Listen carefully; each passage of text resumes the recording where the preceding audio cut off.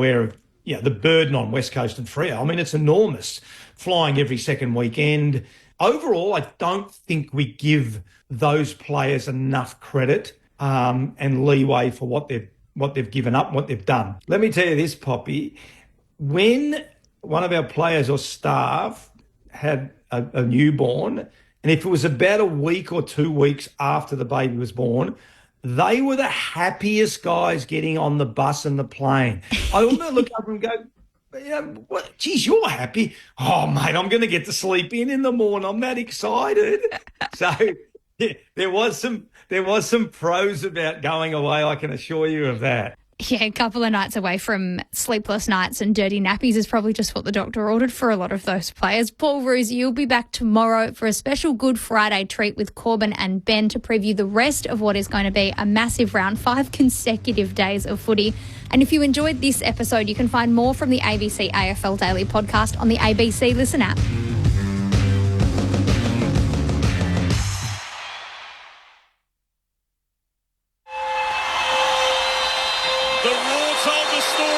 Did you know you can now listen to the footy on your smart speaker?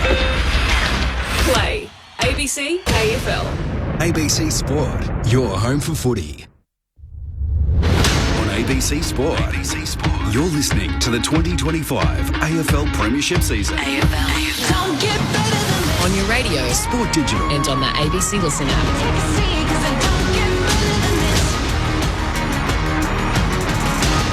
It's the biggest home and away game at the Gabba each season, and it's a fixture which heralds Easter weekend footy is upon us. And regardless of form, it's always a big game.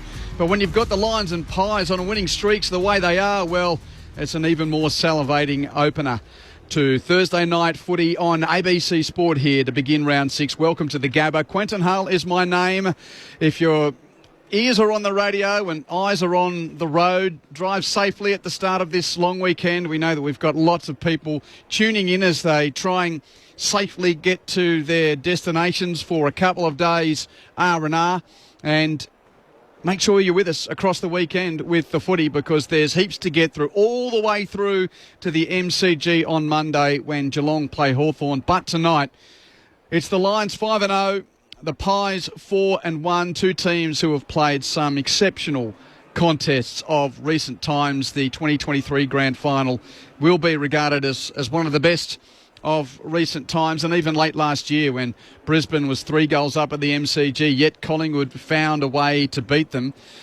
That seems to be, though, the story of these two teams. You just don't discount them, do you? The Lions on this amazing run of comeback victories, yet Collingwood, of course, have been so proficient in that regard under Craig McRae. What a glorious night it is. Michael Price is going to call the action with me. Jeff White and Jamie Stanton are your experts tonight. Former number 1 draft pick, All-Australian and Melbourne club champion. And Jamie, a veteran of 3 AFLW clubs, an AFLW original who's currently the coach of the AFL Queensland women's team. And Zane Bojack down on the boundary among what is expected to be a sold-out throng here. Michael, it has become the start of Easter for us, and what a joy it is that we get to come to the football, and what a joy it is when you get two teams that are in red-hot form, the relevance for the competition, the relevance for the two teams. You don't have to sell this, do you? How are you? No, Q, I'm excited. Simple as that. This is... Well, it's like the grand final coming back to Brisbane like in the COVID years, to be honest with you. When the Pies roll into town, especially in this kind of form, only one loss between these two sides. The last time they played, the Pies nicked basically a 1-point margin at the death. Anything can happen tonight, and I am salivating at the prospect. And even before the bounce, things are happening. Craig McRae has pulled a Swiftie at selection. Lockie Sullivan was named, but he has been withdrawn. And Mason Cox is a late into the playing squad for Collingwood. So Ed Allen is going to be the sub. At selection, it was basically De Goey in, Membry rested. But you can now add Cox in, another tall in, and Lockie Sullivan has been, well, in inverted commas rested, but in all intents and purposes dropped from the game tonight in a late tactical switch from Craig McRae. Brisbane has brought in two fresh talents. James Tunstall, we've seen a little bit of him. It'll be his 10th game, the boy out of Bustleton in Western Australia. But Sam Marshall, another of the academy recruits who basically started on the Sunshine Coast, went to Melbourne Grammar and played for the Sandy Dragons to finish his footballing schooling, so to speak. He'll make his debut tonight. Bruce Reville's out with a hamstring injury and Will McLaughlin has been dropped.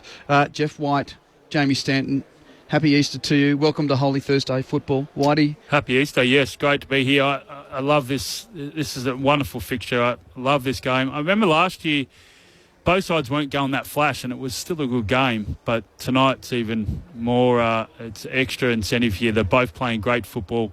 So I'm looking forward to this contest. Stando, always good to have you in the box with us. What about that late pull from Craig McRae? Let's pull out the small and bring in the tall. Thank you. Yeah, thanks for having us. Happy Easter. Yeah, you love it, right? Craig McRae, he's an old Brisbane Lions player and he loves just pulling one on, fast and sharp one on the Lions to start with. But, yeah, it'll be really interesting to see how the taller player comes in. But, really, it's just a swap for Membry and Cox, really, in the grand scheme of things. So they're not really changing anything in terms of the way they want to play, other than Membry slightly more agile at ground level, but Cox can take it in the air. I wonder with the... not like for like, but Mason Cox and Darcy last week, the stretch, the height, maybe, we've had a lot of rain here, obviously, over the last couple of months. So dry conditions, maybe that was probably in the back of his mind with the Cox inclusion. So maybe just to, you can swing him through the ruck. Darcy's certainly going to be outnumbered with Big Oscar with the height. So, good balance. Jamie, you're in the early stages of your coaching career. Would you put Billy Frampton to Harris Andrews again? That's a really good question, Q. So they've done Frampton previously. Hoskin Elliott's played there on him as well, and Whitey's now brought up potentially Cox as an option as well. It might be by committee a little bit in terms of Hoskin Elliott's been a little bit out of form in and out of the team. Frampton hasn't been playing forward, so they might be trying to do a bit of a rotation, but I would probably go Hoskin Elliott just because he's got a little bit more ability to hurt Harris on the ground level. He's a little bit smarter than Frampton. And, Collingwood got the chocolates on grand final day, but I don't think Frampton was the reason why that happened. But, everyone might agree or disagree with me in the car. And they're not a bombing side, Collingwood. They like to lower their eyes. They like to spread. They've got Elliott down there. They've got... a great mix of small forwards. So they spread really well, but they lower their eyes, so they don't bomb it. So Hoskin Elliott could be, but certainly I reckon they're going to use Big Cox down there on a number of occasions. We'll go through the rest of the team news that is in as well throughout the rest of the weekend. Headlined by Noah Bolter playing for Richmond at the weekend, even though his trial is due to wrap up next week, but Noah Bolter isn't in for the Tigers. But before the team news, let's get down to the boundary and welcome the fifth member of our commentaries team. Zane Bojak's got the pleasure of being among the fans tonight, and he's got our first guest. Zano, welcome to you. Thank you, Quentin. Absolutely beautiful conditions down here for Easter Thursday footy. Doesn't get much better than Collingwood versus Brisbane ahead of Good Friday, and of course the Pies, they've got a 3-0 streak going at the moment against Brisbane. I'm sure the man I'm about to speak to you next is hoping that that's going to continue. Hayden Skipworth, the assistant coach of the Collingwood Magpies, is with me.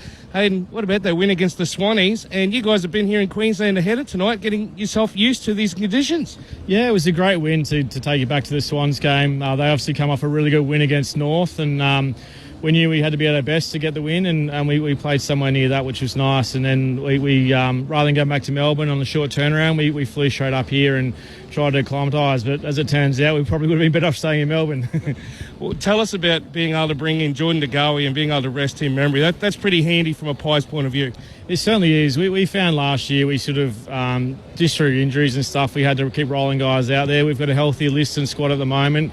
We know that's not going to be the case all year. So while we've got the chance to get some rest and take the edge off some guys, we're going to take those opportunities. Why have you been so successful against Brisbane? I mean, it goes back to that 2023 grand final, and then last year you beat them both times as well. Yeah, I think they're the form team of the comp over the last probably 3 or 4 years. So our guys tend to get themselves up for the obviously the big games, and playing Brisbane is a big game. And they've been down to the wire, a lot of them, so it could have gone either way.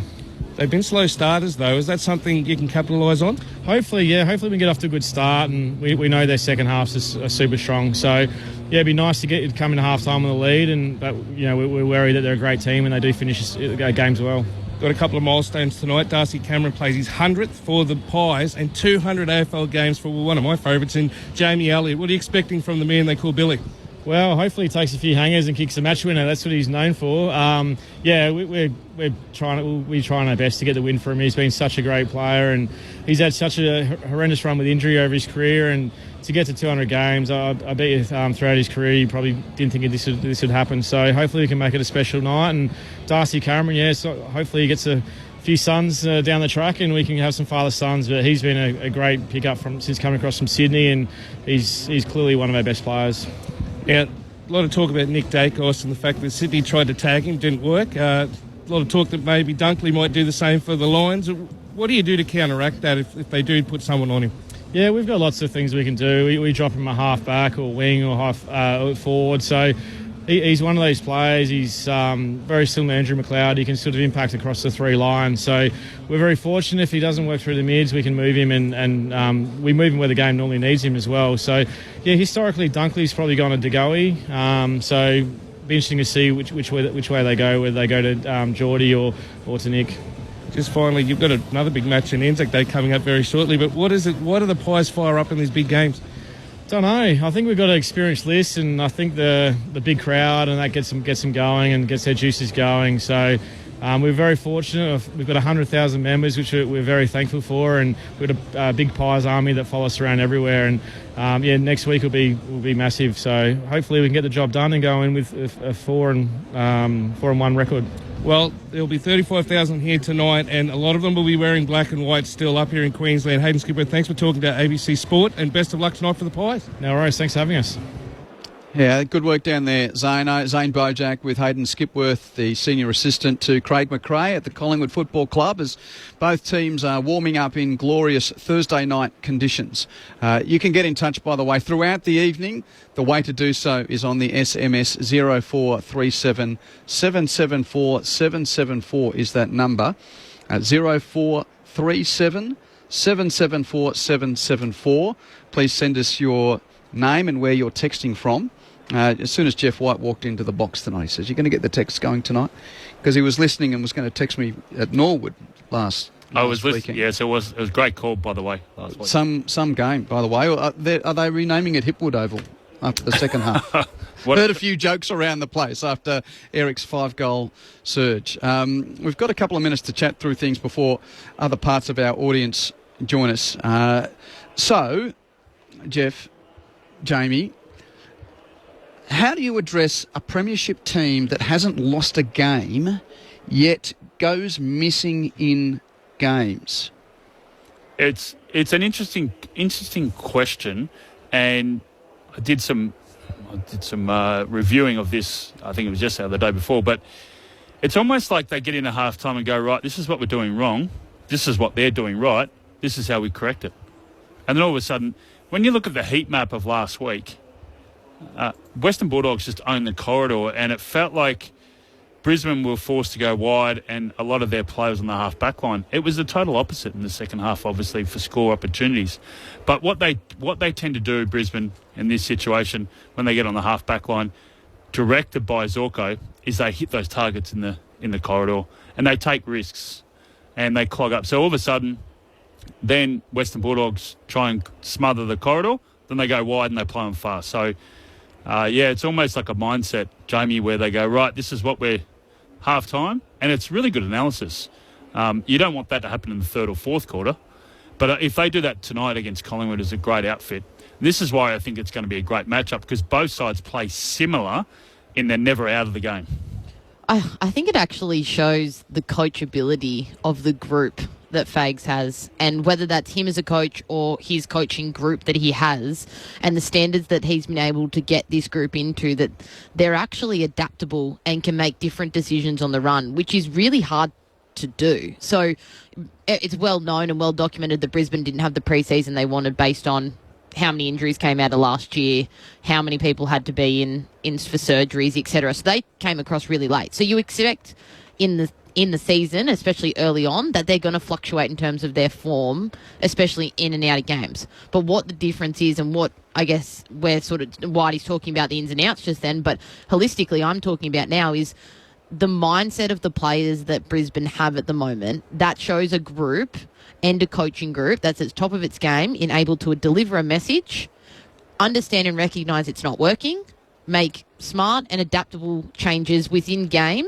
and, you know, at breaks, whether that be quarter time, half time, etc., and actually apply the changes. That's the difference between a premiership team and a team that's learning and developing and getting close to a premiership. I know it's modern day footy and sort of ranting and raving is not really a thing, particularly for Chris Fagan, but the experience of being right on top of the benches calling at Norwood, it felt like you were nice and close, like country footy feel.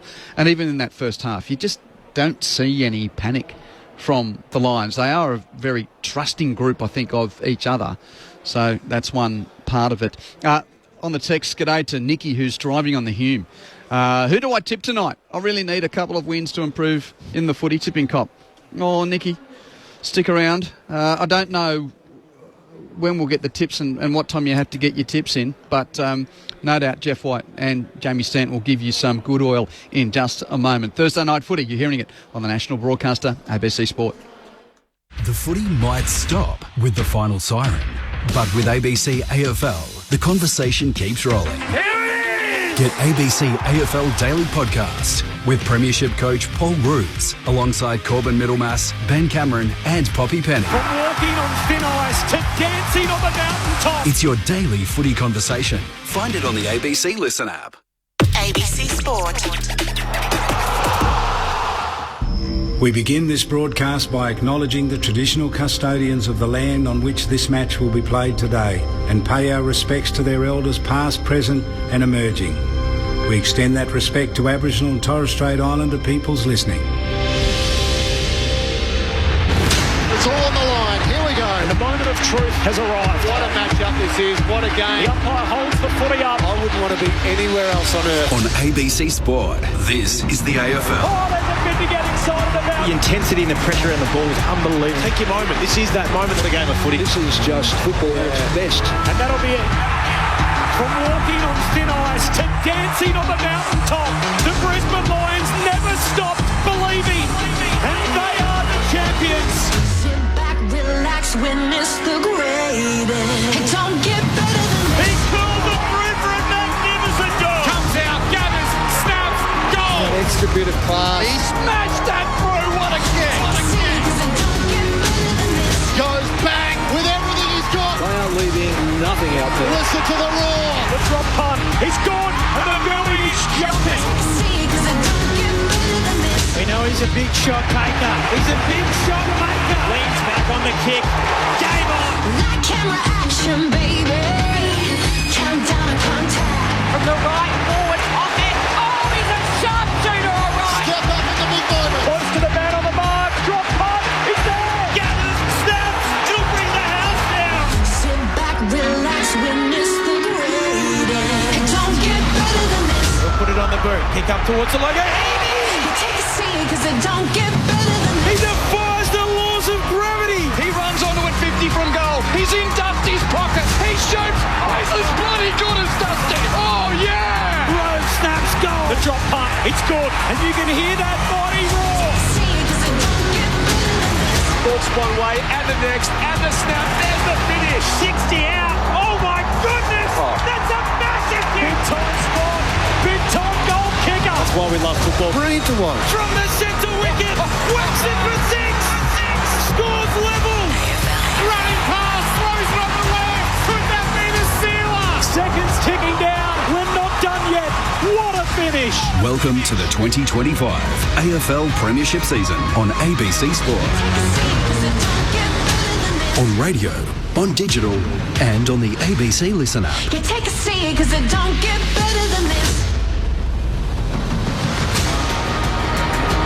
Holy Thursday heralds the biggest home and away game at the Gabba each season. Once again, it's the black and white stripes in town to take on the rampant reigning premier, Brisbane versus Collingwood. What a way to start round 6. Thursday night footy on ABC Sport, coming to you from pristine conditions at the Gabba in Brisbane. Quentin Hull is my name for those of you just joining us. What a way to start the weekend of footy.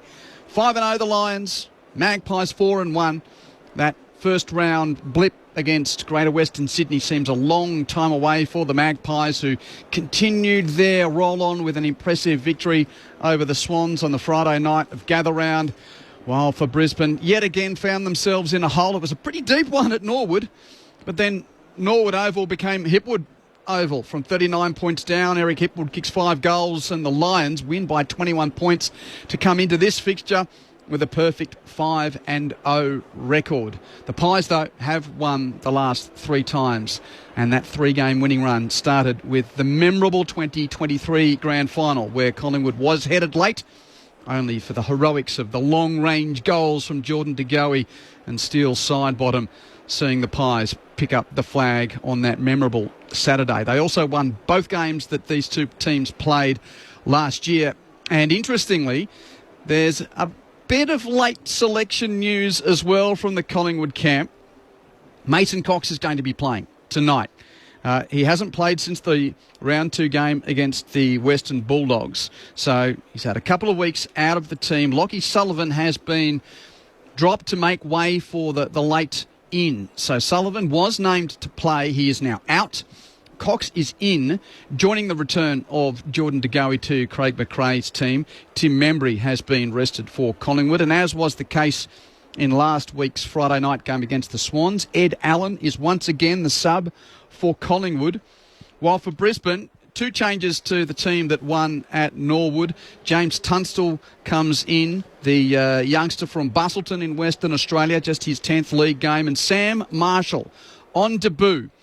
Sydney went for him at 25 in the draft, but Brisbane was able to outmatch that bid and pick up the Sunshine Coast produced and Sandringham Dragons, a teammate of the Ashcrofts, a guy that produced through the academy but had a couple of years in Melbourne to finish his footy education before finding his way onto Brisbane's list. So Sam Marshall is going to be the sub tonight on debut. No Bruce Reville out with a hamstring injury, and Will McLaughlin, who was the sub last week, he has been dropped. Could not want for a better night for football, and your messages very welcome. 0437 774 774 is the number to get in touch. In just a moment, we'll take you inside the Lions camp. I had a bit of a chat with defender Jack Payne just before he went down to the rooms to get strapped and get ready to go. But again, to reintroduce our broadcast team, Michael Price to call the action with me. Jeff White and Jamie Stanton are your experts, and Zane Bojack is our man on the boundary. And Pricey, as I welcome you once again, the 2 supporter groups are out there. Banners are about to go up. There's almost a subdued respect between the 2 supporter groups here, because they've so often walked to big venues for big games, particularly this one at this time of year. But it's become, I think, a competition-wide must-watch, particularly when they're in such good form. It's become a modern rivalry, hasn't it? Thanks, Q. This is an exciting occasion, especially for this town to have the Pies come in. Their throng of supporters, they're loud, they're proud, and they bring an atmosphere. And Team Ashcroft versus Team Dacos, a pair of brothers on each side. There's so many different stories and narratives throughout this game, Q. I'm sure we'll cover the most of them, but I'm just excited to be here, to be honest. And on my way to Jeff and Jamie, just the news of the teams for tomorrow night's games, or tomorrow afternoon and evening's games. So it's the Good Friday appeal game at Docklands between North Melbourne and Carlton. Big in for North Melbourne with George Wardlaw returning to the team. Riley Hardiman's been dropped, so just the one change for Alistair Clarkson's North Melbourne. And for the Blues, Sam Docherty's been left out, interestingly, the former skipper. And as expected, Brodie Camp and Harry Mackay not there after being injured/concussed, respectively, in the win over the Eagles. So Blake Acres, Elijah Hollands comes into the team for the Blues, as well as Lewis Young. So 3 changes for the Blues. Acres, Elijah Hollands and Young in. Docherty, Kemp and Mackay out. While for North, George Wardlaw is in for Riley Hardiman. And then in the evening East Coast time, over late afternoon in the West, West Coast taking on Essendon. And as has been spoken about during the day, indeed Oscar Allen is not being selected by Andrew McQualter and his match committee.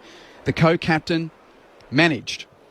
He's played a lot of game time and has been not 100% fit. So interesting that Oscar Allen in round 6 is managed. Bailey Williams also out of the team. Clay Hall and Sandy Brock dropped as well. So in come Elijah Hewitt, Matt Flynn, Jeremy McGovern and Tim Kelly is back into the team after serving a week of penance in the waffle. Peter Wright's going to play his first game of the season for the Bombers.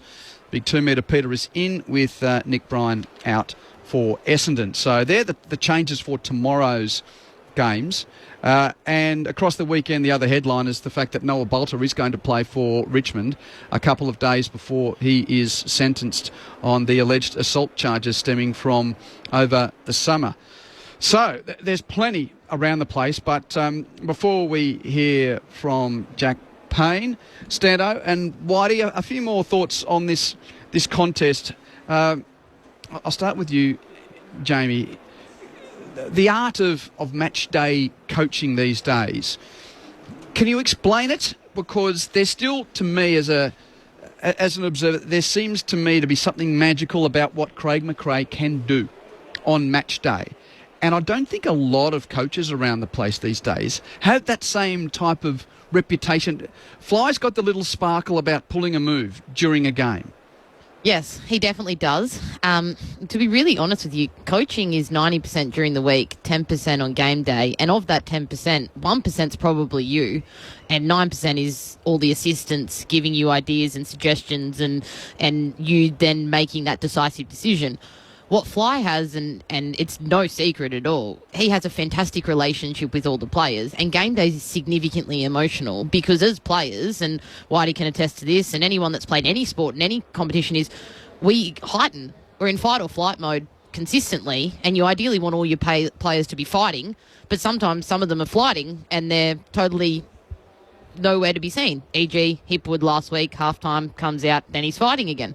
So Fly has this fantastic understanding of the human being's emotions and what string to pull and when, and that is generally based around his 90%, which is during the week, that he understands that on the weekend, or Thursday night as we're at, which string to pull and how that will affect which player and what that does. So the 9% of the footy stuff, he makes a decisive decision, but most of that comes from his assistants. The 1%, the magic that Fly has, is all around his ability to have really good relationships, understand his players, and pull the right string at the right time. And not all coaches have that, because not all coaches are relationship coaches. Some of them are really analytical and enjoy analysing the game, and they rely on the emotions from their assistants. Some of them are like Fly and are more relationship-based and rely on their assistants to give the analyst. I'm not saying Fly's not a fantastic analyst, but what I'm saying is his sparkle is in the relationships. Other coaches have their sparkle in game plans, etc., in other ways and other shapes. And part of the reason I asked that, Whitey, when you get a team like, or a matchup like we've got tonight, these two squads know each other pretty well. And I just wonder whether or not that's still a part of modern footy, that the tweak on game day, we don't speak about it as much. Everyone speaks about our system.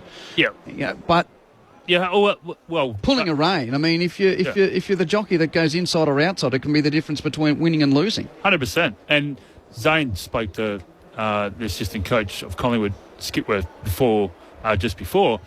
One of the things they spoke about this week, we haven't had enough time to do any training, really. So this is where the theory comes into play. When you've got short turnarounds, it might even be a walkthrough, but it's the ability, like Jamie was saying, during training, it's that ability to plant the seed of the players of these circumstances that might happen during the game. And you've got to actually rehearse that, whether it's on the whiteboard, whether it's walking out in the footy field, whatever it is. It's the ability to get them, because on game day, coaches need to actually make some moves, but then the players need to know their roles. So it needs to work in sync that way. But they need to understand what their role is. If you're going to put, Pendlebury's going to go in the middle, but then he's going to go in the half-back flank. Okay, what's my role? Of course, he knows that, but you need to go through those circumstances. Okay, who's the most dangerous player? One of the things I saw last week, where Brisbane started to get on top, they started to play in front of Logan Morris. Now, what's Logan Morris? He's really good in the air. He can jump. You don't play him forward. You play behind him. You push him towards the boundary line. So those are the things you've got to understand and know who your opponent is to actually nullify him. Yeah, interesting thoughts, Whitey. On the text 0437 774 774. Mary from South Hobart's talking about the weather in Tassie this week. Collingwood should have come down here to acclimatise. Good on you, Mary. David from Kansas sent a photo.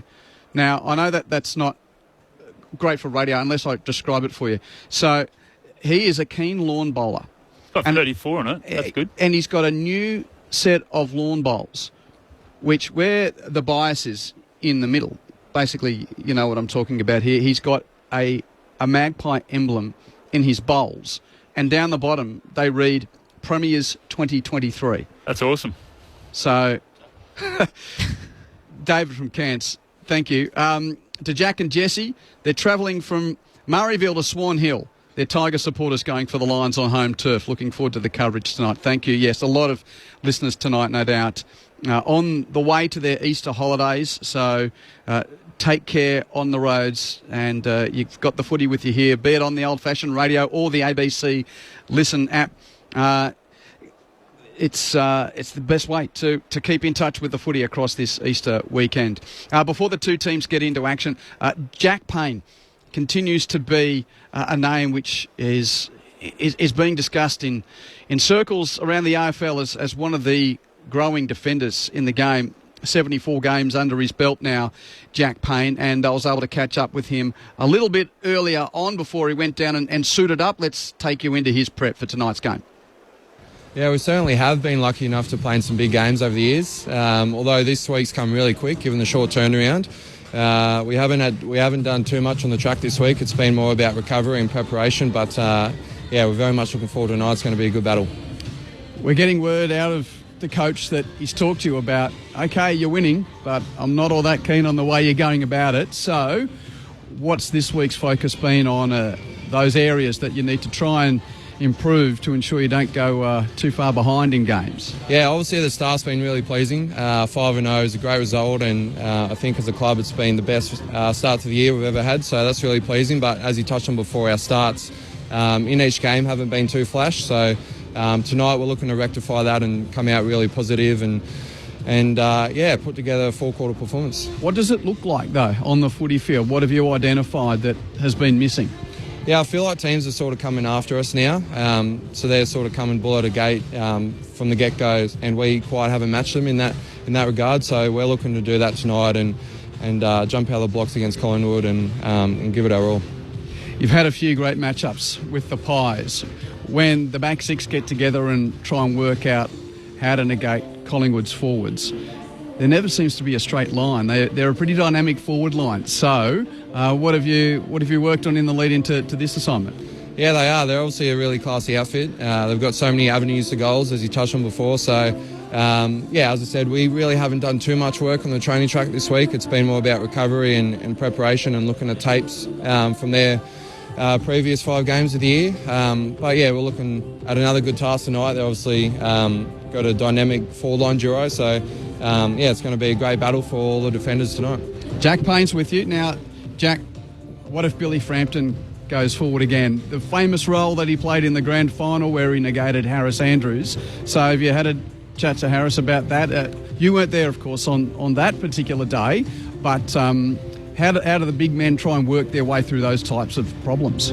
Yeah, I don't think too much changes really. If we were to face that situation tonight, then nothing really changes from our point of view. We just look to get each individual role done. Obviously you got McStay and Myercheck up there who they're some really good key forwards in the competition. So Harris and I got another big battle tonight, and we're very much looking forward to it. Shoulder to shoulder with Dan, if that happens, what'll that be like? Yeah, I reckon I've played on him once or twice since he's been down to Collingwood. So, we haven't had too much to say out on the field till after the game. But, obviously he's a class player and, he's had a good start to the year as well. So, very much looking forward to the matchup. You're a man from Noosa, which we know. Sunshine Coast boy through Melbourne, of course, but back up to these parts. Samuel Marshall, he is born and bred of southeast Queensland footy. Gets his chance tonight. What are we in for? Yeah, very excited for Sammy. He's coming from day one and just looked at home. So, as he touched on before, another Brisbane Lions Academy product. And over the years, we've been really lucky enough to evolve a lot of players from the academy into the AFL program. So, Sammy's an awesome player. He's a great young kid, and can't wait to see him get to work tonight. How's your body feeling after the start of the season? I mean, the Premiers always get the shortest lead in, and then you had the inconsistency around when you actually started. Extra game with the postponement of the Geelong game and so forth. So, how are you feeling? Yeah, no, body's been really good. For me, over the years, I've sort of been a bit unlucky with injuries. Missed the 23 grand final, which was disappointing with an ankle injury. So, for me, I'm hoping to have an injury-free season and really set myself for the year ahead. So, we're 5 rounds in. We're pretty early, but the body's feeling good at the moment. What is it about Collingwood when it gets tight? I mean, you've had the lead in 2 out of the last 3 where they've got you. So I'm just wondering, I mean, in the back group, what you see or what you can do. We can hardly question your guys' ability to win tight games, but the Pies are one that get you more often than not. Yeah, they have, and we've sort of spoken about that during the week.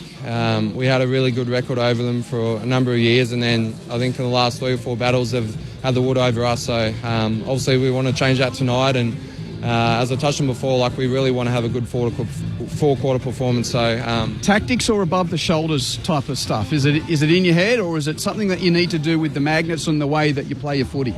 No, it's probably more above the head. It's probably more a mental game than anything nowadays. So the pleasing thing is each win we've sort of had this year, we've sort of come from behind, which is really pleasing. So we know if Collingwood are going to be ahead at any stage tonight, we're not going to panic, and we know it's a long game, and we're able to come back and hopefully get that win. And what's the standard Jack Payne schedule before a night game? Are you one of those guys that is happy for the night games, or you hate waiting during the day? No, I like night games personally. It's a pretty slow build-up for me. So I like to go grab a coffee and go for a walk in the morning, and then it's pretty much just chill around home. And Arvo snooze at all? Yeah, Arvo snooze, yep. Yeah, good. Yeah, so very relaxed, and can't wait to get out there tonight. Thanks for your time, Jack. Big game tonight. All the best. Thank you very much. And really appreciate the players giving us a moment or two as they've arrived at the ground and getting ready. Of course, that was only about 45 minutes or so ago. Jack Payne chatting with me as he's about to run out onto the ground with the rest of his Brisbane Lions teammates. It's Thursday night footy on ABC Sport. If you are late to the broadcast, Mason Cox is in. The switch has been pulled by Craig McRae. Lockie Sullivan out of the team. Ed Allen is the sub for Collingwood, and Sam Marshall, the young man from the Sunshine Coast that I was speaking there with the man from Noosa, Jack Payne. Sam Marshall is the sub in his debut tonight. James Tunstall also coming into the team with Bruce Revell out with a hamstring injury, and Will McLaughlin omitted. Quentin Hull and Michael Price to call the action. Zane Bojack keeping his eye on the benches from the boundary line. Jeff White, the former All-Australian Melbourne Club champion, #1 draft pick, alongside AFLW original and Queensland coach Jamie Stanton to break this down for you. The form lines could hardly be better. The scene is a gorgeous night for footy. Where are I starting to first, Jeff? It's set up for a great night of footy. No dew. It's going to be perfect. It's absolute perfect conditions. It's going to be hot early, and I think it's going to go down to the side who owns the corridor, spreads the ball, quick movement, especially off the half-back line. Both clubs like to play in that style of manner. Lower the eyes, really slingshot off the half-back line. So, yeah, a lot of clubs talk about, forward half, forward pressure. It's going to be on. And these sides, I remember go back last year where these sides, I don't think Brisbane had probably only won one game or hadn't won a game at all, and Collingwood came up and beat them. And Collingwood travelled really, really well. So really looking forward to this contest. And there's matchups galore. So it's going to be a really ripping game. Collingwood travel well, Whitey, because they never travel. The crowd's still Collingwood supporters. It's ridiculous. You hear them when they run out, and it's bloody Collingwood chants everywhere. Brisbane nearly get booed here when they play the Pies. It's crazy. I'm actually really excited to see the old boys and the Back to the Future stuff in terms of Pendlebury and Sidebottom. Sidebottom's career was done 12 months ago. Everyone was saying he's got to retire, he's got to be done, but he's been part of the reason why they've been so successful. They've been able to rely on the guys that have been there and done that forever. And it'll be really interesting because they're now playing a team that's as experienced as them, but are younger, as people would say. They are stronger, fitter, faster due to their age profile in Brisbane. So it'll be really interesting to see that the Brisbane team, can they stop the wily old veterans and put them into the nursing home? And what I was really impressed with Collingwood last week is not only you got your Dacos going through, Pendlebury, Lipinski, you've got side bottom play. Ned Long played awesome last week. He's body work, and I wouldn't be surprised. Big body, really owned his position in the centre at the stoppages last week. I wouldn't be surprised if he goes to Lachie Neale, sort of like for like, body size in a way. And his positioning as a blocker last week was outstanding. Ability to get after the ball, but also to create space. Yeah, Long certainly is the one new factor that we're starting to see. The Hawthorn discarders now willing to start to come into his own in this Collingwood team. On the SMS 0437 774 774. G'day to Jack from Wangaratta who texts, I'm listening to the ABC while camping on the banks of the Ovens River. I'm looking forward to a great weekend of ABC football on the radio. Yep. I love that. It's a part of Easter week. You've got a smile on Whitey's face now. Yeah. I love the text messages. They're great. Marcus at Karoi texts, tonight's two teams love to come from behind. Should make for an interesting first half of footy. He didn't actually... he used a different word.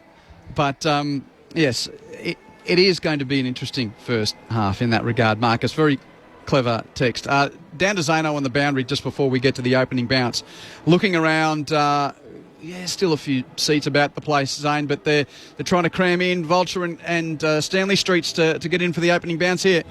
22 degrees, absolutely superb, and the Magpie Army that has turned up here in numbers, Q, they are loving this weather, that is for sure. Will they be loving the game after the match is over? That's the big question. You mentioned Dad's Army, you've got Myercheck, you've got Cox, you've got Sidebottom, Pendles, he's almost 40. How can they compete against the Brisbane Lions? A side that's 5-0, no due, as Jeff White said. This is going to be a cracker. The build-up is immense. Can't wait. This is going to be an awesome match tonight. Whitey, when you think of Jamie Elliott, what first comes to mind? Oh, Hang Central. I love a hang tonight. Anzac Day hang outside of that? Yeah, I think I remember commentating with you a couple of years ago and he went for one and you had to put your hand on my shoulder just to stop commentating. I get excited. He's a wonderful player. You go back to Anzac Day hanger last year over Mackay. He's just a wonderful athlete. And the great thing about Elliott, and congratulations to him and his family for 200 games tonight, but also just the adversity to go through, the back injuries and the adversity he's gone through. But he's great in the air, but on the ground he is super quick. He's great with his hands. He's good below his knees, and he's a match winner. And we've seen that so many times. So, that's love the hang from Elliott. What about Jamie Elliott for you, Jamie Stanton? Oh, he's what you aspire to be as a small forward, and now that's what I play. But I agree with Whitey. The resilience piece of the back injury is a really interesting one because it's not an injury that you see really in the AFL a lot. It's not an ACL, an Achilles, those constant buzz injuries. So to come back from it, and something that we've all had back injuries as human beings, and we understand how debilitating they can be in normal day life, but the way he plays the game, his back would get an absolute pounding every time he falls off one of those hangs that Whitey was just talking about. So, look, good on him. He's, as Whitey said, he's an absolute match winner. But I also love his ability to bring and usher in this younger group of forward line and the way they played to get to their premiership. I think Jamie Elliott was a massive part of that leadership and development and sacrificing his role on game day to pass the torch on to Bobby Hill and allow that to flourish in their premiership year as well, as something that we probably don't talk about with Jamie that much. Yeah, and I think in that successful premiership in 2023, there was a lot of times where he was leading up to the ball and it was Bobby Hill that was leading into his space that he was creating. So very, what a teammate for the Collingwood Football Club and what a player he's been. And you've been around a while when you've got the stat of debuting at Football Park. It's been a while since they've played out at Westlake. So round 9, 2012 against Adelaide. was his first game, and that was out at Footy Park. And you think it was early in his career. So 2016 was the year that he missed with his back. And then got back and played some footy in 2017 and then didn't play 2018 with an ankle injury. And you could see how good he was. Beautiful set shot. Great athlete, great mark. And you think, well, you know, how can he come back just as good if these injuries keep plaguing him? And here he is, all the way now in 2025 and a 200 gamer and a premiership player and still such a valuable part of this team. And an extension of that is tip the hat to the medical staff at Collingwood as well. So the Pies are in there, dare I say it, traditional white with the black stripes, although more often than not they play in the black with the white stripes these days. But this is the old home strip, which is now their away strip, the white with the black stripes, Michael. Speaking of home strip, did you see the banner, the Collingwood banner? We are the Pies of Brisbane Town, the opening line of the Brisbane song. Cheeky, I love it. What a brilliant piece of work from the cheer squad. Jeff, what was it like when you played your first game of footy? What's going through Sam Marshall's mind at the moment? Yeah. Another academy product. Oh, another academy product, and outstanding. With the Allies last year, I got to see him firsthand play, but congratulations to Sam and his family as well. But, yeah, be very, very nervous. And I think, you know, I'm not a big fan of the sub. I don't want to be controversial in saying that, but I'm not him starting as a sub, but then Levi started as a sub. But I think in that sense, it gives him an opportunity to sort of soak it in a little bit. You know, he's not starting on the field. He's not starting the bench, so he gets his opportunity to get his mind into the game, what the tactics, maybe who he might line up against, and the positioning sort of stuff. So in a way, it might be able to calm him a little bit. I've got Nikki's text from earlier on. She wanted a tip so she could get her footy tips. Oh, yeah. She's only got about 2 minutes before the round starts. Yep. So whether she's submitted or not, we'd better get your tips. I'm going to go the Pies. I saw both, but just the way they played last week. But yeah, I'm going to go the Pies tonight. Close one. Jamie? Yeah, the Pies played fantastic footy last week, but I'm actually going the Lions. I think on their home deck, they've lost the last 3 against the Pies. I think there's a bit of a score to settle, and they'll be keen to do it. So go 50-50. There you go, Nikki. Helpful, Nikki, sorry. That helps you out. Well, you guys haven't tipped yet. Well, we're the who and the what. You're the how and the why. Yeah, but you call a lot of games too. Go on, Q. Well, and you watched them live last week too. The scary thing, I will say this: Brisbane is in third gear and 5-0. Yeah. You reckon a Thursday night game against Collingwood isn't the perfect opportunity to actually start to get things right? Yeah. And I say that, get things right 5-0. And get that right from the outset, not at half time. I look at it in a long-term sort of scope. I think there's probably more upside in the Lions than there is in Collingwood. Yeah, I agree with that. Is that a fair enough way to look at it? Yeah. Might be proven wrong. Nah, your who and your what, as you called yourself, is 100%, I think, correct, unlike what Whitey said before. But it's also hard to beat a team that's playing at their best, and that's what Collingwood's doing at the moment. Yep. But I do agree with you, Q. Brisbane are going to win. I just think with the conditions, perfect conditions, the way Collingwood moved the ball last week, particularly backward of centre, was awesome. So if they could have that connection again tonight, it's really hard for Brisbane Lions to zone off when it's going so quick. So if you are just tuning in, Mason Cox is playing. He was listed as an emergency, but he's into the playing team with Lockie Sullivan out. Ed Allen is the sub for Collingwood. No changes for Brisbane. Sam Marshall, the debutant from Kawana Park on the Sunshine Coast. If you're listening to us up there, got tourists all around the place for the Easter weekend. Well done to Sam Marshall, who of course finished his footy education down at school at Melbourne Grammar and at Sandringham Dragons. But another academy product. He will play in number 20. Handy number 20 for the Brisbane Lions, Simon Black. He presented the jumper to him too. Yep, he's the sub tonight. This is Thursday Night Footy on ABC Sport. Easter weekend gets underway in front of a packed house in glorious conditions at the Gabba with Michael Price. Umpire Du Bois has held the ball aloft in the middle of the Gabba. Jamie Elliott won the toss in his 200th game. McInerney versus Cameron. Cameron gets it down. Zach Bailey for Brisbane. Can't quite pick it up. Enter Lockneil. Gives it to Zorko. Standing start. Kicks it to centre half forward. Fisted forward. Josh Dacos gathers. Looping handball, puts his teammate under pressure. Now it's Josh Dacos tracking the ball towards the boundary line. Taps it in front of Steele side bottom. He kicks it long down the line. Looking for McStay, the former Lion, spoiled by Harris Andrews, confronted when he picked the ball up by Dunkley, and Harris Andrews joins in, locks the ball in between wing and half forward, with the Pies going towards the school end, the left, as we're looking at it. So Darcy Moore's on Logan Morris of the early matchups as McInerney tangles with Cameron, ball tapped over the boundary line. Dunkley tries to keep it in but can't. So another throw in. And I noticed that Darcy Cameron, as soon as it sent a bounce, he went straight back, so he's going to play behind the ball. And Cox is playing forward with Jack Payne on him. Ball tossed into the air. Cameron at front of McInerney. McInerney got the fist. Long tries to pick up. His hand pass turned over. Stolen by Will Ashcroft. Hand pass stolen by Josh Dacos of the Pies. Hands it to Crisp on the wing. Has a moment to assess. Kicks Collingwood into attack and McStay takes the mark. 2-on-2 contest. McStay, best place, and hands in front of his eyes. Takes a clean clunk, 45 out, tough angle to the right. I already love their delivery of the Pies. It's the second time he's led up to the ball, and it hasn't been a looping in the air. It's been really sharp and direct in front of Harris Andrews. Daniel McStay knows these climbs better than most. Left foot kick. That is a pure strike for the Pies first.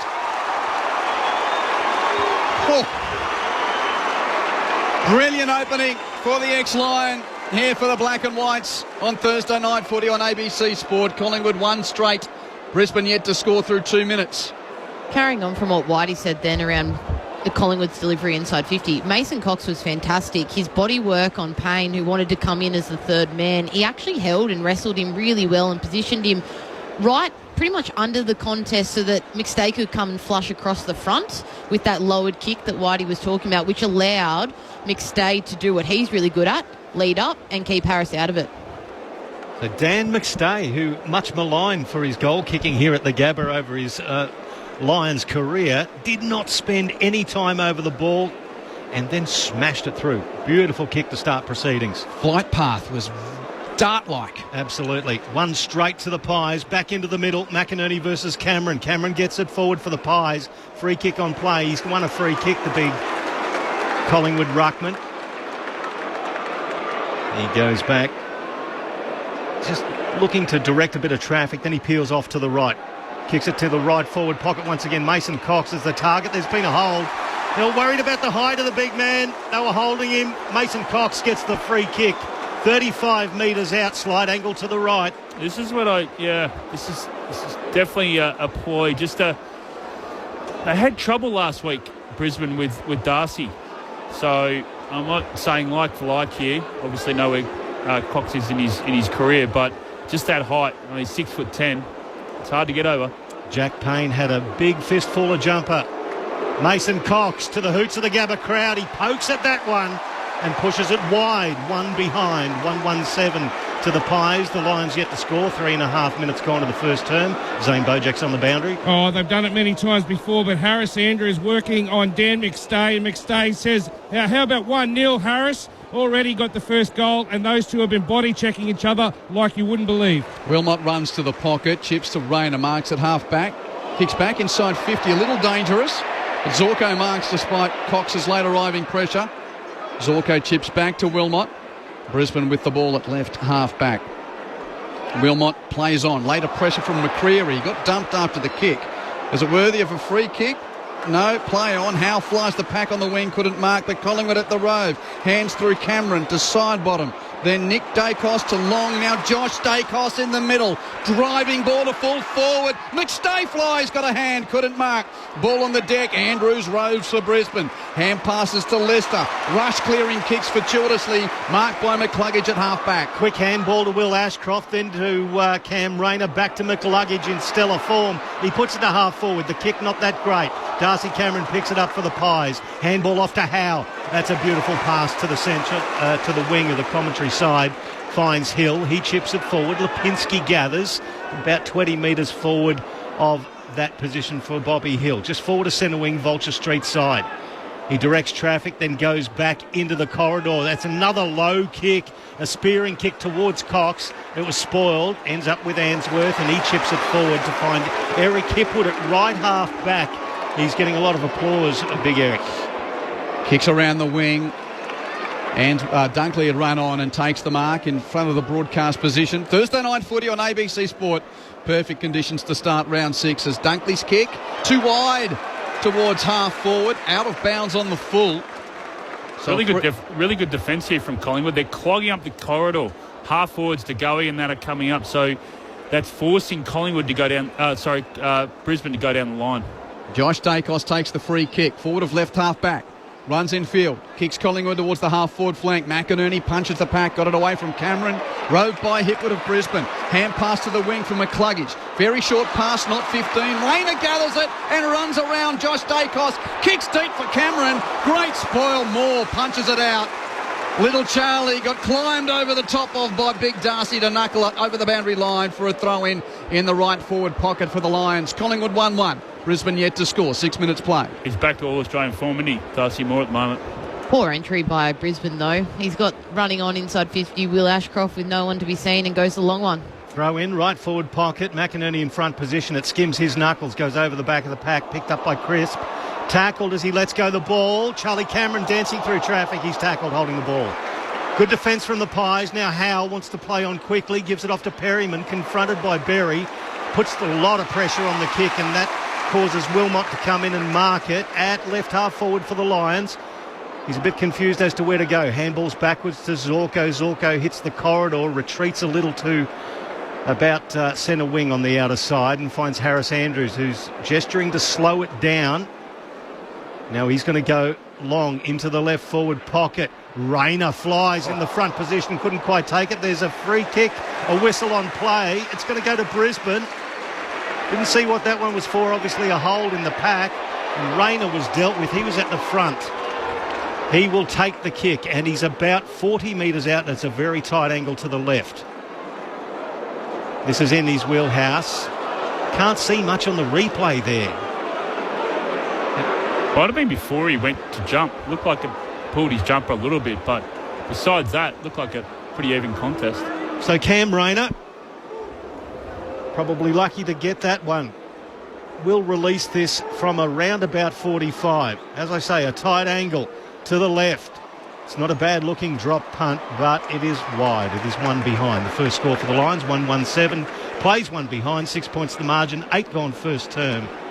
Pies bring it back in quickly, Jamie Stanton. But that's exactly what Cam Rayner has to do. He's actually playing directly on Josh Dacos, and Josh Dacos wants to play offensively, and Cam Rayner has to take advantage of it when it goes inside forward 50. Well, Maynard was the exit kick, but turned it over on the wing, and on the slingshot, Bailey intercepted, gave to McCluggage, and he hits Kalachi. Archie taking the mark in the right back pocket, just as it looked like Collingwood was out on an elementary play from the kick-in, but Maynard's turnover on the wing, and now Calamachi, who has become such a valuable cog in this team for Brisbane. 35 out, hard in the right forward pocket, beautiful right foot drop punt, but just near side. Well struck, good line, but slightly near side for a point. Collingwood 1-1, Brisbane 2 behinds. 8.5 played, Thursday night footy on ABC Sport. Once again, the Pies bring it back in quickly. Perriman receives. The former Giant, he's holding things up as the Lions get set up in the corridor. So he comes out to left half back, finds Maynard. He's got plenty of room. He's got Lipinski leading on the wing. That's a lovely weighted kick. Finds Lipinski. Even though Zach Bailey arrived late, he's just forward to centre wing, Vulture Street side. Aggressive kick back towards the corridor, finds Nick Dacos. He's going to give it back to Lipinski, who's run forward to left half forward. It's a good use of the ball. There's a nice lead. Honoured Myercheck. Hit on the chest by Lipinski. He's still at left half forward, 55 from goal. He's gesturing that he's going to go long. Once again, he peels off into the right and pops it to the goal square. Looking for the big men and flying there. Intercept, Harris Andrews, strong defensive mark. Here go Brisbane on the quick release. Kicked it Day, marks it half back, hands to Neil, hands it to Morris on half back, then hands through Levi Ashcroft, hands it to Neil, and that has to hold up. They look backwards now. Collingwood getting back in number as Ashcroft checks backwards, and Leicester takes the grab. So Brisbane were hoping to to ping down the outer wing, but now back on half-back. 1-2 with Ashcroft and Leicester by hand. Gives to Dunkley. Dunkley to Bailey under pressure. Crisp with the tackle, no prior. No. High contact. Free kick. And the free kick goes to Tunstall of Brisbane, who got taken high. Kicks to half forward. Neil takes the mark. Line 70 from goal. Neil with a right foot driving kick to full forward. Off the hands, back of the pack. Darcy Cameron there for the Pies. Ham passes to Myercheck all the way back at full-back. Ham passes it over the boundary line. Umpire says throw it in with Brisbane next to the point post. Pies lead it early by 5 points. They're clogging up the back line there by getting Darcy Cameron to stay kick behind the ball. So Oscar McInerney's playing on him and playing him as a forward at the moment. Throw in forward pocket. Cameron got it down to Maynard for the Pies. Handball to Crisp. Well done. Gives it back to Perryman. Off a standing start. He lobs it just short of centre wing. Off hands. Long. Tackled off the ball. Gathered there by Lee. It was Jasper Fletcher, in fact, got his handball away. It was intercepted by Nick Dacos. Indiscriminate handball. Cut off there by Zorko for Brisbane. Wheels onto his right. Kicks it long, but Darcy Cameron filled the hole. He'll take the mark. The big Pies ruckman drops back and takes a defensive mark at full back. Short pass to Nick Dacos. In the red boots.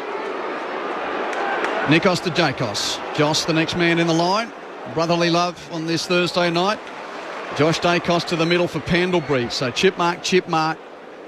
And Pendlebury just defensive side of the bullseye. Chips to half-forward. Gathered on the half volley by De Goey. Kick around the body. Intercepted by Tunstall of Brisbane on D50. Kicks to the middle of the ground. Zorko marks. He started well, the Zork. Plays on. Quick little pass to Will Ashcroft. Hands it back to Tunstall. Kicks it wide. Neil marks just forward of the wing. So Lachie Neale just holds things up in front of the Brisbane Lions bench. Zorko's asking for it in the middle. Instead, he peels off a short pass to find Jasper Fletcher. Once again in good form. That's a bit of a floating sack, but it worked. It hit the big man, Oscar McInerney.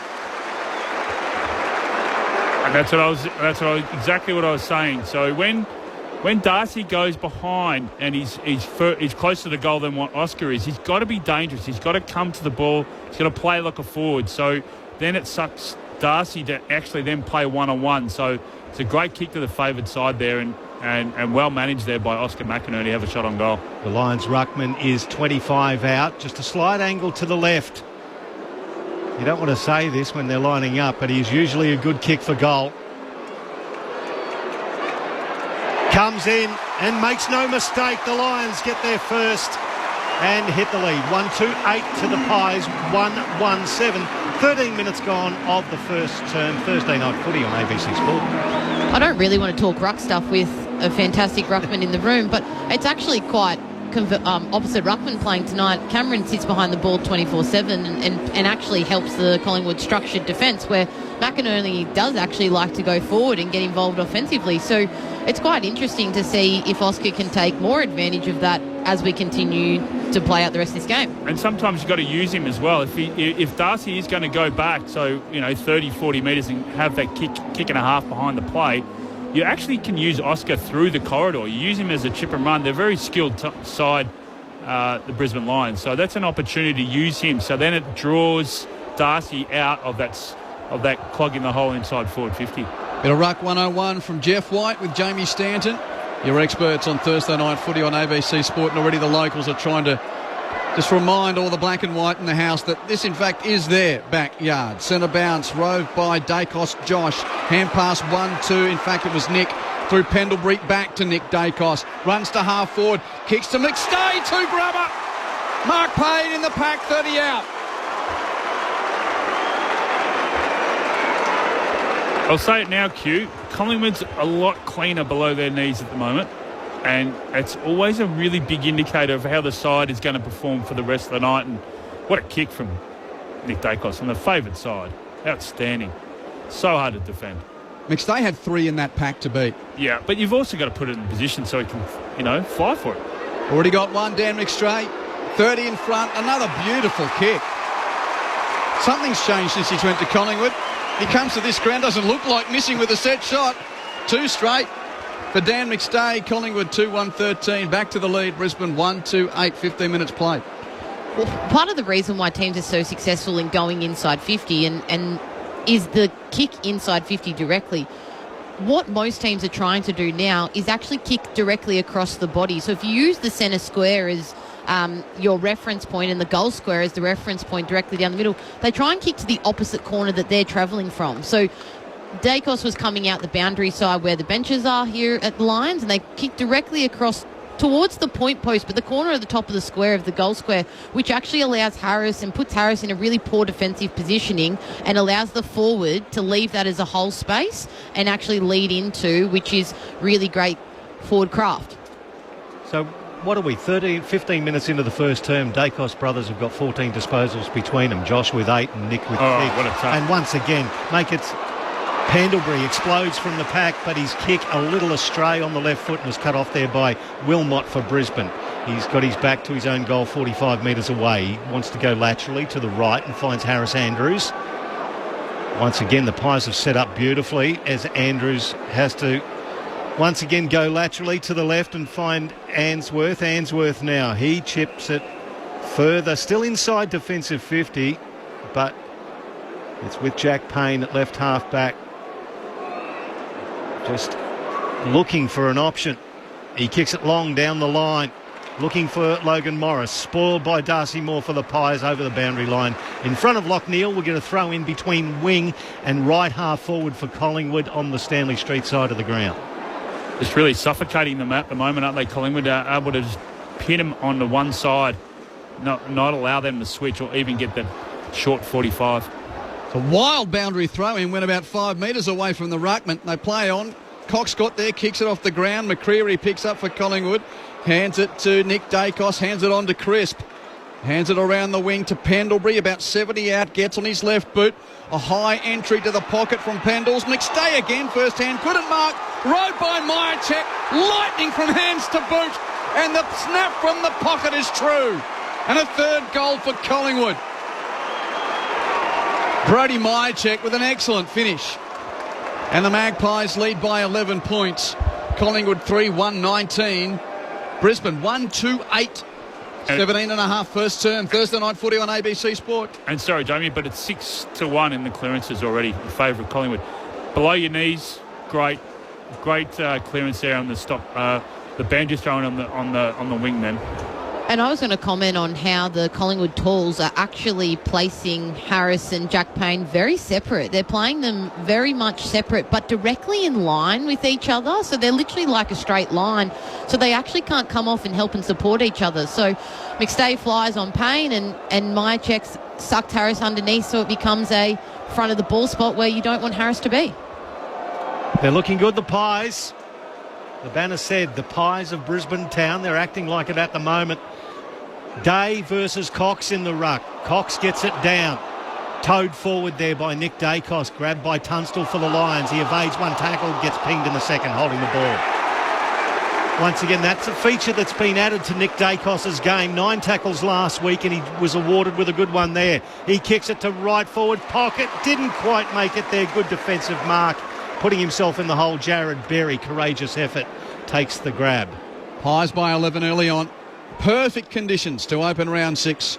Holy Thursday here, heralding the start of the Easter weekend of footy. Berry's kicked to left half back, marked by Dunkley, who's now called to play on. Kicks the ball down the outer wing. Cox flies the pack for Collingwood. Slaps it away. Volleyball around before it's picked up by Bailey of Brisbane on the wing. Rush kick to half forward. Charlie Cameron marks it. 55 out. Quick kick to full forward. Beautifully weighted. Over the head of Frampton. Into the chest of Hipwood. Takes the grab. 20 out directly in front. What a great kick. And the ability to just swing around on his right foot and get it in there quick, because they had no chance to zone off. Great kick. Great movement from Hipwood too.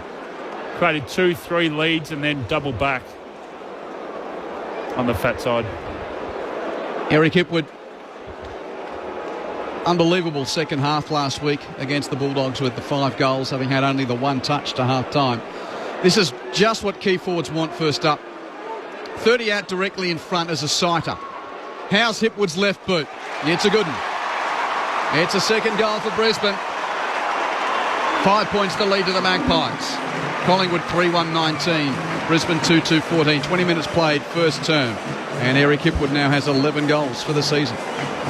And I know we carry on about this kick inside 50 a lot of the time, but the way that the players deliberately kick the ball to what we would say as AFL people, the fat side, which is the open side or the opposite side of the field to anyone listening to us, it doesn't allow the defender any time, body contact, space to get involved, because defenders like to sit up in front or just on the shoulder of the skinny side, because that's where they have full control, because normally forwards want to lead up at the kicker. Players that have the ability to kick to the fat side or the open side, as more people would call it, is how you get these particularly special inside 50 kicks that we talk a lot about. Collingwood, the clearances, 8-1 at the moment, back into the middle, tapped down by Cameron. It was intercepted there by McLuggage, who's immediately wrapped up by Pendlebury, holding the ball. With no prior opportunity, but the legend gives the handball back to the run of Nick Dacos, on fire early. He delivers it into the forward pocket, looking there for Will Hoskin-Elliott. It was well spoiled at ground level. The tackle, and boy, there's a little bit of stink between Harris Andrews and his former teammate. They're going to tidy up the centre bounce. Brisbane, they're getting slaughtered out of there. He was actually wrestling with Brodie Myercheck there. 5 centre bounce clearances to Collingwood, 1 to Brisbane, Jeff. Just the stat to back that up. Boundary throw in with Collingwood in attack. Tunstall roves, ineffective handball, still in the chop. Perryman tries to bash through, lost it. Brisbane's ball, or just as they were breaking free, Perryman is pinged for holding the ball, so Jared Berry will get the free kick for the Lions, just forward of full back. 5 points the lead to Collingwood. Berry, indecisive, does a 360 on himself before kicking it to a 2-on-2 on the wing. Darcy Cameron meets it and marked it for Collingwood. So the Pies on halfway, set up once more. Cameron kicks wide, too wide for Lipinski, who was running forward in space at left half forward. Bounces in front of him and out of play. Boundary throw in. Left half forward for Collingwood, right half back for Brisbane. And the Magpies 3-1-19, the Lions 2-2-14. Thursday night footy on ABC Sport. So it's been thrown in at left half forward. Umpire struggles to get some distance on that one. Looping enough. McInerney beautifully tapped down to Neal. His handball intercepted by Pendlebury. Puts it inside 50. Intercepted there by Wilmot for the Brisbane Lions. He wants to play on quickly. It's an aggressive kick to find Levi Ashcroft just outside the arc. He's urged to play on. As he stepped off that mark, he goes further left. And he finds Tunstall, the inclusion tonight for the Brisbane Lions, along with young Sam Marshall, who is the sub. He goes long down the line to left half forward. Big pack. It was a big fly. Logan Morris did it beautifully with a second grab. He plays on. Oh, he puts the pressure on Zorko. The Zork lets go from 50. It's a low worm burner. And Darcy Cameron, the big ruckman, gets back on the line. Did well to fist it through for one behind. 19 plays 15. It is a 4-point margin in favour of the Pies. They're late to the call. Mason Cox playing with Lockie Sullivan removed from the team. That was the late switch. Ed Allen, the sub for the Magpies. Sam Marshall for Brisbane. Maynard runs beyond the goalmouth. Long inbound to the wing. Andrews at the front of the pack. Almost marked. Long spoils, but roved by Tunstall of Brisbane. Kick to Will Ashcroft, who roves at half forward. 60 out. Hand pass to Morris. Morris's kick marked by Archie. 40 from goal. Slight angle to the left. Geez, both sides are kicking awesome inside forward 50. Just lowering their eyes and if they take a chance and they are under pressure to bomb it, they're hitting to the fat side and they're summing up the situation extremely quick. But Logan Morris just he looked inside, lowered his eyes, bang. Great kick. Callum Archie assessing this set shot, which would return Brisbane to the lead. An entertaining first quarter. Nice kick, just the near side though. A behind. Yeah, it shaved the post near side. Collingwood by 3 points, 3-1-19 to 2-4-16, 24 and a half. Second behind to Cal Archie as the Pies go straight down the corridor. Beautiful kick. Quaynor got his fist to it, promoted it beyond the centre circles, then followed the ball up. Enter Noah Answorth for the Lions, who did beautifully, gathered and then put it out to centre wing. Charlie Cameron got it, then burnt off his opponent, kicks it inside 50, and it's a fly. over the top. It was Frampton who fisted it over the boundary line. Sorry. And it's going all the way back to a free kick on the arc at right half back, Lipinski, who chips it forward to find Josh Dacos. That point kicking set play was unreal from Collingwood. And Josh Dacos is getting a 50-metre penalty. Zach Bailey with a 38th parallel infringement into the no-go zone. How good are the players, though? They know when they've gone over the mark. They point it out really well. So Josh Dacos now is 51 metres out. He has a long right foot shot at goal, which salutes another for the Pies in the first term. A fourth first quarter goal for Collingwood. And the first of the night for Josh Dacos. In fact, his first of the season. Magpies 4-1-25, Lions 2-4-16. That's the ability to stay in the moment there. The Fakes wouldn't be happy with that. The Brisbane Lions player was still arguing with the umpire on the mark, and then Josh Dacos just played on.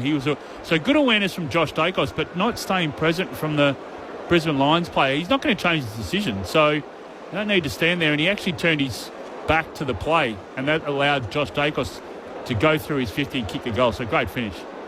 A fair start for him. 9 disposals now with a goal. For Josh Dacos, his brother Nick's got 10. Team Dacos 19, Team Ashcroft. Well, they got for the first term 4 and 3, 7 between them. Back into the middle. That's an awkward bounce. It's still called play on. Cameron got it down. Lachie Neale intercepted for Brisbane. The handball off to McCluggage. You put Berry under pressure. They're putting pressure on the Pies. Now DeGoey gets it from Sinar forward. Good smothering effort there from Lachie Neale. It bounces back into the hands of Long. They fire a handball off Nick Dacos. It's just put in the path of Hill. His handball to Elliott. The 200th game, he curls it around one behind. Almost a beautiful bit of theatre there for Jamie Elliott. 26, 25. It is 26 that plays 16. The scoreboard's extremely slow. 10 points the margin in favour of Collingwood. I think the footy's quite quick, Michael, perhaps as well. Fletcher receives in the left back pocket. Long kick towards the wing. It hit Frampton's head, which was an effective enough way to get the ball away from Sam Day, who was the target, and it bounces out of play. Collingwood would be happy with their half forwards, creating contest not only in the stoppages but also coming up and clogging the corridor. So DeGoey, Bobby Hill, Elliott, creating a lot of havoc for Brisbane at the moment. Voice of Jeff White, Thursday night footy on ABC Sport. Boundary throw in, true outer wing. McCluggage roves for Brisbane. Hand passes to Bailey, kicks to Day, who takes the mark. 60 out left, half forward. Taking a moment to assess this forward entry, Sam Day. Chips it to the pocket, beautifully past Hipwood's chest. It's right on the boundary, but Hipwood did not have to break stride, clutching that chest mark. 35 out, left forward pocket. I love the leading patterns there of all the Brisbane Lions forwards. They really ripped hard back towards the goal square and then came back up at the kicker. So as a defender, you don't know whether they're getting the ball out the back or if they're going to come back up at the kicker, and they've got which side you got to defend. Do you defend the front side or do you defend the back side? All because of the way of the intensity the leading has happened. Jamie Stanton with you on ABC Sport. Eric Hipwood hard on the boundary. 45 out. Left foot, drop punt goes across the face. And out of play, off hands. No, out of bounds on the full's the call from the boundary up. And free kick will be taken by Frampton for Collingwood in the left back pocket. So Billy Frampton. Sam Day's a long way back on the mark, so he saunters forward. Now, there's been a whistle on play immediately. It's been a hold. They're worried about the height of Mason Cox. They are worried. It's twice now he's got 2 free kicks, but simply just standing down the line. At left half back, he's got a runner. Maynard gives him the handball. Spearing pass finds side bottom. Fumbled, uncharacteristic for Steele side bottom. Slaps it back into the corridor, picked up by Perryman.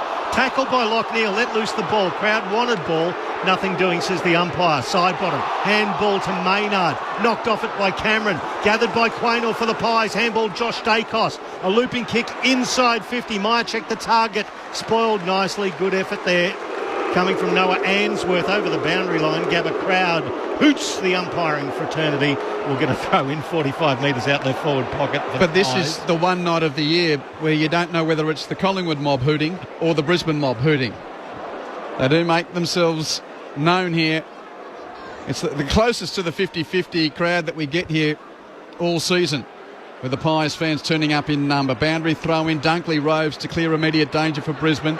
Kick to the flank, well gathered by Rayner. Tapped it to himself, got a kick around the body just as the quarter-time siren sounds, which ensures that Steele Sidebottom and Cam Rayner and Brayden Maynard and Jared Berry can come in and just say, what did you think of that half hour of footy? Just a little bit of a hold at arm's length from that group before it's quickly broken up, and they'll go to the huddles for the quarter-time addresses. Collingwood leads by 10 points at quarter-time. The Magpies 4 goals to 26 to Brisbane's 2 goals for 16. Daniel McStay has 2 goals for Collingwood. The others to Brody Myercheck and to Josh Dacos, while Brisbane's 2 both singles, Oscar McInerney and Eric Hipwood. Collingwood 4-2-26. Brisbane 2-4-16. Holy Thursday from the Gabba. It's always a part of this round of football. Hope you're enjoying Thursday night footy on ABC Sport. Get your footy fix on the ABC Listen app. Can you believe it? A new game home. Wherever you are and whatever you're doing. He drives it home. AFL and NRL. Bing, bing, bing. Live and ad-free on the ABC Listen app. This is the 2025 AFL Premiership season on ABC Sport. Crisp on the wing, has a moment to assess, kicks Collingwood into attack and McStay takes the mark. 2-on-2 contest, McStay best place, takes a clean clunk, 45 out, tough angle to the right. Daniel McStay knows these climbs better than most. Left foot kick, that is a pure strike for the Pies first.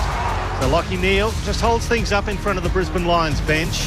Peels off a short pass to find Jasper Fletcher, once again in good form. That's a bit of a floating sack, but it worked. It hit the big man, Oscar McInerney. The Lions ruckman is 25 out, just a slight angle to the left. Comes in and makes no mistake. The Lions get there first and hit the lead. Through Pendlebury, back to Nick Dacos. Runs to half forward, kicks to McStay, 2 grubber. Mark Payne in the pack, 30 out. Already got one, Dan McStay. 30 in front, another beautiful kick. Hands it around the wing to Pendlebury, about 70 out, gets on his left boot. A high entry to the pocket from Pendles. McStay again, first hand, footed mark, rode by Myercheck, lightning from hands to boot, and the snap from the pocket is true. And a third goal for Collingwood. 30 out directly in front as a sighter. How's Hipwood's left boot? It's a good one. It's a second goal for Brisbane. So Josh Dacos now is 51 metres out. He has a long right foot shot at goal, which salutes another for the Pies in the first term. This is ABC Sports coverage of the AFL. On your radio. ABC Sport Digital. And on the ABC Listen app. Entertaining first quarter of football. Collingwood leads it by quarter time on Thursday night footy. You're hearing it through ABC Sport. Love to hear from you, by the way, on the text message 0437 774 774. G'day to Marcus in balmy South Melbourne. He texts, am I right in thinking the standard of field kicking in this match is of a standard above most other teams? Cracking first quarter. Good question, Marcus. Let's throw it to our experts, Jamie Stanton and Jeff White. Yes, certainly is, to answer your question. Just precision. I love the way they've been able to just... so Collingwood, for instance, when they're backward of centre, ability to use Lipinski on the wing. So they're separating, creating a lot of space. And then the ability to go through the middle. Dacos, both Josh and Nick. And then just lower their eyes. And where they're kicking it to inside forward 50 for both sides, in my opinion, when the kicker is not kicking it on the head of the forward, they're kicking into the space where they believe is where so they're almost basically putting where the forward should go. And that's really smart play on how they're doing it. For mine, though, with Brisbane, they've got the 2 set shots have been in the V, but a lot of the other set shots have been near the boundary line. So they might have to tidy that up a little bit. But one of the big areas that they need to clean up. They're 11-4 in clearances in favour of Collingwood. So Brisbane's really got to tidy that up and get their hands on the ball and try and negate just so much movement going on with it, especially in the centre bounce. They've just got to try and stop it. I think part of the reason why Whitey, they're having their majority of their marks inside 50 outside of what we would traditionally call the V in front of goal is because of the way Collingwood's defending. They're actually putting a lot of their numbers into the corridor and pushing Brisbane to play the slow mark game down the wing. Now, Brisbane are, as the texter just said, a very good kicking team, so they can take those options along the wing, but it's not their A game. It's not really what they want to do, and that's how teams are trying to play Brisbane at the moment.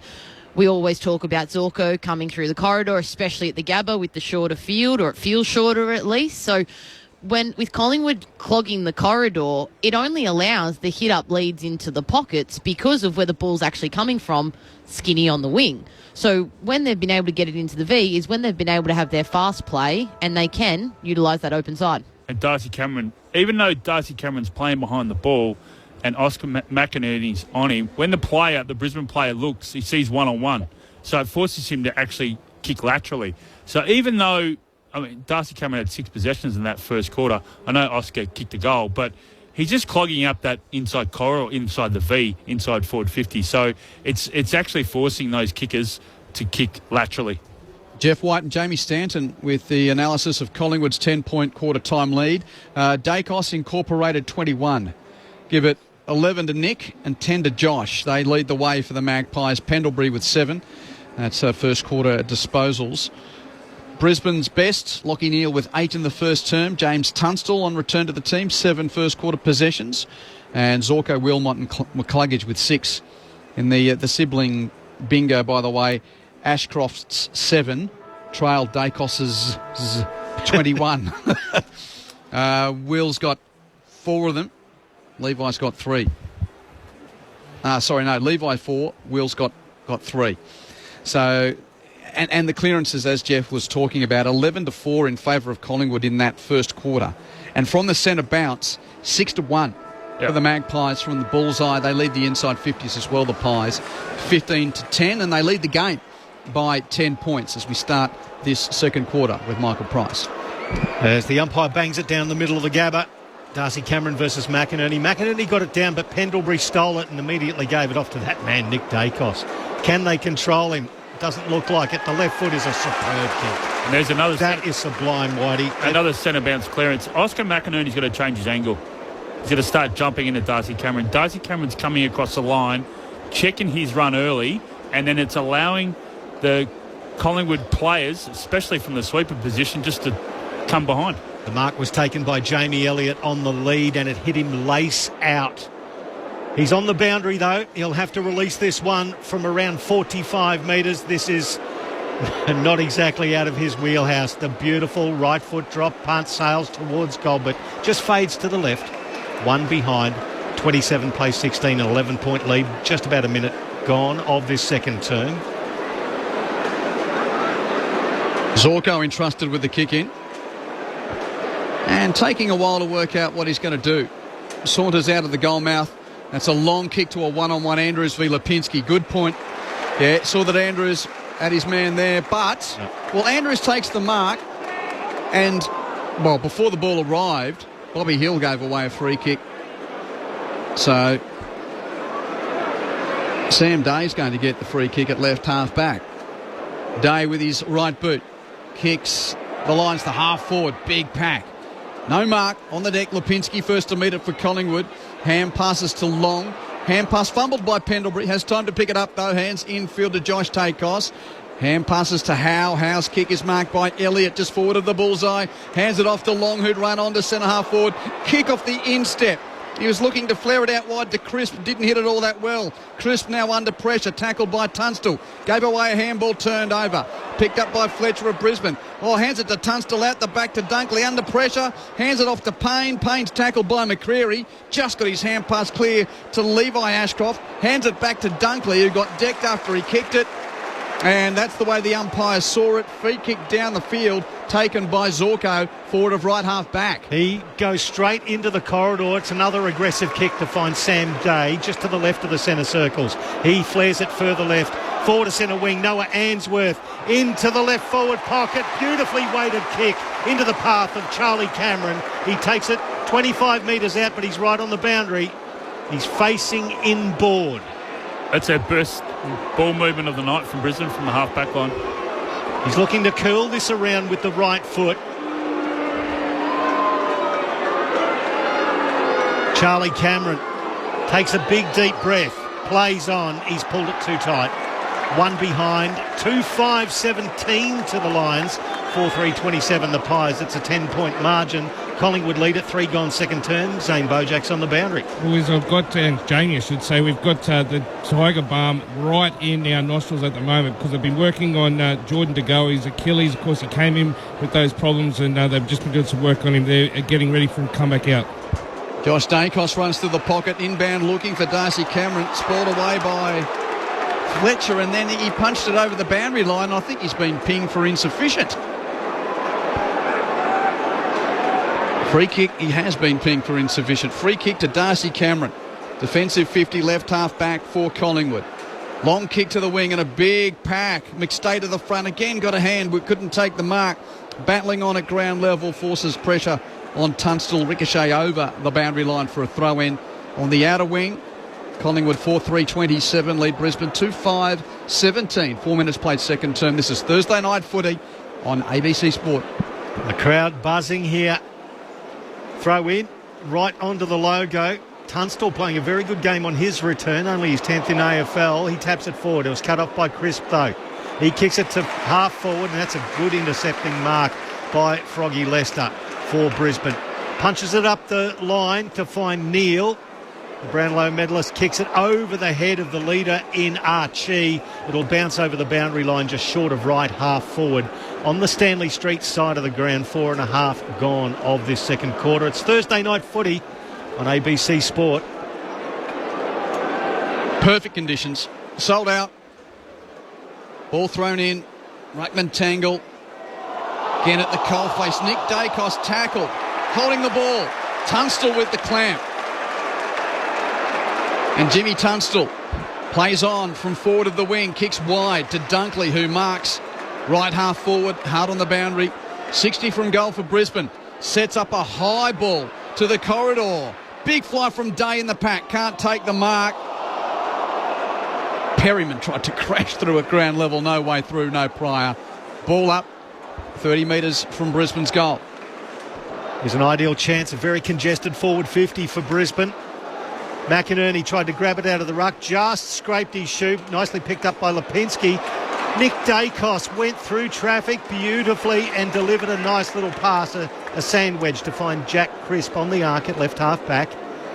He gestures to go long down the line, does so, just forward to centre wing. Reading it well was Jack Payne while Dan McStay was being dealt with. It's a shocking kick to go laterally towards Zorko, who makes it look good.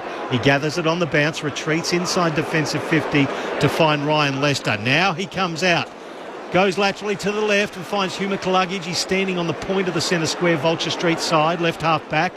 Nice lead from Lock Neal on the logo. He delivers, hits Neal on the chest. He's got a runner to his left in Answorth. This is better from the Lions. Methodical. A 20-metre kick forward to Zach Bailey. He looks inboard. Again, it's a very congested forward 50. The Pies have set up nicely as Zach Bailey delivers to the top of the square. A big pack flies. Cam Rayner muscled his way to the front of the pack and took a one clunker 20 metres out. Just well set up there, wasn't it, by Brisbane? And it was patient as well. They spread it wide. They allowed their half forwards to come up so they can create a bit of space. Just a really good delivery. It wasn't too high, just to the favoured side. And if it wasn't Rayner, there was two other Lions players lined up there to take it. He's got a behind to his name tonight. Cam Rayner comes in from 20 out and spears it through. The Lions get their third. And the Pies lead by 4 points, 4-3-27 to 3-5-23. 7 minutes gone of the second quarter. Brisbane's ball movement this quarter has been significantly better. So I spoke about a quarter time, Collingwood clogging the corridor. Brisbane have been able to speed up their ball movement slightly to go back and around. So they were going back and around or attempting to in the first quarter, but were too slow in that process. Now they've fractionally speed that up, it's actually not allowed Collingwood to clog the corridor, and they're able to get to the open side. And as Pricey and Q keep calling, Zorko switching, Zorko through the corridor, Zorko's great kick. It's exactly what Brisbane want to do and have led to a couple of really nice inside 50s. Jamie Stanton with you on Thursday Night Footy on ABC Sport. Collingwood by 4 points at 4-3-27 to 3-5-23. Umpire taking a moment or two before getting us back underway in the centre. Perfect bounce. Darcy, Cameron and McInerney run into each other. Long got underneath. Hand pass stolen though by McCluggage. Hand pass stolen by Sidebottom. His hand pass stolen by Berry. Gets the hand pass for the Lions beyond the centre square. Now some clean possession. Bailey with a hand pass to Will Ashcroft. Hands it to Charlie Cameron. Kick to the pocket. Over the head of Hipwood. Free kick. Darcy Moore offending. 30 on 30. And it's Eric Hipwood with the free kick. Hard on the boundary. 45 metres from goal. There's a clear free kick, but it's so hard to stop as a backman when your forward's leading full pace and you just deliver it just above his head. It's so hard to spoil. He seems up and about, Eric. He started well tonight. Started very well. Already has a goal.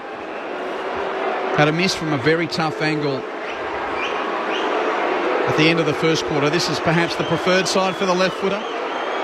Right half forward, 45 out, left foot strike just to the near side. So Hipwood has 1 goal, 2. Collingwood's lead is 3 points, 4-3-27 to 3-6-24. The Pies bring it in quickly. Lipinski at right half back. Goes left, then right, then confronted. That's really good work from Tunstall on the mark after he was urged to play on Lipinski. Affected the kick. It went straight up and down the chimney after it hit the hands of Tunstall over the boundary line for a throw-in. I think he started really well, Jimmy Tunstall. Oh, yeah, he started awesome. 9 possessions, Michael. Yeah, only his 10th game of footy.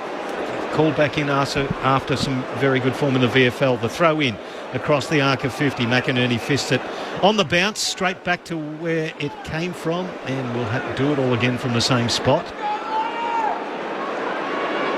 The crowd just humming at the moment.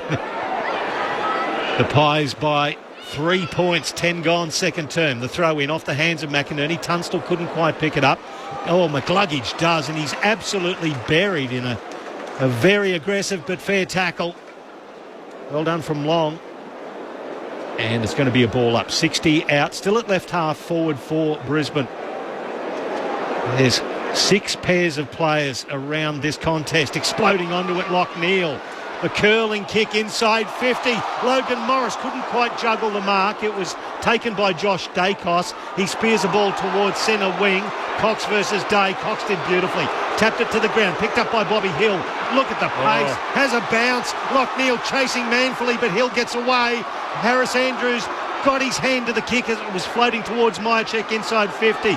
Will Hoskin-Elliott picks it up. Handball back to Hill. He gets it to go. He under pressure. Ned Long tackled. Evades that. Kick smothered by Leicester. Gathered by Hill. A snap to the line. McStay. He can't quite take it. Good defence. Frantic stuff. And there's a wrestle. Noah Answorth versus Ned Long. 30 metres from goal. That attracts 4 or 5 players now as the ball goes through for... No, it's a free kick. McStay takes the free kick. Top of the square. Pops it through. The crowd going feral behind the goals here as Dane Zorko is asking the umpires what happened there. Now, is that 7 points or just the 6? Because it went through for a point. Yes. And we've called it a free kick after. But they've only signalled for the 1 goal. For the goal. Yep. Wow, what a frantic piece of play. It's still going on 30 metres from goal. And now it's a fair effort for Mason Cox to be thrown to the ground too, just by. Harris Andrews has dragged him to the deck. And the Gabba's given it the old BS kick. Yes. So I love the biff. I don't want to stop us talking about it. But bloody hell, Bobby Hill is good. He took on 2 players on the boundary and said, see ya, I know my skill set. I've got yous covered. And then his work rate to get back involved 2, 3, 4, 5 times. They weren't just offensive involvements either. And then he still had enough intensity and effort and stamina to get in a wrestle. Good on him. They're showing the replay. Harris Andrews. Yeah, Andrews nudged McStay into the post, according to the umpires, and that's why the free kick was given. Dan McStay has 3, 9 points to lead to Collingwood. Clearance here from McInerney for Brisbane from the bounce. Kicks it to half forward. Off the ricochet, McCluggage gathers a hard ball with Lipinski close at hand. Hands it to Dunkley. Hands on to Levi Ashcroft. Kick to the pocket. Bailey does the roving. Coat hanging by Lipinski. Free kick. Oh, about to fire up. Cam Rayner comes in to bump Braden Maynard. This was always going to happen once both teams started to get the juices flowing. There's a fair bit in this between these two. And the crowd getting another roar on the replay of Zach Bailey getting his head taken off, the old-fashioned vernacular. He's up and he's fine. And I don't think it's going to be of reportable nature, but Bailey made sure the ump saw all of it. Gabba faithful watching Bailey from 50. 45 degrees left. It swings, but not enough. Leaves it out to the right. It's a behind. Collingwood's lead is 8 points. 5-3-33 to 3-7-25. Thursday night footy on ABC Sport. There's a lot of banner out there, you can see. It's all happening. Yeah, the temperatures just started to rise on the Gabba turf as Steele Sidebottom receives the ball. Peels off to his right, and it's a long kick to the wing. McStay's got the sit here. He did beautifully. He's troubling Harris Andrews. He's beating Harris Andrews. The handball off to Nick Dacos, gathering the ball at will and kicks it to Will. Hoskin Elliott floats back, 45 metres out. Tight angle to the right. But the way they're kicking the ball, the Pies, you wouldn't put this past him. That was a sensational kick there from Steele Sidebottom. He summed it up extremely well. Harris Andrews was actually in front of McStay. He just gave it enough elevation just for him to use his body. He's troubling Harris Andrews. Hoskin Elliott's only got the 1 goal for the season. He lets this one go. That's a spear of a drop punt. Oh, the Pies. They're converting. 6-3-39. Play the Lions 3-7-25. It's a 14-point margin, 15 gone second quarter. McStay's best on ground at the moment, from my mind. And the reason why I say that is not only has he kicked 3 goals, but he's not getting outmarked. So if he marks it on the wing, he's either marking or he's bringing it to ground, allowing the Bobby Heels, the DeGoes and Dacos to get involved and the Lipinski. And then they're slingshotting forward. He is playing an outstanding game. So disciplined on Harris Andrews, who's in All-Australian form at the moment. Zane Bojack on the boundary. Yeah, Bobby Hill's just been getting some running repairs in front of me. How exciting are the 223s tonight? Probably the litmus test of both teams, I would suggest. We've had some star Indigenous 23s, including that one that used to be at the Swans, but wowee, these two, they're awesome. Charlie Cameron and Bobby Hill. 14 points to lead to the Magpies. It's a game-high lead. Back in the centre. Another clearance, almost. Oh, Nick Dacos bumped off the ball, picked up by Neil. Dacos picks himself up. There's a bit going on behind the play. Neil's kicked to half forward, turned over. One there by Collingwood. Josh Dacos on the wing. Kicks towards attacking 50. Hoskin Elliott marks. Hand passes to Elliott. Tackled brilliantly by the late arriving Leicester. Ball comes free. Josh Dacos tries to pick up. Can't. McCluggage does for Brisbane. Hands it to Will Ashcroft in the chop. Kick to the wing. Hipwood can't mark. Coming through, Levi Ashcroft gathers. Hands it to Morris. Morris for Brisbane. Hands it out the back to Berry. Berry hands it to McCluggage as the momentum slows a little, but Brisbane control it on the wing. Kick around the boundary line is good. Levi Ashcroft takes the mark between wing and left half forward. Team Ashcroft getting involved now. Team Dacos up to 27 disposals. Ashcroft's 11 as it's a long kick from Levi. Oh, Hipwood flew. Nicely spoiled. Row front and square by Archie. Gave it back to Dunkley. Now back to Levi Ashcroft. He pops it inside 50. The fly comes from Big Sam Day. Now, Crisp has run away with the ball. The crowd's appealing for 50. Nothing doing. But Sam Day, 35 out, slight angle to the left, will have a shot for the Lions.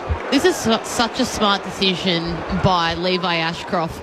Everybody was in the pocket of that 50 from the original inside 50 kick, and then he's gone directly across the goal face and picked out Sam Day as the sliding second ruckman. Really good kick inside 50. Even Jeremy Howe couldn't deal with that one. Consummate defender, Sam Day. Come in. It's a nice looking kick for Sam Day. His first goal as a Lion. And they all get around him at the Gabba too. It was a very timely one for Sam Day, the former Sun. 39 plays 31. It's an 8-point margin now with 18 gone to the second term. It's happening everywhere at that last stoppage. It was the old-fashioned yet modern version of pinged off the square. Cam Rayner came running into that stoppage and absolutely nailed Nick Dacos. And he got back up, and then Quainer went at Rayner, so they were having a little bit of a spot fire, and while they were doing that, Nick Dacos got the ball. Yeah. Handball received, but the strength of... This is why they got Cox in the middle to go against Sam Day, so as a second-tier ruck, so he got that height advantage, but I love what Day did then to take him forward and that scoreboard pressure. And I like the way he took him forward, because he took him forward on an angle inside 50. So Cox went and sat deep in the goal square where Sam Day played the forward craft, which is his natural position, and sat a little bit higher up towards the 50 arc, but across the angle. Bubbling beautifully at the Gabba, Jeff White and Jamie Stanton with you. Thursday night footy on ABC Sport. Pies by 8 points. Centre bounce. Coming through Will Ashcroft underneath the ruck, right beautifully. Hands it to McCluggage, kick turned over. Straight to Maynard, who marks at half back for the Pies. Short kick laterally. Frampton takes the grab. He's at left half back. Runs around Hipwood on the mark. Frampton with a long kick down the wing for Collingwood. Andrews takes the mark in a 2-on-2 for Brisbane. Myercheck was the target there, but Harris Andrews, too good, takes the mark just forward of right half back. He chips it forward. Levi Ashcroft getting involved. Now that's his 10th disposal coming up. Just short of centre wing on the Stanley Street side of the Gabba. He looks back inboard and decides he's going to go longer down the line. To right half forward, Frampton fills the hole. Archie flies through the hands over the boundary line. He's looking dangerous, Levi Ashcroft. He's coming up at the ball. He's presenting. Just the 6th game for him. Yep. Limited pre-season with that shoulder surgery as well. Prolific ball getter at the under-18 level. Boundary throw in right half forward for Brisbane. Cameron from behind got the tap over McInerney, but rove by McCluggage of Brisbane. Hand pass out the back of the stoppage to Neal. Pressured by Myercheck. Neal hand passes backwards to Andrews. 20-metre hand pass along the boundary line, misses everyone. Out of play, boundary throw in. Jack Crisp was close, and the Collingwood fans in the house wanted insufficient, but no.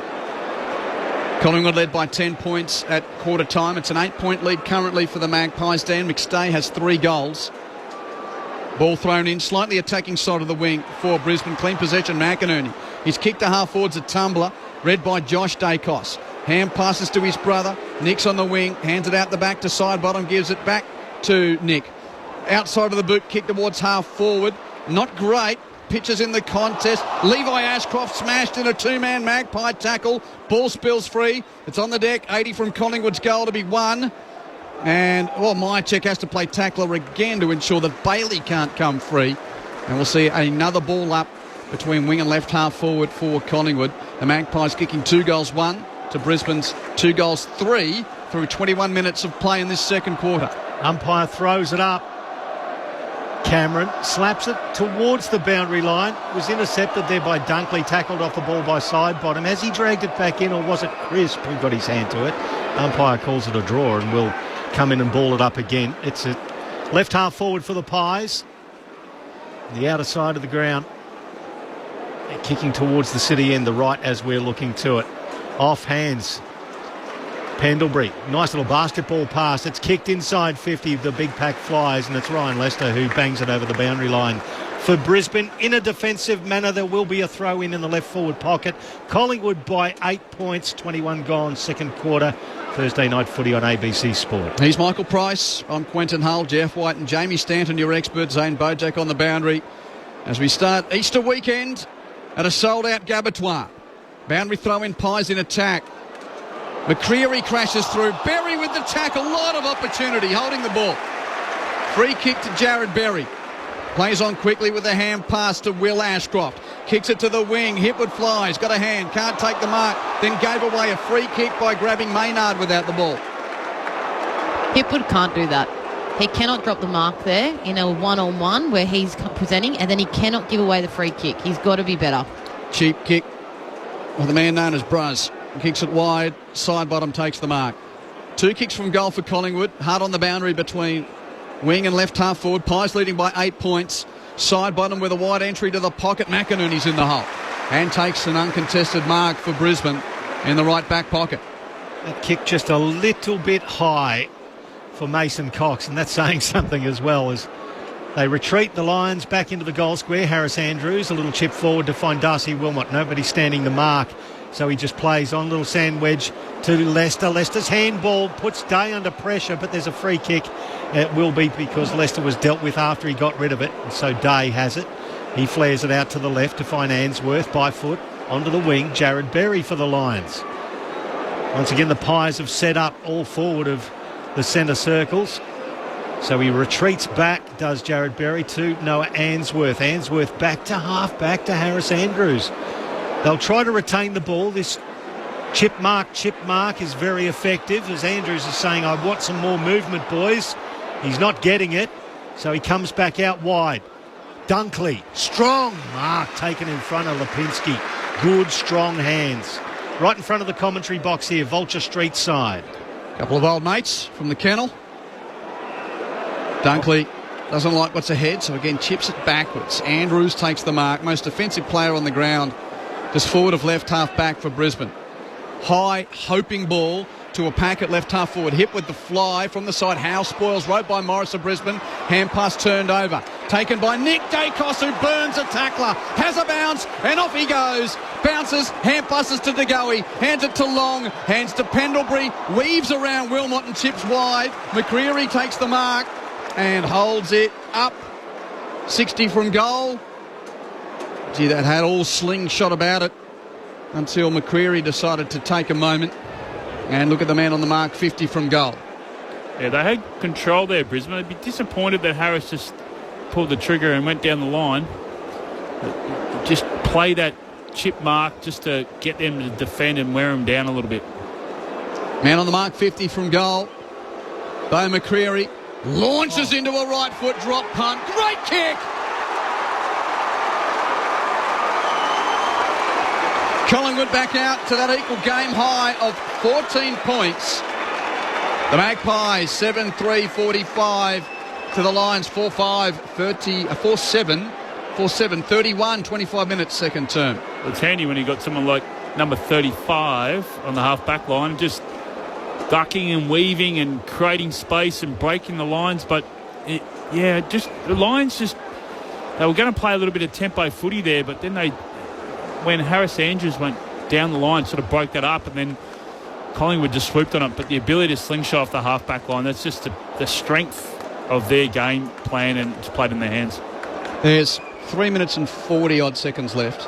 Collingwood lead by 14 points. Did you see the stats doing the round of, the VFL/AFL record of wins after half-time deficits? Yeah. What's the last time? It was 1912 Yeah, Carlton 1912 or something? So it looks like if Brisbane is to win tonight, they're going to have to break that record. McCluggage tries to explode away. He's tackled off the ball. It spills wide of the centre circles, and there's a massive pack of players. Jamie Elliott joins in. There's going to be a ball up. For those that weren't across it, so 8 wins in a row back in the early 20th century for Carlton. Nick Dacos bought his own Sharon tonight. Have a go at that. He's kicked towards right half forward. Comes off the hands of the pack, picked up by McStay, the former Lion, back to side bottom. And he looks to spear the ball in.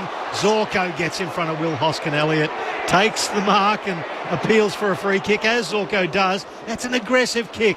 And he finds his teammate, gets the handball, McCluggage, off there to Berry. Berry to right half forward. And it popped into the hands of Sam Day. The big man, 55 out. He's got a lead. It's Rayner. Oh, getting back there beautifully was Jeremy Howe. Fisted away from Cam Rayner.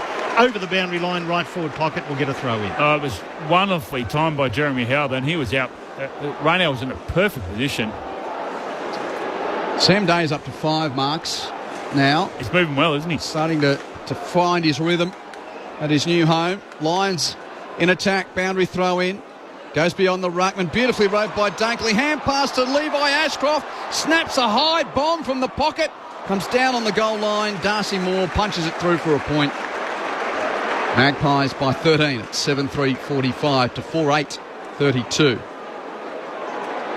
Wasting their chances, the Brisbane Lions. 12 scoring shots to 10, yet they trail by 13 points. Wouldn't be surprised if Collingwood go in a bit of a tempo footy right now. 2.5 to the break, Whitey. Yep. So Crisp has got it still inside defensive 50, hard against the boundary line, kicks it long down the line. Well, Payne went for the double grab. It was off hands to Dunkley. He tumbles it forward to Tunstall. His handball off to the run of McCluggage. His kick was spoiled. Gathered by Perryman. Turns around onto his right and then kicks it out of bounds on the full in front of the Collingwood bench, and the Lions fans love that. It's going to be a free kick, and it'll go to the big man from Noosa, Jack Payne, just forward of right half back. Pies by 10 points at quarter time. 13 the current lead. Payne with a high, long kick towards right half forward. Morris almost marked in the pack of 4. Couldn't control it to ground level. Roved by the Lions. Quick rushed in entry from Tunstall to full forward. Cameron got very high, couldn't mark. Day does the roving. Tackled by Quaynor. Dropped it, holding the ball. Free kick to Isaac Quaynor. There's forward of full back for Collingwood. Immediately looks wide and kicks wide. Howe presents to take the mark on defensive 50 right half back. Short pass to Nick Dacos. And he takes the grab and is shaking your head, Pricey. He's up to, this will be disposal 20. He's wearing no deodorant. Nobody will go near him. His work rate, though, is unbelievable. Absolutely phenomenal, isn't he? Just smooth as silk as he goes down the line to steal side bottom. That's a sore point in women's tennis this week, Pricey. Exactly right. Yes. Terribly right too there, Q. Long kick to right up forward from side bottom.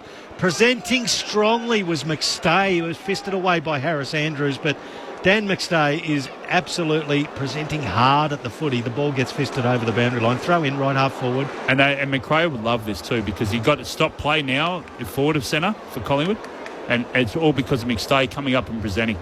In front of the Queensland Cricketers Club at right half forward. The umpire throws it in. Cameron gets it down, a fresh air shot there from side bottom, and Dunkley returns serve there as well in the tennis framework there. Ned Long, inside 50, fisted to ground level. Tunstall overran it. They've got a chance here. The handball out of the pack missed its initial target in Jamie Elliott. It goes back to Nick Dacos. He floats one into the forward pocket. Off hands Lipinski, does a pirouette. The handball back there was delightful to Crisp, and the pass even better to find his teammate. It's Ned Long who's crept down 35 metres out directly in front for the Pies. Just wow, great vision. Sensational vision to look in, but Ned Long was the one who created the contest and was able to bring it inside forward 50, and then he's the one that's sitting on the 45 in the V as a set shot. So Ned Long, only the 5 games over a couple of years for Hawthorn, and been in great form so far for Collingwood this year. Can extend the lead on the siren. Ned Long pops it through. 19 points at half-time. The Pies lead it now. 8 goals in the first half to them. 8-3-51 to the Lions. 4-8-32. What an outstanding first half. And Nick Dacos take about 21 disposals of sheer class for Collingwood. Oh, he's fantastic, isn't he? But Whitey spoke about how Collingwood were ideally going to go into that slow play mode, kick long down the line, try and manipulate the clock towards half-time, which they did. But they're also so opportunistic in the way that they understand and read the play. And after that stoppage, you see Nick Dacos burst into space, and then they get their fast game going and they get another shot inside 50. It's fantastic. It's all set up with McStay coming at the ball and creating that stop play. So when they're forward of centre and they've got a boundary throw in or a ball up, then they take their risks. They're in their forward half. They've got their back line set up. They've got their one-on-one. They've got their zone set, so then they can be attacking and free. When they're backward of centre, that's when they're trying to use it. And you can see, you even said it, Q, there was 3.5 minutes to go, and they started playing a bit of chip mark. That's to actually bring lines up, so they play one-on-one. Then they can then go down the line. That's why I keep saying how important McStay is in that first half. Be able to not only present to the ball, kick 3 goals, but also bring the ball to ground. Jeff White and Jamie Stanton with you Thursday night footy on ABC Sport. It's a cracking contest, and as mentioned, the stat was doing the rounds. Carlton's team in the early 20th century won 8 in a row coming from halftime deficits, and that stands as the equal VFL/AFL record. Brisbane have done that 8 times, so if they are to win tonight, it will set a new record going all the way back, 120 odd years ago. So that's part of the intrigue of the way that the Lions have played their football in 2025. Yet this Collingwood team is a Collingwood team that has won 3 in a row against Brisbane and is playing some really good football tonight. Magpies 8-3-51, Lions 4-8-32. Dan McStay has 3 first half goals against his old team. Single goals to Josh Dacos, Beau McCreery, Will Hoskin Elliott, Brodie Myercheck and Ned Long. Brisbane has 4 goals, all singles. Sam Day, his first goal as a Lion. Cam Rayner, Eric Hipwood and Oscar McInerney are the others. So Collingwood led by 10 points at quarter time, and in that term kicked 4 goals 1 to Brisbane's 2 goals 4 to turn a 10-point quarter time lead into a 19-point half-time lead. In the National Rugby League tonight, just the one game, half-time between Manly and St George Illawarra, that game being played at Brookvale Oval in Sydney. And it's the Dragons leading the Seagulls. St George Illawarra 8 lead Manly 0. Here the Pies by 19 points at half-time. Keep your messages coming in. The text line number is 0437 774 774. 0437 774 774. Paul, he sort of already says, wrap the Brownlow around Nick Dacos's neck now. He's miles ahead of anyone else. Well, he's gone from, third 2 years ago to second last year. There's a natural progression there. Anyway, 0437 774 774, the number. Half-time at the Gabba. It's Collingwood by 19 points. More to come on the other side of the ABC News.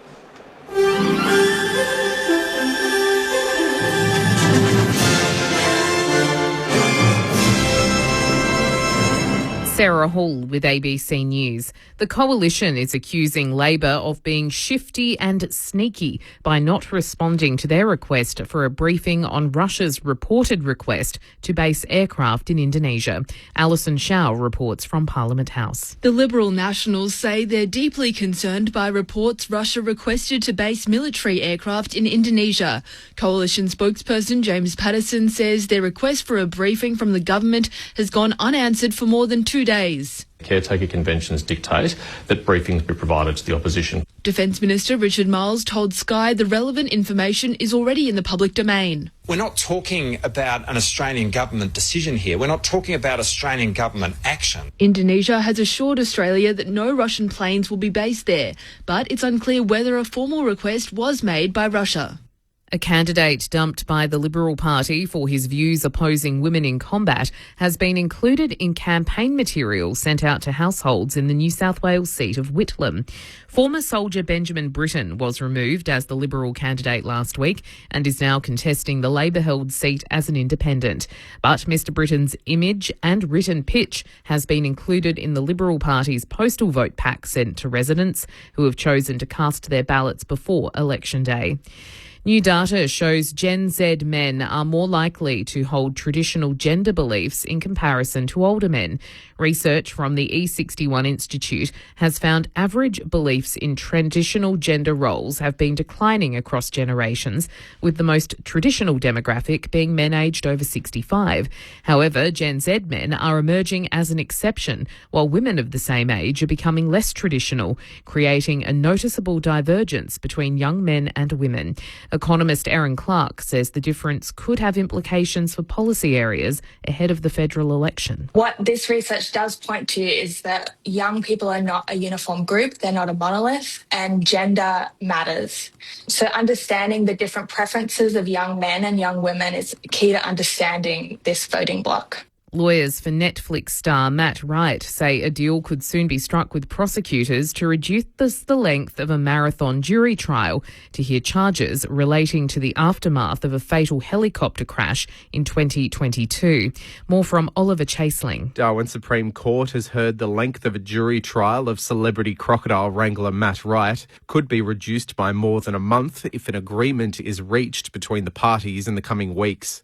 Mr. Wright is facing one charge of attempting to pervert the course of justice relating to the events following the death of friend and co-star Chris Willow Wilson in a helicopter crash in West Arnhem Land 3 years ago. Mr. Wright has previously said he would plead not guilty to the charge. But Mr. Wright's lawyer today told the court formal conversations with prosecutors could lead to legal concessions, significantly reducing the number of witnesses to be called. A man has died in a two-truck collision on the Port Wakefield Highway in South Australia's mid-north.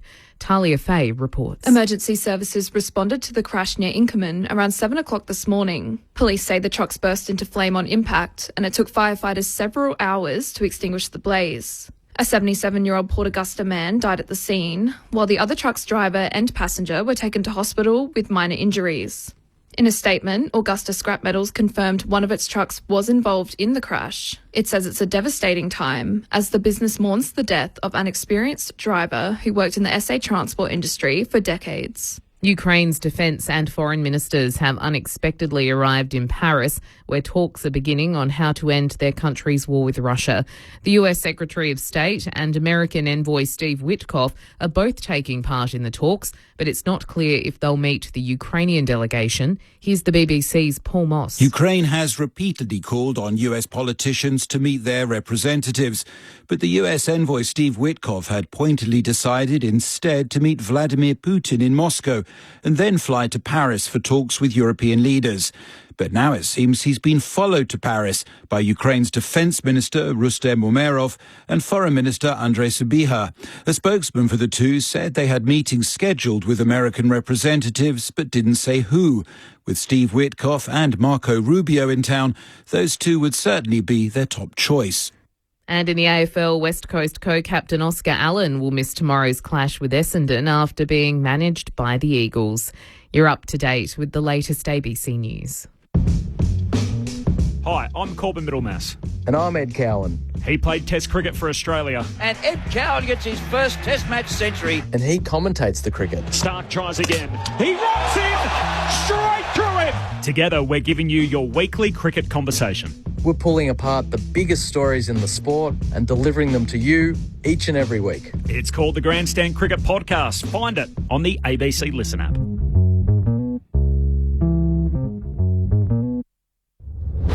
This is the 2025 AFL Premiership season on ABC Sport.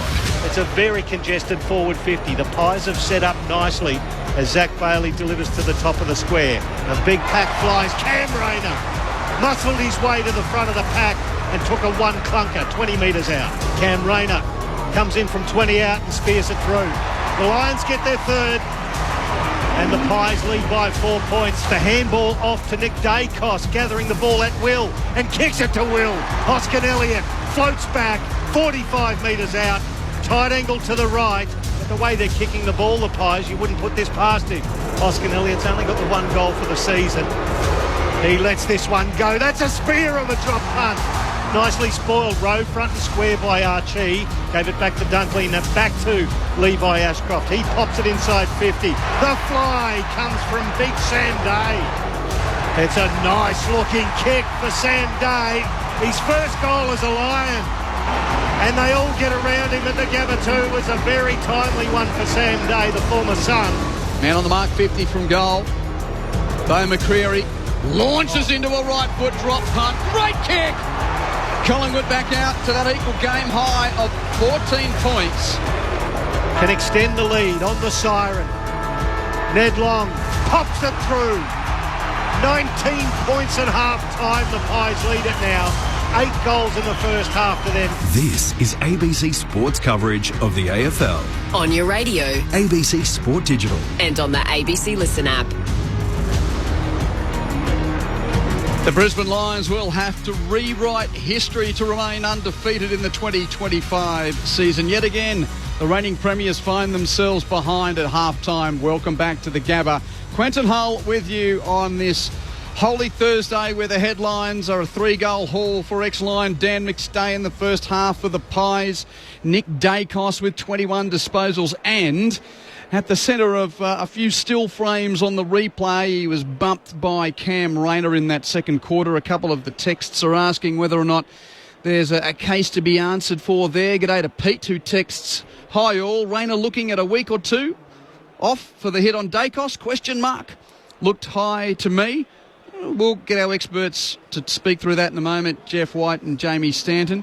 G'day to Richard from Geelong. He's loving the call. I'm a Cats man myself, but my wife goes for Collingwood, so I'm kind of a Magpies fan-in-law. And can I say that the Pies are looking like real contenders? Good on you, Richard. 0437 774 774. And Whitey particularly loves our texts when people are travelling or doing things in far-flung places. How about this one, Jeff? Jody texts, "I'm listening to the broadcast live on a cruise to Hawaii." Oh, no. Great Rub it into me as well. Yeah, I love text messages and I love Hawaii. 0437 774 774 is the number. Collingwood, 8 goals, 351 to Brisbane's 4-8-32. A 19-point lead for Flyers Pies at half-time. To start your thoughts, Jamie and Whitey, among the flurry of everything, we didn't have too much time to assess the Cam Rayner bump on Nick Dacos. A thought or two? I thought it was... it wasn't high, I don't think. It maybe Nick Dacos on the angle he was coming, but it was more hit him on the shoulder or underneath the shoulder blade, I reckon. I don't think it was high. I'd have to see the replay again. But Nick Dacos bounced back up, and while Quaynor was remonstrating with Rayner, he went and got the ball. He took off. So he took off. So he probably made it. I don't think I don't think there'll be a case, but it was a brilliant hit. But I don't think it was high at any point. I haven't seen the actual replay, but it didn't look high. I totally agree, and I think this is probably a ploy from Dacos. Stay down a little bit, see if I can get a cheeky free. Didn't get it, pop back up, get back involved in the play, and as Whitey said, gets the footy. So, no, I don't think it was high, but we're seeing it live once, and we just watched the replay once, and I just think it's a great hit. I love it. I love it from Cam Rayner too, though, being like, hey, you're taking control of this game, so I'm going to make you earn everything you're going to get, and good on Nick for taking it and carrying on. And he did. He just wore it beautifully, didn't he? Along the way to getting a game-high 21 disposals as well. Also game-high 417 metres gained, 5 inside 50s and 7 score involvements. That's a fair first half. His brother's got 15. Sidebottom's got 12. Pendlebury with 12 as well. The old men crew doing it beautifully alongside the Dacos brothers. McCluggage has got 15. Lockie Neal's got 14. And Josh Dunkley 12, with Levi Ashcroft creeping up to 12. If you're playing at home, brothers against brothers, Team Ashcroft has got 19. Team Dacos has 36. Nick 21. Josh 15. And Levi 12 and Will 7 for Brisbane. But they're plus 19 in disposals, Brisbane. They're down... they're plus 12 in disposals. That's my maths. Thank you very much. Obviously, the kick, chick mark, they're leading by 29 in marks. But Collingwood are tallying them up 17-13 in clearances. The hit-outs 21-8, Jeff White, in favour of Collingwood as well. They seem to be a lot more polished, as you said a bit earlier, Jeff, as well. They seem to be a lot cleaner below the knees. Yeah, they're very, very clean below the knees, and that's always a really good sign. If a side, this is my opinion, if a side in the first 10 minutes of the game is clean below the knees, it becomes really, they're one touch and they're able to spread and they create that unity and spread from behind. But in relation to the centre bounce, I want to see Oscar come back a little bit. He's happy to go up to the line with Darcy Cameron, so that's playing in Darcy Cameron's hands. No disrespect to Darcy Cameron, he's not a jumper. Oscar McInerney can jump, so when he goes, it becomes like a stop play around the ground. So I want him to see him come back and actually put his knee up and drive it through Darcy Cameron and push it forward, because they're not getting access out of the centre at the moment. It's really putting them on the back foot, because then when it goes in forward 50 for Collingwood, that's where their forward pressure becomes really, really evident, and they're able to hold it in there. So I just want to see Oscar Mackey change it up. I know what he's trying to do. Change it up, come back and just jump straight into him. Two teams' seasons that are pretty well set up with their platforms. So you look at the second half and it's not cataclysmic if either team drops a game here. So in saying that, Stanto, that's why... So who's the leader? What's the buy-in? How does that narrative work now when you've got two teams that have obviously got a very healthy rivalry, but in the long race that is the race to the flag in 2025, the next half of footy may not be hugely pivotal in either season outside of the ego, the above the shoulders, and a little bit of that brain matter later on in the season when they meet again. It's funny because both coaching groups right now would be all talking about process. None of it involves win-loss. None of it. If you do the right process and you get back to what they're trying to do, whether that's Collingwood and maintaining what they're doing with their fast ball movement, whether that's Brisbane trying to get it through the corridor to get their ball movement going or start their defensive chains or whatever it is, it's all process, it's all system. None of it involves win-loss. So as much as we in the media love to hype up the rivalry and how much it'll come to bite them later on when they play them in finals or this and that or the second time they play them later in the year, clubs don't operate like that. They operate in process and what our system is, and are we playing to the key stats that we think make sure that we can tick the box at the end of the day to win. So Fags right now wouldn't be speaking anything about win-loss. He'd be speaking about those key 5 to 7 to 10 stats max that make Brisbane, and he'd be going back to those and going, at the moment, we are not meeting these. If we do this, more often than not, we win the game. And it's not all that sexy, but really, at this stage, the winner of tonight just gets closer to the ability to manage their list as the season goes on. Is that really what we're talking about here? Yeah. And I think the positive from Collingwood's point of view, they played Sydney away last week. I know it's a gather round and won. And now they're playing Brisbane. And if they get up, win, it's away. But they've played the two grand finalists from last year. So it's a real big tick for Collingwood. Plus, winning away is so valuable. And for team morale, team spirit, all that sort of stuff, it's huge. So, but with Brisbane, they've just got to tidy up those clearances, Q, because then they can get their forward pressure. This is what they're able to do. Last 8 games where they've come from behind to win. They've just got to tidy up that little area and try and negate Dacos and also Pendlebury. They're getting on the run. They're getting on the move. So they've got to try and check them in those stop plays. Collingwood leading by 19 points at half-time. Now, we've got a minute before the bounce. Whitey, you ready for me to take you around the world with some of these messages? 0437 Love it. 774 774. G'day to Tom and Jamie. They are driving down the romantic road towards Munich. Go Pies. Wow. So I've had to look that up. That's how can I be too a scenic tourist route in southern Germany, in Bavaria. So there you go. Thank you to Tom and Jamie. Enjoy the drive. Now, there was one from Indonesia. Where did that one... here's one from Valencia. Listening on a sunny afternoon in Valencia. Go Pies. That's a wonderful spot too. And who says AFL is not the world's game? I know. Exactly. Oh, here it is. Phil from Melbourne says, loving the call. Greetings from Surabaya in Indonesia. Go Pies. So whether you're around the world or just around Australia or in your backyard, wherever you're joining us in your lounge room, it's great that you can be a part of Thursday Night Footy on ABC Sport. And that's the beauty of the Listen app. Take it anywhere around the world to tune into all the sport here on the national broadcaster. 0437 774 774 is the number. No disrespect to Riley from the farm at Snake Gully or all the others that have come through. Trumped by the romantic road in Bavaria, Pricey. Well, that's the end of that. You ready to roll up your sleeves for this second half? Oh, mate, I've rolled them up, and so's Jared Berry. He's run down to Nick Dacos. Straight on him. And straight on him like a fly onto you-know-what. As the ruckman go at it in the middle of the Gabba, immediately Lipinski gets it for the Pies. Handball back to Josh Dacos. He's beset by Charlie Cameron. Lets loose the ball, picked up by Darcy Cameron. He toes it forward, and Will Hoskin-Elliott takes the mark on the logo. And it looks like that will be a reasonably hard tag, Berry, on Dacos as it's promoted forward by Hoskin Elliott to Lipinski. Still on centre wing. He gives it back to Hoskin Elliott just forward as centre wing. So they're retaining the ball. The Lions have set up nicely in front of him.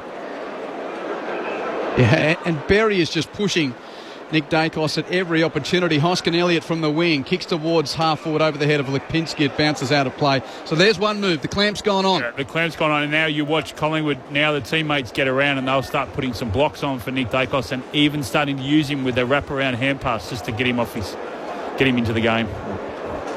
Boundary throw in at left half forward for the Magpies. They're taking the school end, the left of your radio dial in this third term. Cameron and McInerney share the ruck. Lipinski rows beautifully, hands it out to Nick Dacos, front of the pack. His kick, though, intercepted by Andrews in the pocket. And that's not a mark? No, says the umpire. Not 15. Well, not even a free kick. I thought he... Out of play. That's peculiar. I'm not sure why that wasn't paid a mark. Anyway, boundary throw in. Pies in the tack. Fisted to the top of the goal mouth. McCluggage immediately wrapped up by Long. No clearance. There's bodies flying everywhere at the moment. There's a fair bit of work being done off the ball. It's in the left forward pocket. Dacos hits the deck. Standing over in Berry. The Pies crowd wants something. Dacos has lost his boot as well. Well, that's the only reason he's staying down. He's putting his boot back on. But DeGoey. And they both hit the deck. DeGoey gets thrown down by Jared Berry. He took the aggression too far. Dacos is clapping in his face. Oh, this is going to ignite. They're getting everywhere. Bodies come from everywhere. But DeGoey's got the last laugh. He's got a free kick, 25 out. And he's going to face the centre of the ground and curl it around with the right foot. Some misplaced aggression from Jared Berry has handed the ball to Jordan DeGoey. The Pies can extend their 19-point lead. He hooks it around too skinny, one behind. Crowd love that. 52 plays 32, a game-high 20-point margin. Lions bring it in quickly. Long inbound. McCluggage with the fly over Sidebottom. Couldn't mark. Sidebottom rose for Collingwood. Chips it back to attacking 50. Pies are plenty. Mychek takes the mark and holds up 55 from goal. Stando, so much about the non-sexy process talk. I think it means a bit to these two teams. Mychek to full forward. Cocks the target. Spoiled away by Payne. Hacking clearance from Wilmot of Brisbane. Good clearance marked by Charlie Cameron in front of Josh Dacos, left half back. Cameron kicks Brisbane to the wing over the head of Morris. Marked by Moore, who will slingshot quickly for Collingwood from halfway. Hand passes around the boundary line to Mychek. Hands it to Crisp. Runs in field. Indiscriminate hand pass. Turned over. Archie hands it to Zorko. The Lions move it from half back. That's a beautiful kick from Zorko to find Logan Morris. On centre wing on the outer side. He's got to hold it up because the Pies have got plenty behind the ball. He retreats, finds Harris Andrews. He was looking corridor. He has to go laterally and find Payne. Back inside defensive 50. He peels off to his right to Lester. Lester's got a free man on the wing. It's Josh Dunkley. Nicely weighted kick. Just finds him in front of the ABC Sport commentary box. He's got a runner in Answorth. Gives him the handball. Answorth now to right half forward. Nicely weighted kick to McCluggage. Takes it in one grab. He's got Big Sam Day waiting for him. He puts it into the pocket. It wasn't to his advantage. Hipwood drops back in the hole. And it's fisted over the boundary line by Darcy Cameron. It will be a throw in right forward pocket for the Lions. Game high 20-point lead for Collingwood. Q, I said the coaches are process. Earlier I said the players are fight or flight, and they're fighting. Yep, it's a good point. And that's the beauty of two teams that have been at the pointy end and have played some really big games over the last couple of seasons. Brisbane in attack. Well, Cameron had a free go at the ruck contest. Darcy Cameron dropped it. Morris Rose, who had immediately tackled. Ball up. Lipinski all over the top of Logan Morris there. About 40 from Brisbane's goal. Tossed in the air. McInerney first palm, but roved by Lipinski of Collingwood. Hand pass to Nick Dacos, hand pass to Long, hand pass to Josh Dacos. He's at left half back, just forward to D50. Takes a moment to kick high to the wing. 4 in the pack. Mychek the fly couldn't mark. Spiked forward by Elliott. He's kicked it straight, hit it straight to Zorko. Zorko kicked backwards 40 metres over the head of Wilmot, cleaned up by McCluggage last line of defence. Just forward of full back. He chips it to defensive 50. Charlie Cameron marks. Great kick to the middle of the ground. Will Ashcroft takes the mark. And is going to hold up for a moment. He peels to the left. Charlie Cameron on the logo on the outer side. Cameron, that's a nice kick. Went to Hipwood, didn't have to change stride. It's a long left footer. Darcy Moore floats back in front of the pack, takes the mark. Nicely played. He comes out. His kick is dangerous. He was looking for Lipinski, spoiled by Answorth. Now it's picked up by Bailey, close to the boundary. Back to Answorth by hand. Centering ball. Delightful. He hit Oscar McInerney. 20 metres out. Left forward pocket for Brisbane. Yeah, he's gave it a bit too much airtime there, Darcy Moore, when he tried to switch to play. And great defence from Brisbane to get over there. And good play by Bailey and Answorth, who kept running from half back to supply that ball. Oscar McInerney with 1 goal in the first half. Same spot, I think, as the kick he had in the first quarter. Very similar spot, just slightly more to the left. I'm not going to put the Mozza on him this time about being a straight kick, though. They need this one, the Lions. McInerney comes in. It is a straight kick. He gets his second. And the lead is cut to 14 points. 7 minutes gone of the third term.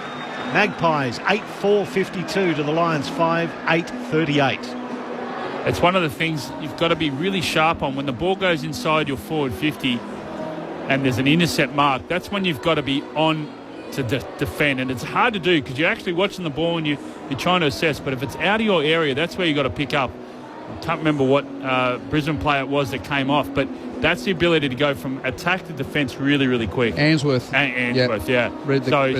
Sensational. And he was really pivotal last week as well when Western Bulldogs were trying to switch to play. So good defence. Jeff White with you. Thursday night footy on ABC Sport. 7.5 third term. Sold out. Gorgeous conditions. And, well, the script is there. The Lions are behind again. Collingwood's in front. 14 points the lead to the Magpies. Centre bounce time. Nick Dacos buffeted off it. Picked up by Neil of Brisbane. Hands it to Ashcroft. Will hands it to McInerney. Rush clearance to half forward. Half volley. Too good for Day. Intercepted by Quainer of Collingwood. Hands it to the wing. Hoping for his skipper. Moore's bumped off it by Bailey. Allows Fletcher to pick up. Hands it to Hipwood. Hand pass to Bailey. Monstered immediately as he got the ball by Quainer's tackle. No Pryor. Ball up. Ball up between wing and right half forward for Brisbane, who are attacking the western end in this third term. 14 points the lead to the Pies. And Jared Berry all over Nick Dacos like a cape. Let's see if he can stick there as the ruck contest slapped by McInerney towards the boundary line, and Pendlebury escorts it over in front of Lockneil. We'll get a throw in at right half forward for Brisbane. Trailing by 14 points. Once again, just Berry. Every time he can put a hand on Dacos at the moment, he's doing so. Throw in. McInerney gets to the drop of a short throw in. Slaps it forward. Neil versus Dacos. Neil couldn't quite pick it up. Ned Long did. Tackle as he got a handball away. It's at ground level. It's just hacked off the ground towards left half forward for the Pies. Picked up by Jack Payne. He puts it back to where it came from. Lockneil attacked the ball, got there in front of Darcy Cameron, took the mark, chips it to right half forward. Logan Morris, the youngster, looking to play on, does so from 60, kicks it towards a dangerous spot. Archie contest. Charlie Cameron Rose has a snap across the face, and it is out of bounds on the full. Lions trail by 14, 9.5 gone, third term, free kick Pies. Jack Crisp in the back pocket, kicks around the boundary. Howe takes the grab. Jeremy Howe taking a moment or two. 15th season in the AFL. He's 10th in the Pies stripes. He kicks long towards the wing, and Elliott flies to take a 200-game hanger. Got on the back of Leicester. A milestone moment for leaping Billy Elliott. That's all I wanted. I'm off now. You happy, Jeff? No, don't go home. Elliott kicks down the wing towards a pack at half forward. On the head of McStay, fisted away by Payne. Zorko Roves taken high, according to the crowd. Not the umpire. Mychek's tackle was okay. Ball over the boundary line. There's a fair bit going on in that boundary line as well. Once again, Harris Andrews involved. That's no surprise. Well, the crowd's missed, the PA's missed its cue. Oh. They're showing the replay of the Zorko tackle rather than the replay of Elliott's mark. Well, what's more attractive to the Brisbane crowd? You know what, they would have been playing at the MCG. Oh, yeah. And it wouldn't be Zorks being taken home. Now there's a free kick off the ball. It's going to go to Collingwood. There's your payback cue. It goes to Billy Frampton. Handball to Josh Dacos. Over to Pendlebury. 60 from goal at right half forward. He kicks it to the goal square. McStay got his way to the front. It was spoiled. Jasper Fletcher pulled off his kick. Picked up by Leicester. Tackled into the ground. He lets the ball loose. It's a free kick against Bobby Hill. So it will go to Leicester for an illegal tackle. He flares it to the right, goes to the goal square, finds Payne. Payne just keeps it inside of play as Jasper Fletcher marks, plays on to the lead of Sam Day. It's a lovely kick. Sam Day getting very involved tonight for the Lions.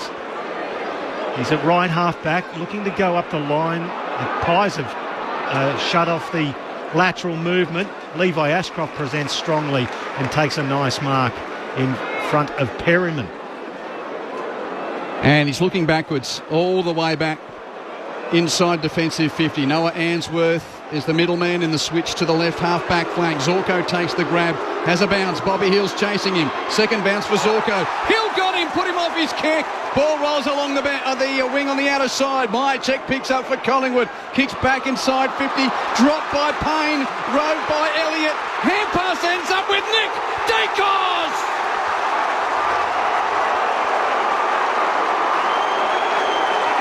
He runs into the open goal and returns Collingwood to a 20-point lead. His first of the night. Great chase from Bobby Hill to make it all possible. Collingwood 9-4-58 to Brisbane 5-8-38. So Berry's good with tagging when he's in close, but once that ball went forward and he had a sniff, Nick Dacos just took off. You just can't keep up with him.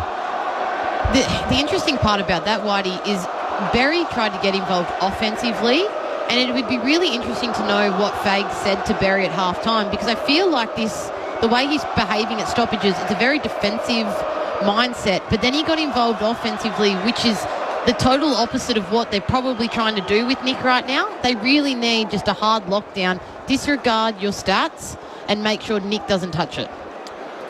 So once again, Berry stands beside Nick Dacos. He's got his hands all over him, but he just want to keep a hold of him. You can't control him forever. Ball bounces in the middle. Cox got it down into the path of side bottom, towed off the ground towards centre forward. Illegally dealt with side bottom. It'll be a free kick coming back just forward of the centre circles. It'll go against Will Ashcroft. This is where Brisbane's going to be really careful when Day's in there, because they're going so attacking because they know that they're going to win the tap out in the middle with Cox in there, Collingwood.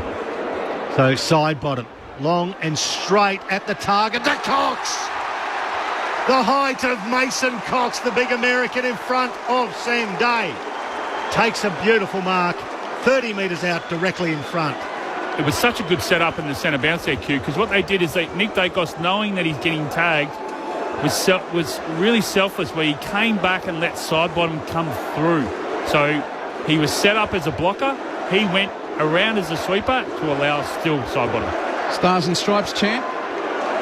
USA. I would have thought that would have been given a flick recent times, but never mind. Mason Cox comes in 30 metres out directly in front and misses to the right. The chant goes to the wayside. 59 plays 38, a game high 21 points. Lions bring it back in. Fletcher long inbound, turned it over. Quaynor in front of it, spoiled late by Dunkley. Rode though by side bottom, 70 out. Kick is good. Off the instep, Hoskin Elliott marks 50 from goal. Plays on, kicks to the opposite pocket. To Goey the target. Oh, Myercheck spoiled him in the contest. Play on, Brisbane. No. The umps found a free kick. And it's going to Noah Answorth. Oh, two Collingwood players spoiling each other there. And then there was high contact on Answorth, who gets the free kick for Brisbane. He kicks it to right half back. Leicester takes the mark on defensive 50. Kicks around the boundary line to Tunstall. Tunstall just the required 15. Takes the grab. Collingwood by 21 points 15 minutes third term, Thursday night footy on ABC Sport. Kick down the line to the wing. Maynard flies the pack to spoil, but out the back row by Morris. 70 from goal. Beautiful centering kick. Gathered on the half volley by Day. Hands to Bailey. Bailey's kick off the instep is a bad kick. Misses the goals and misses the second option of Archie, who was floating close. It's gone beyond them. Bounces over the boundary line for a throw-in. Zane Bojack. Yeah, both Lockie Neal and Dane Zorko have had some terse conversations with Chris Fagan, can I say. I don't think Fagan likes what he's seeing out there, but Zorks, he was very, very, aggressive in what he was trying to explain was going on out there. Throw in, taken there by Jared Berry. Handball to Levi Ashcroft to his brother Will on the arc of 50. Back to Wilmot. Under pressure. Wilmot launches it out of bounds on the full. And it's going to be a free kick to Collingwood. Goes to Harry Perryman, the former Giant, just beside the point post. Right back pocket for the Pies. They're leading by a game-high 21 points. He saunters away from that mark. Kicks it just short of centre wing on the outer side. Off hands, Nick Dacos gathers, shoots a beautiful handball out to McCreery. He launches a long one to half forward. Bobby Hill spoiled there by Answorth over the boundary line. Will be a throw-in. Good contest that. They're getting a lot of one-on-ones too, Collingwood, down the line. So the forwards are working for each other, not allowing the Brisbane defenders to zone off. Collingwood 1 goal 2 to Brisbane's 1 straight. 19 points was the lead at half-time. Currently 21 for the Pies, looking to make it 5 wins in a row after their opening round shellacking at the hands of the Giants. From the boundary throw-in, Nick Dacos again finds a way. Defensive side of that pack, hands it to his brother. Josh gives it on to Perryman. Off a step, swivels and kicks inside 50. Andrew spoils away from Mytek. Elliott Rose, he's already got the mark for the 200. And not the goal there as he kicks it across the face for a point. Gee, some wasted opportunities from Cox and Elliott. It could be out to 32 points as it is. It's 22 points with those 2 misses. 9-6-60 to 5-8-88. He's kicked 3 behinds, Jamie Elliott, as the Lions bring it back in. Jasper Fletcher now to right half back to James Tunstall. Takes it on the arc, plays on. It's a long kick, looking for Archie. Quainer. Oh, it's just spoiled there by his teammate in Perryman. He gathered. Handball to Lipinski. Quainer kept running and received. Kicks it inside 50. Elliott takes it 45 out, and the Pies fans rise as one. The man playing his 200th takes it 45 out, slight angle to the left. The second and third efforts tonight, Jamie, have been outstanding from Collingwood. I mean, Quainer was involved in that contest, and then on his bike, away he goes, gets a handball receive, and then they have the capacity and poise just to kick it inside forward 50. His 200th game, Jamie Elliott. 295 AFL goals. He launches this one.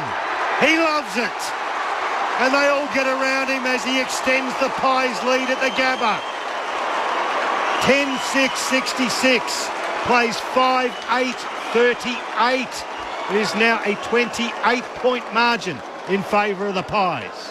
Great minds think alike, Whitey. You took the words right out of my mouth. But I'm just going to nail what I keep talking about. That inside 50 kick. They took the ability of Collingwood tonight to drop the ball into the pocket of space just to the left or the front of the forward and draw the forward up at it has been significantly better than Brisbane. Brisbane have a little bit opposite of dumping kicks at times, but Collingwood's ability to just drop the ball into that pocket of space that they identify, and the forward's really nimble and can move into that footy, has been absolutely fantastic. Jamie Stanton in the box, Zane Bojack on the boundary. And what about the Collingwood chant going up here at the Gabba? There's your testify how many people are here in black and white. The Lions fans, they are stunned at what they're seeing. 28 points, a new game-high lead. Why are you pointing? No. Something? No. Looking at the stoppage there. Darcy, Cameron and McInerney.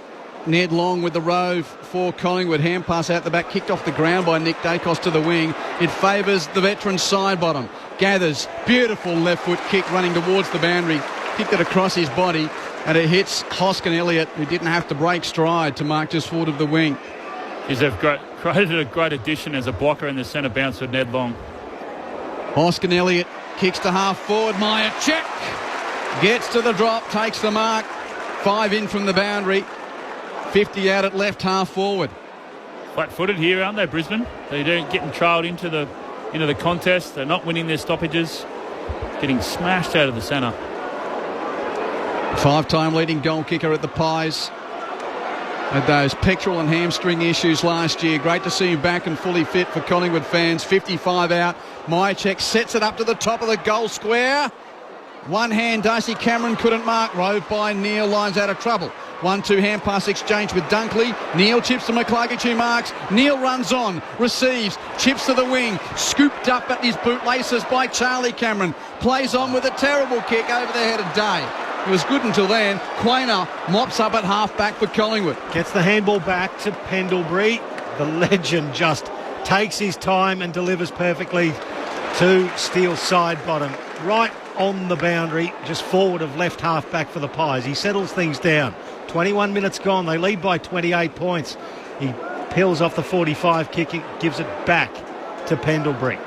Umpires of the 15 rule tonight, they've been a bit lax on that, I think. I think that was about 10 compared to 5. Compared to previous games. Pendlebury, the long left footer. Jasper Fletcher was going to launch at it, but was blocked out. And Myercheck, strong in front of the pack. He delivers a beautifully weighted kick to Will Hoskin-Elliott, who takes it just inside the arc at left half forward for the Pies. He's got this distance in him. The Brisbane defenders are all at sea at the moment. The long down the line on the wing here was Myercheck v Zorko. Where are the Lions' keys? What are they doing? Will Hoskin-Elliott will have to launch this from the arc of 50. He does. That is a magnificent kick. Will it make it? It hits the post.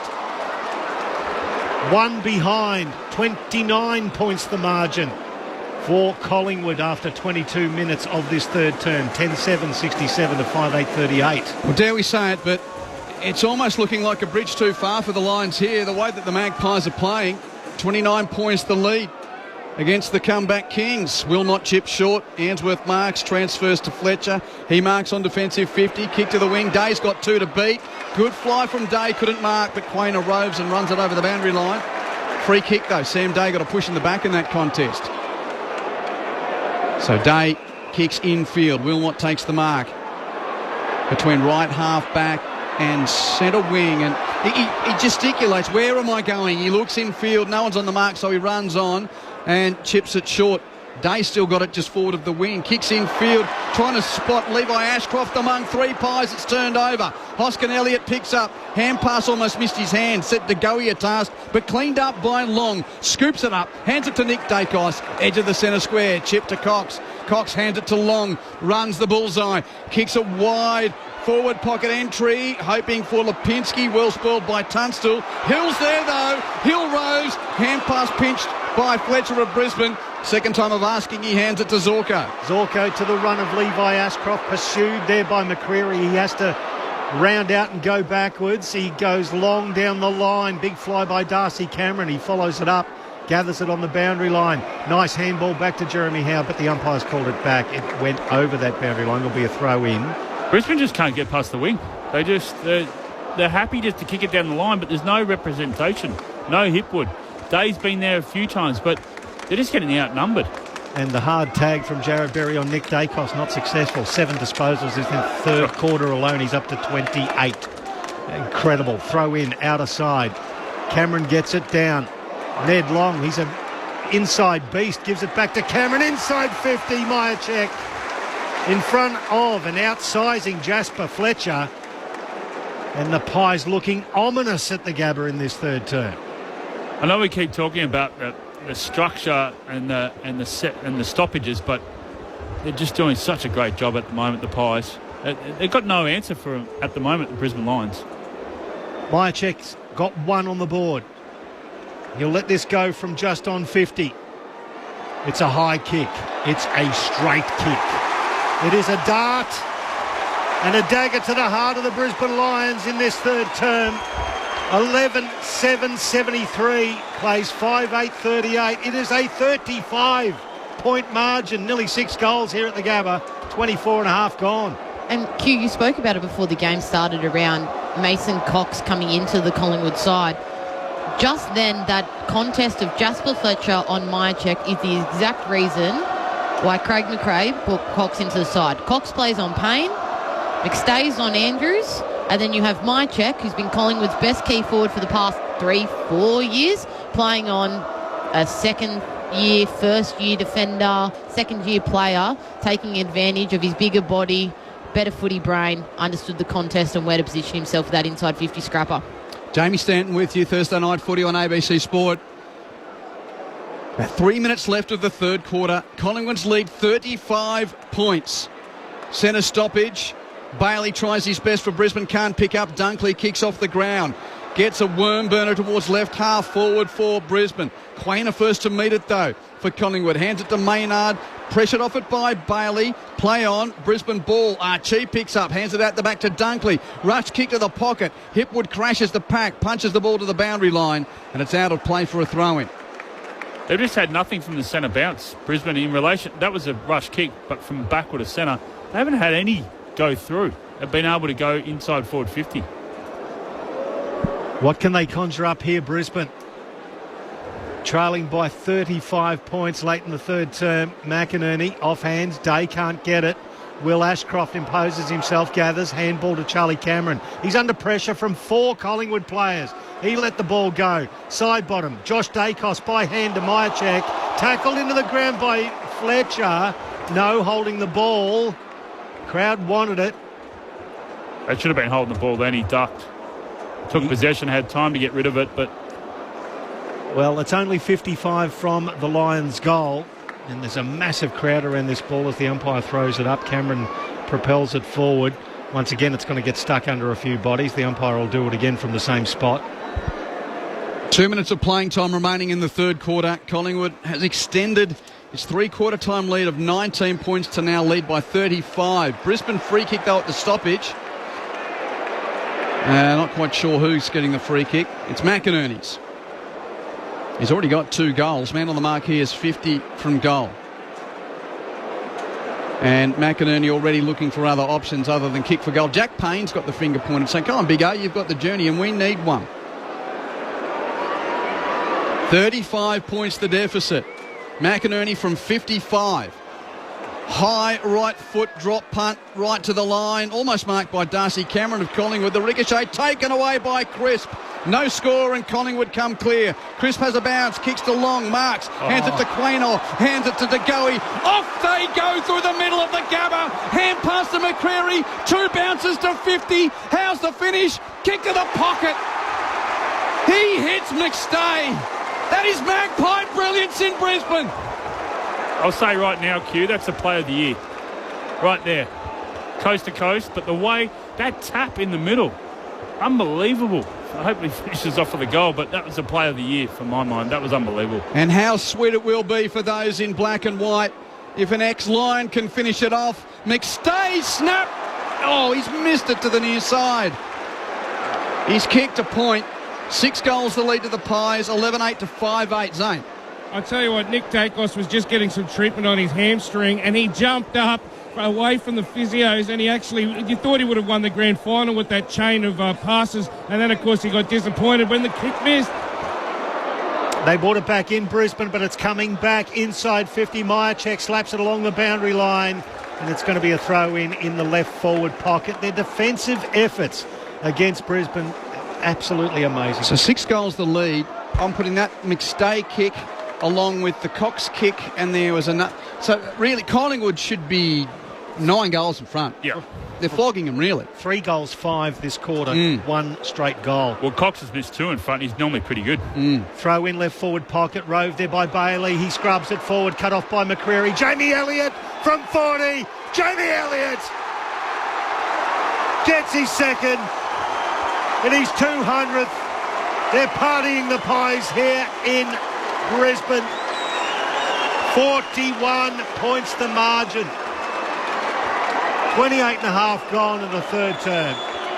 And there's no spark from Brisbane at the moment, is there? They look flat. There's no direction, no pointing, all going in their shell. It's Collingwood just dominating. Exactly what I was going to say, Whitey. It's so interesting to watch the stoppages at the moment. You've been speaking about it all night around how Brisbane have just not been able to get it.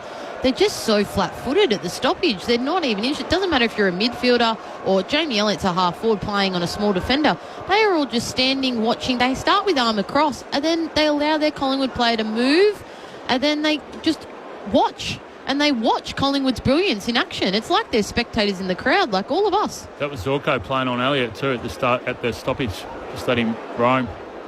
42 points the lead for Collingwood.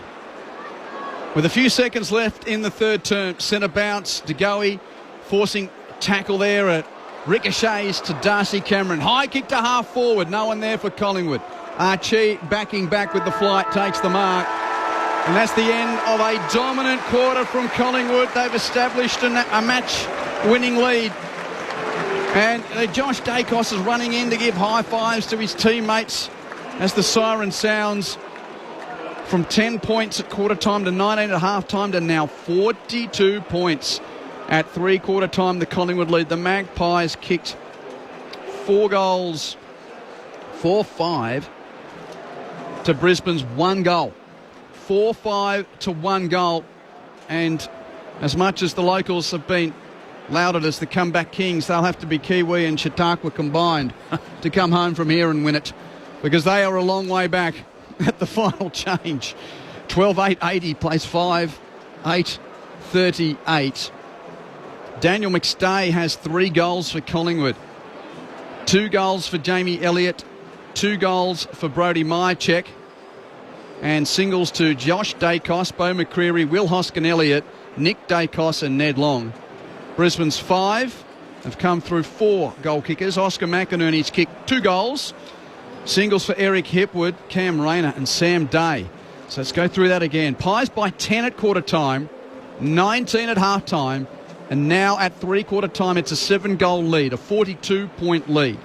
Collingwood 12-8-80 to Brisbane's 5-8-38. More to come from our experts, Jeff White and Jamie Stanton, in just a moment. Hope you're enjoying the start of the Easter weekend with Thursday Night Footy on ABC Sport. Get ABC AFL Daily Podcast with Premiership coach Paul Roos. Alongside Corbin Middlemass, Ben Cameron and Poppy Penny. ABC AFL Daily Podcast. It's your daily footy conversation. Find it on the ABC Listen app. This is the 2025 AFL Premiership season on ABC Sport. Now it's picked up by Bailey, close to the boundary. Back to Answorth by hand. Centering ball. Delightful. He hit Oscar McInerney. 20 metres out. Left forward pocket for Brisbane. They need this one, the Lions. McInerney comes in. It is a straight kick. He gets his second. And the lead is cut to 14 points. Zorko takes the grab. Has a bounce. Bobby Hill's chasing him. Second bounce for Zorko. Hill got him. Put him off his kick. Ball rolls along the wing on the outer side. Myercheck picks up for Collingwood. Kicks back inside 50. Dropped by Payne. Rode by Elliott. Hand pass ends up with Nick Dacos. He runs into the open goal and returns Collingwood to a 20-point lead. Handball on Lipinski. Quainer kept running and received. Kicks it inside 50. Elliott takes it 45 out and the Pies fans rise. His 200th game, Jamie Elliott. He launches this one. He loves it. And they all get around him as he extends the Pies lead at the Gabba. Myercheck's got one on the board. He'll let this go from just on 50. It's a high kick. It's a straight kick. It is a dart and a dagger to the heart of the Brisbane Lions in this third term. Throw in left forward pocket, rode there by Bailey. He scrubs it forward, cut off by McCreery. Jamie Elliott from 40. Jamie Elliott gets his second and his 200th. They're partying the Pies here in Brisbane. This is ABC Sports coverage of the AFL. On your radio. ABC Sport Digital. And on the ABC Listen app. Collingwood by 42 points at three-quarter time. Flies Pies too old, too slow after opening round. Well, they're on the brink of 5 wins in a row here and handing the reigning premier a hiding on their home deck. The Lions yet to taste defeat in this 2025 season. My name's Quentin Hull. You're hearing Thursday Night Footy through the national broadcaster ABC Sport. 12-8-80 leads 5-8-38 with half an hour to play. And as much as the Lions have been the kings of the comeback, boy, it'd be something special if they could do it from here. Just before our experts in the National Rugby League tight finish coming up in tonight's only game.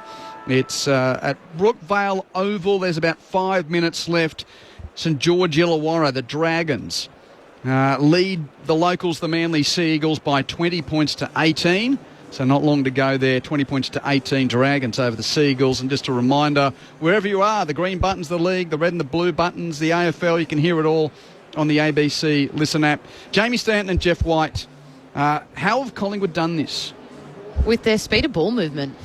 Collingwood like to move the ball quickly, whether that's them taking marks, they play on, or they move the ball quite quickly. They don't mind if they do it through the corridor, they don't mind if they do it on the wing, but it's all about how quickly they get the ball in and out of each other's hands. And it's allowed the Brisbane defenders, or not allowed, it's put the Brisbane defenders into like break mode, and they've pulled the handbrake up and sat still, and Collingwood have just gone straight through them. And Whitey spoke about the best player of the year, which McStay misses the goal in the end, but all based on really fast ball movement, and that's what they've done all night, whether that's by hand, by foot. The ball movement has been fast, effective, and really clean. Nothing has been dangerous. It's all been really clean, fast ball movement. And it doesn't allow, and when that ball is moving so fast, and it's actually off the line, so they're kicking laterally as well, Brisbane Lions defenders can't set, so they don't know whether it's going to go left, right, above, short. So they're put in two minds, and not only with Harris Andrews, say as an example on a 45, he's watching the ball, but then he's trying to communicate with his teammates to try and find where his defender is. So because of this movement that's happening forward to centre, it's just so hard to man up, and they're just doing such a great job. Their run from behind has been unbelievable, and they're 12 at three-quarter time in clearances. Yeah, it's so just unreal. Plus 10, I think, Whitey, 28 to 10, but the centre bounce clearances, well, it's only 11 to 7 in the end, plus 4 to Collingwood, but you're right, it's not just when they get the ball, it's how they use it. How they use it. Once they get out. Yeah. Final quarter underway, Michael Price. So it's Cameron for the Pies, who slaps it forward, is intercepted by the opposing ruckman in McInerney. Comes to the hands of Neil. Neil to Jared Berry. Handball now to the run of Kalachi. They get it to right half forward. It's over to Hipwood. On the right foot to the goal square. Rayner flies. There's a whistle on play. Umpire signals a free kick to Brisbane. Will go to the young Logan Morris, who was held. So he'll have a shot from about 10 metres out. Slight angle to the right. 30 seconds gone in the final term. They trail by 42 points. And they've dropped the tag on Dacos too. Well, why wouldn't you? He had about... It didn't stop him, did it? Didn't work. Logan Morris comes in. Has he missed that? No, the goal umpires, he's not sure whether it was a goal or not. The crowd behind the goal, predominantly Collingwood supporters. Well, he's missed that. He's missed that because I've seen the replay. He's missed it. He's setting up too. From about 10 metres out, and that gives you a pretty good indication of how it's gone tonight for the Brisbane Lions if he's missed that, young Logan Morris. Inside the post. I know we got to get it right, but why? Wow, it's pretty close, but you can see this. Yeah. It is a review and it is a behind. So the margin is reduced, but only to 41 points. A minute and a half gone. There's a minute of our life we'll never get back to. Inbound gets the left half back. Josh Dacos takes the mark. Jacos touched 21. Nikos has got 28 tonight. They're killing the Ashcrofts, that's for sure. Dacos Inc. Kick to the wing. And side bottom robes the pack. Gets the hand pass. There's another one. Nick with the kick to half forward. Cox can't pick up on the half volley. He's dragged off it. Battles on Big Mace. On hands and knees. He's sprawling arms and legs trying to get to the footy. Harris Andrews picks up a hand pass. He's tackled by McCreary. It's a ball up. But once again, they win the ball. It goes to ground on the wing, and they win front and centre. Ball thrown in the air. On attacking 50 for Collingwood. Neil Rose, the tap of Cameron. Hands it out the back to Fletcher. Clearance Brisbane. Fletcher's kick to the wing. Rayner has to fist in the flying pack with Howe and Moore near him. just an out of play. So let's do Ashcroft's versus Dacos's. What are we up to? 40 for Dacos Inc., 29 and 21. Ashcroft's 11 and 16 for 27. Get to Zane.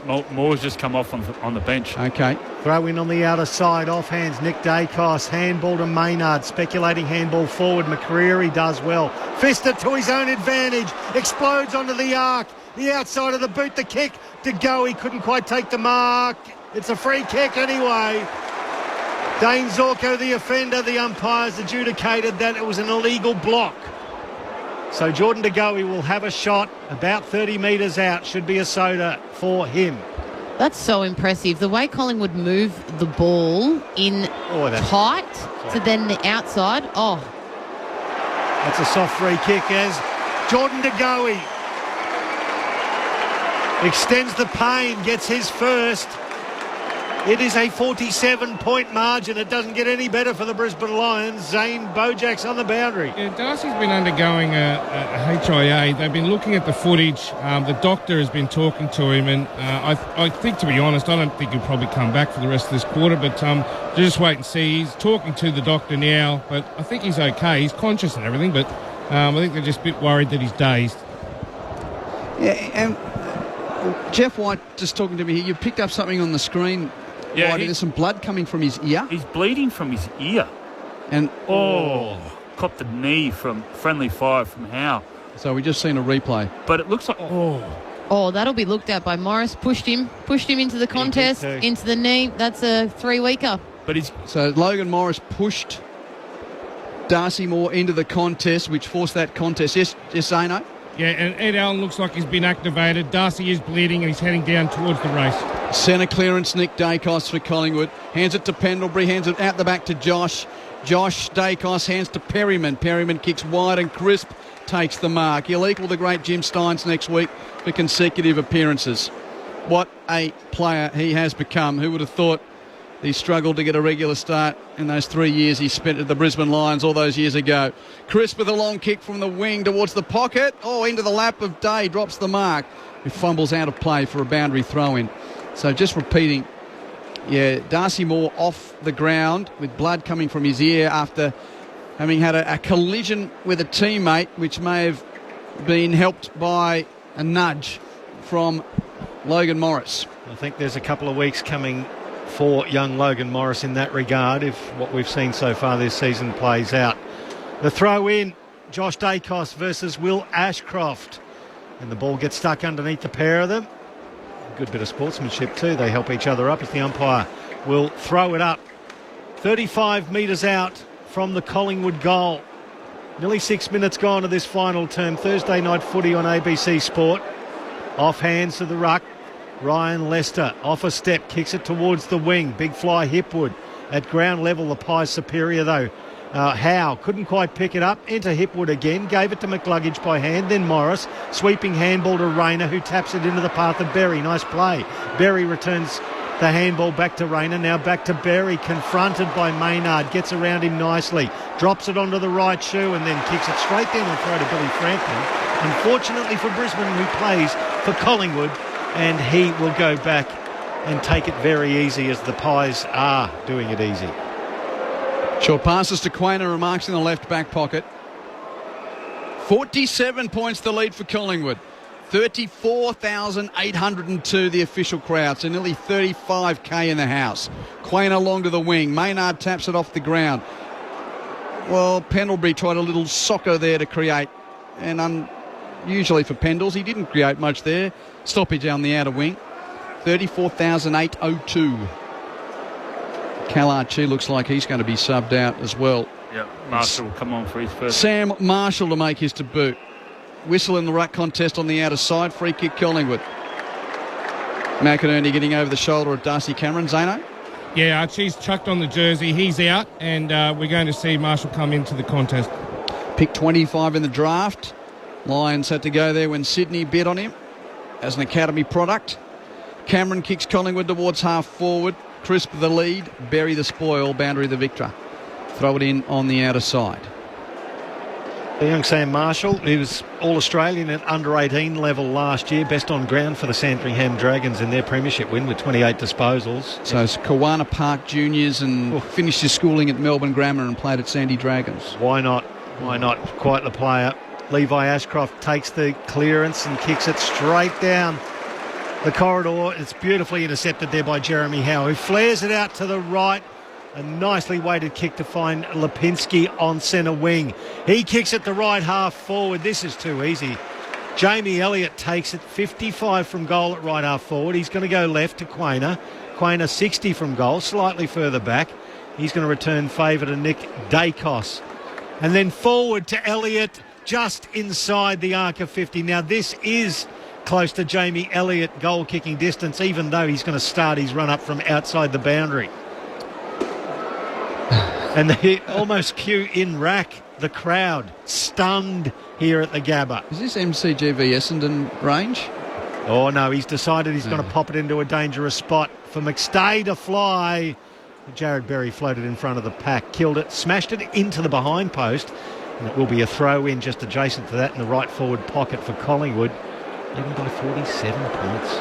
The Anzac Day meeting between Collingwood and Essendon will see the Pies march in with a 5-game win streak. Boundary throw in, clean possession, Darcy Cameron. Hand pass stolen by Ashcroft, taken high, free kick. Ned Long got high on which Ashcroft? That was the blonde of Will. Mind you, Levi's got the blonde too. They're in tight like that. I have absolutely all hopes that Levi Ashcroft gets 100% fit, but if he can keep wearing that shoulder strapping, that would help us all. It was like when I said to Brad Scott at the end of his career, just as well you wear your socks up. And then Chris, who wore his socks down all career, wore his socks up the last couple of years.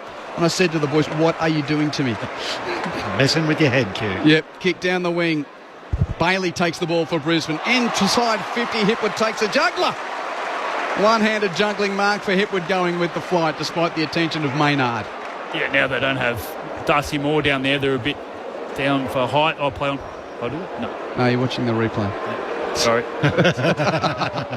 I didn't want to get in the way of you, Q. No, that's all right. Good discipline, Jet. Late in the game. Eric Hipwood, not quite the second half heroics of last week. He's kicked 1 goal tonight, 2 steps infield, left foot snap, good kick. Second for Eric, and the Lions kick their first goal since the 7-minute mark of the third term. It's come 10 minutes into the last, so half an hour or thereabouts without a goal. Collingwood's lead 41 at 13:8:86 to 6:9:45.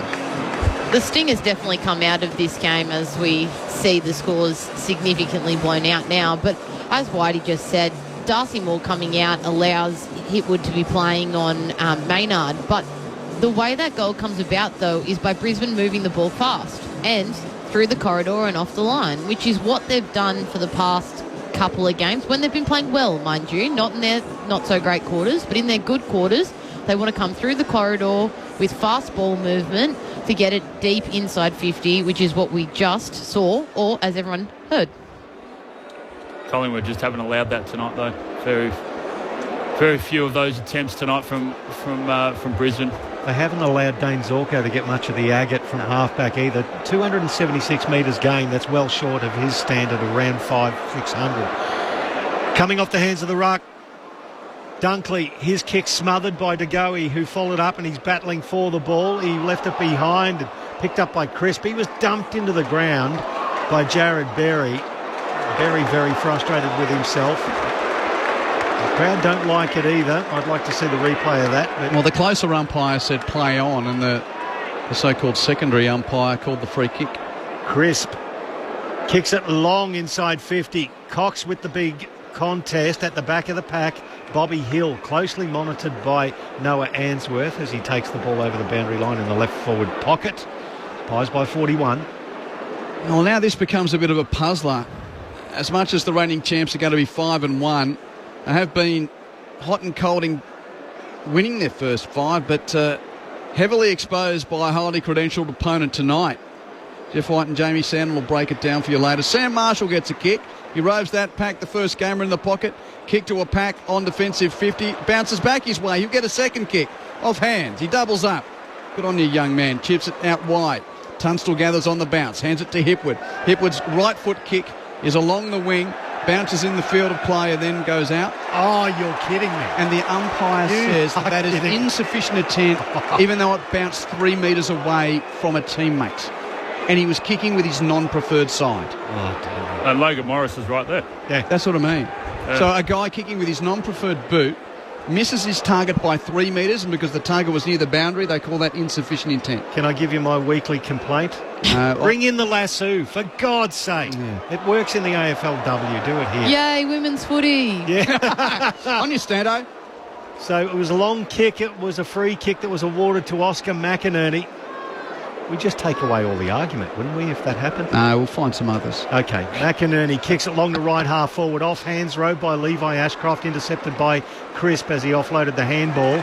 And Crisp, well, luck's a fortune. It was a tumbling kick and it landed into the breadbasket of McCreary.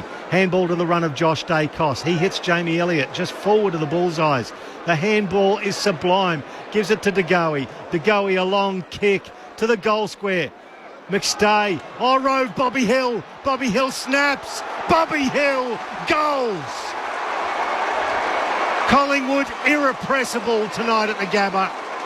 They have dealt the reigning premiers an absolute flogging. 14-8-92, plays 6-9-45. It's back to that game-high 47-point margin with 14 minutes gone to the final turn. They just haven't been outmarked. If it's on the wing, they bring it to ground or they mark it, the Collingwood forwards. If it goes inside forward 50, they either get a nice chip to the 40, 30 metres or... And the members have had enough. The reigning premiers at home on Holy Thursday, and their fans are leaving at the 14-minute mark of the final turn. Might be easier to get out of the Gabba for a change. Reigning premiers, 5-0, 15 minutes last quarter, and they're leaving. And the Collingwood fans are happily... Well, they'll be telling him that way to the exit. Catch it later on in the year.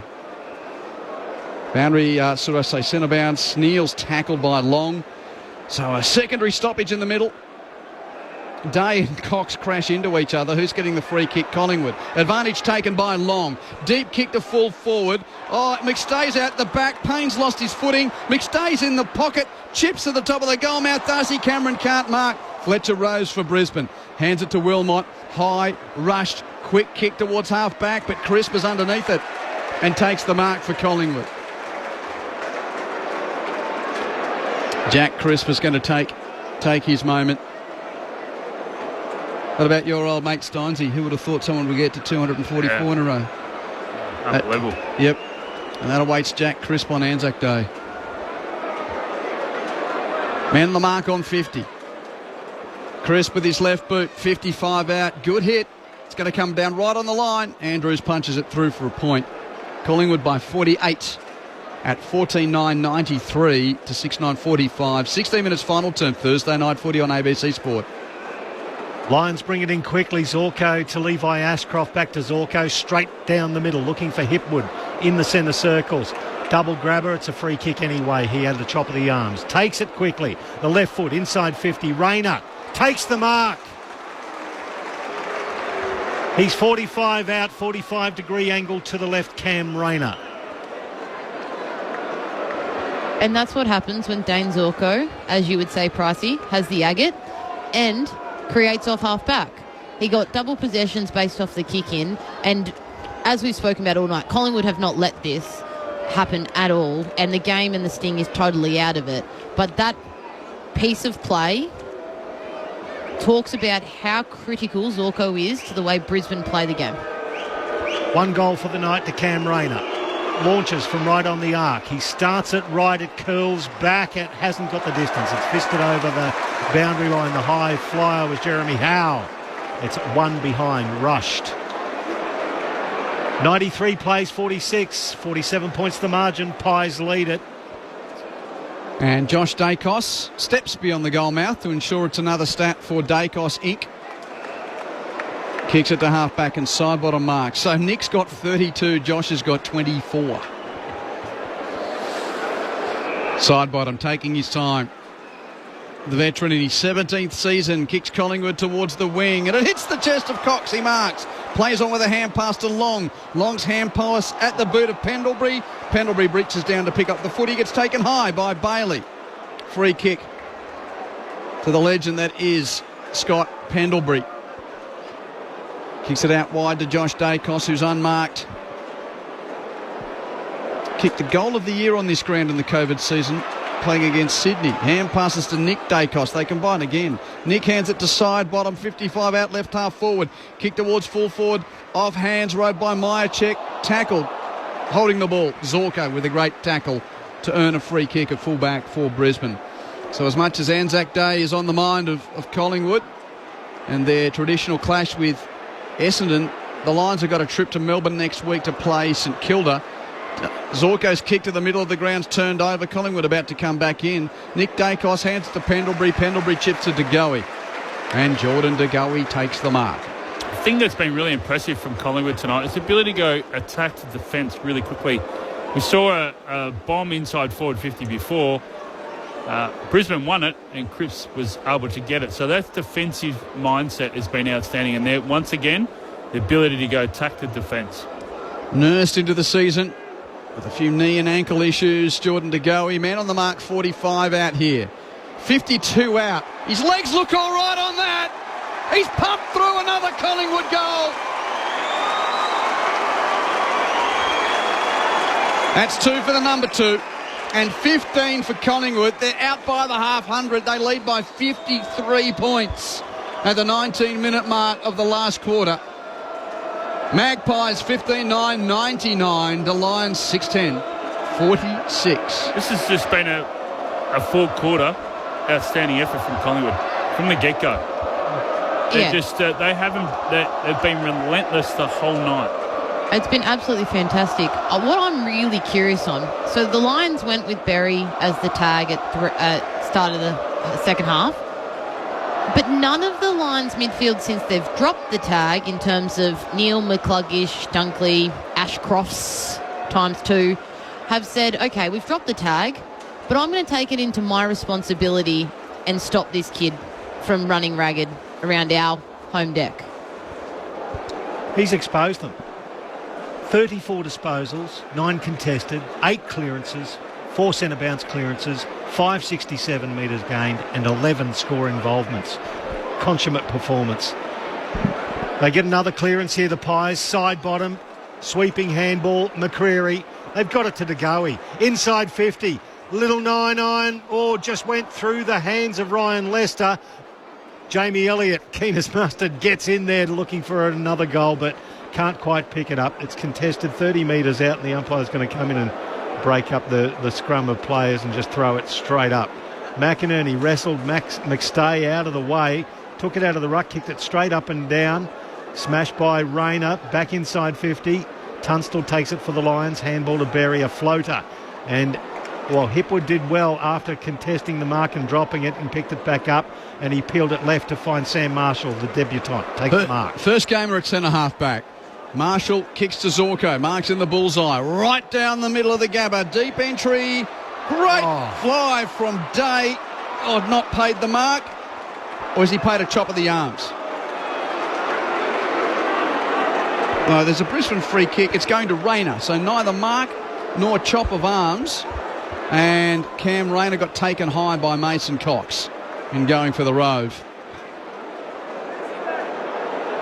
I think Sam Day's done his bit structure-wise tonight, hasn't he? He has. He's presented really well. He's done well when he's been in the ruck. He's competed really hard. I think that was probably holding the man against Cox on Rayner. Not much in it. 25 out straight in front for Cam Rayner. A couple of steps. Right foot kicks a good one. 2 goals for Cam Rayner. Just the 7th of the night for Brisbane. Margin back to 47 points at Collingwood, 15-9, 99 to Brisbane, 7-10, 52. Thursday night footy on ABC Sport. Jeff White and Jamie Stanton, your experts. Yeah, just transitional run. They went through the corridor, but just for Collingwood, this is a massive statement. Huge statement. Especially Premiers, the reigning Premiers home ground. Big crowd, Thursday night. And we'll discuss it further in the post-game, but As ever, the question early in the season, who have we learnt more about tonight? Who have we learnt more about tonight? If you've got a thought, 0437 774 774. An inevitable blip from a Brisbane team that's been lucky to get away with a few inconsistent performances, or is this a real flex from a team that won the comp only 2 years ago? I think that's a bit from column A and B, Q. Umpire bounces it in the middle of the Gabba. Off hands of McInerney. McCreery tracks the ball out to the wing, gives it now to side bottom, back to De Goey by hand. He floats one out just beyond centre wing on the outer side to Myercheck. He's looking back to the bench. He was having a chat as he holds the ball as well.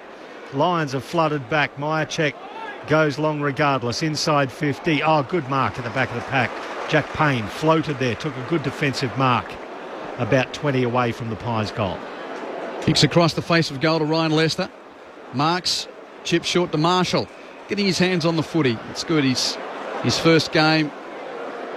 Probably going to end up as another of the midfield brigade here. His kick, those turned over.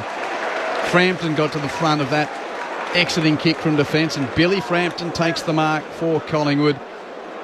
70 from goal at right half forward. Chips to the pocket. Lester flew for Brisbane. Couldn't mark. Brisbane ball out the back. Payne roves. Ham passes to Wilmot. Has a bounce through the goal mouth. Hoskin Elliott chasing. Took all of his 15. Ham pass to Andrews. Andrews chips to right half back. Dunkley takes the grab for Brisbane. Josh Dunkley coming up for possession 20. Infield on the 45 with the kick. Gathered down low by McInerney. Hands it to Berry. Hands it to Marshall. Marshall hands out the back to Answorth. He chips to the wing. Lester marks. Hands it to Marshall. He's everywhere, this young man. Kicks to Charlie Cameron in the pocket. Flew. Couldn't mark under the pressure of Maynard. Cameron, well, he scragged Maynard after that. Didn't give away the free kick. Collingwood win it anyway. And once again, it's Nick Dacos involved with a hand pass through Lipinski and Allen. And now to Long on the wing.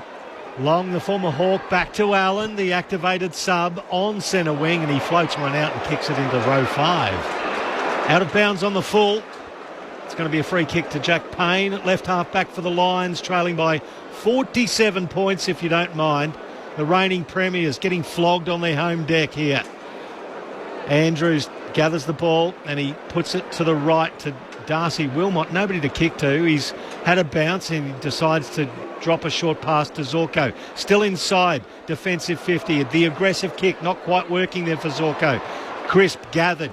Answorth, close attention, couldn't quite drag it in. Cox gathered it for the Pies to Josh Dacos. Back to Allen, he chips it forward to find Lipinski. Back on centre wing, Vulture Street side of the ground. They take their time and he's just signalling, I'm just going to hold it up for a second. Fourth year at the Pies for the ex-Bulldog. Chips it backward, another. That's a mark to Nick Dacos and a kick to Josh Dacos. A mark to Josh Dacos and a kick to Josh Dacos. Kicks it backwards. Maynard at centre half back. Takes the mark. Flares out wide to Howe. Oh, it's a haunting sound. Be it the G. Be it Docklands. Be it anywhere they play in black and white.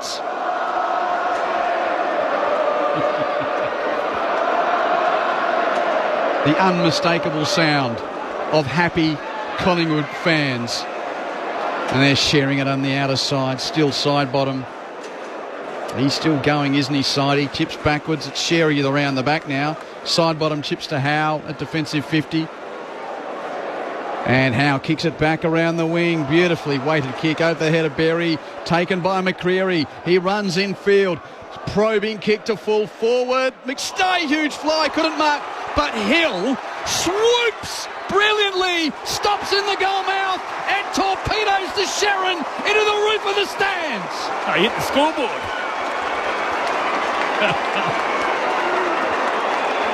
Bobby Hill took a moment just to make sure everyone realised I'm about to slam through my second goal. And you're right, Jeff, it would have hit the roof if it didn't hit the scoreboard. Yeah, it hit the flushed into the scoreboard. He was on his way to the roof. But McStay comes to the bench, but what a contest when he got up there. He's just rubbed his knee, hope he's all right. 16-9, 105 to 17-52. Pies by 53. Jumped Well, great contest, and then Bobby Hill just front and centre, read it perfectly. But where's his defender? Sorry for the people that are listening to us. There's not. Zorko's trailing him in, but he's 5 metres behind him. So Zorko wants to have an issue with Fags on the bench. He's got to get and actually do his job first and clean his backyard up defensively. Well, the Lions have dropped 15%. They were 120% before this game at the top of the ladder. They've dropped to 105.5% as we speak. That is an incredible fall. And we're back into the middle. The umpire's bounced it sideways, so he's going to come back. Throws it up now. Cox slaps it down next to McInerney, who picks it up, toes it forward. Spoiled by Maynard, aggressively gathered. Towed off the deck by Brisbane, but Isaac Quainer floated and took a nice defensive mark. He flares it out to the right to Maynard. Maynard to guess who? Have a listen to the crowd, the reaction of Nick Dacos taking a lazy chest mark at right half back. Disposal number 37, which is more than combined Ashcroft's.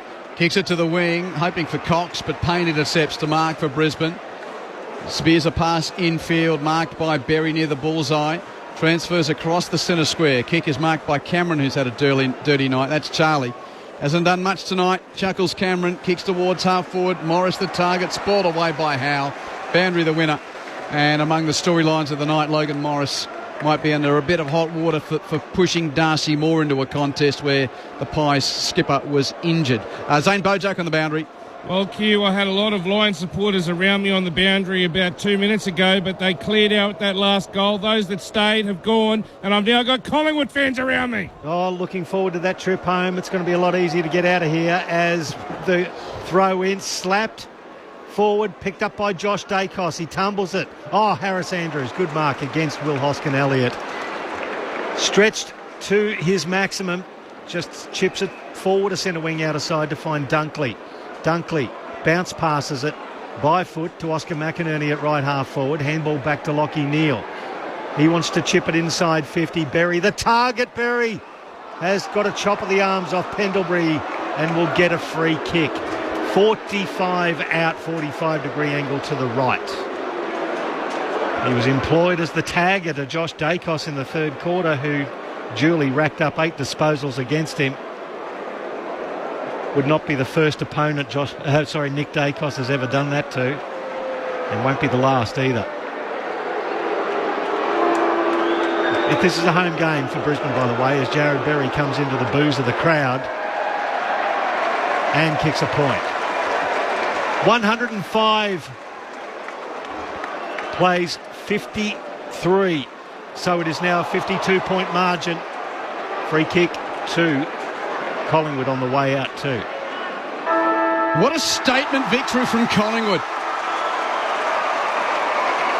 Anzac Day beckons, but oh how the echoes of the start of Easter round will reverberate around the competition. The Magpies have flogged the Premiers by 52 points.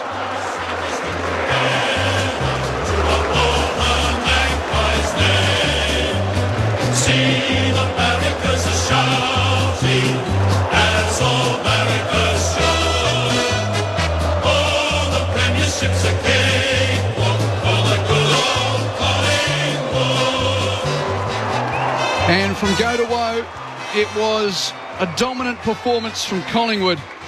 Brisbane saw the lead briefly in the first term, but that was it. Collingwood led by 10 points at quarter time, by 19 at half time, 42 points at three-quarter time, and in the end won the game by 52 points. Collingwood 16-9-105, Brisbane 7-11-53. The Magpies join the Lions with a 5-win, 1-loss record.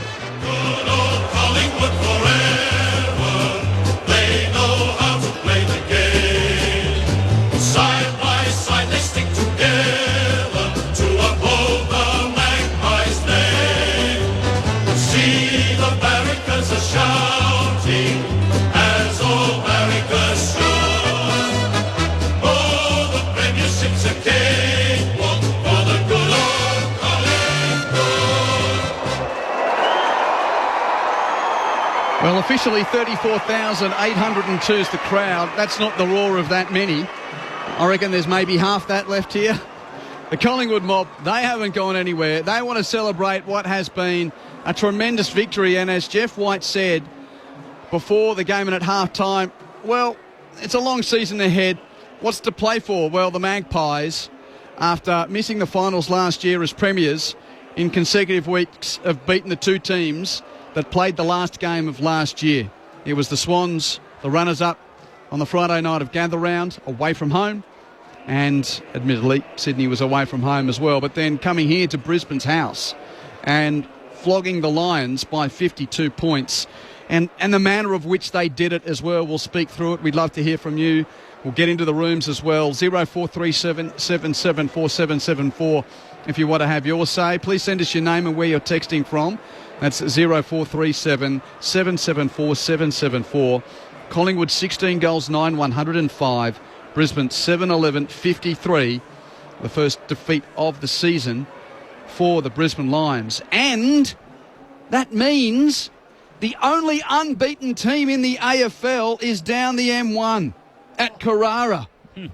Yes. Stanto, yes. A moment in the game. Go, boys. Gold Coast is the only undefeated team remaining. They're putting us on the map. Good work, boys. In season 2025. Okay, goal kickers for Collingwood.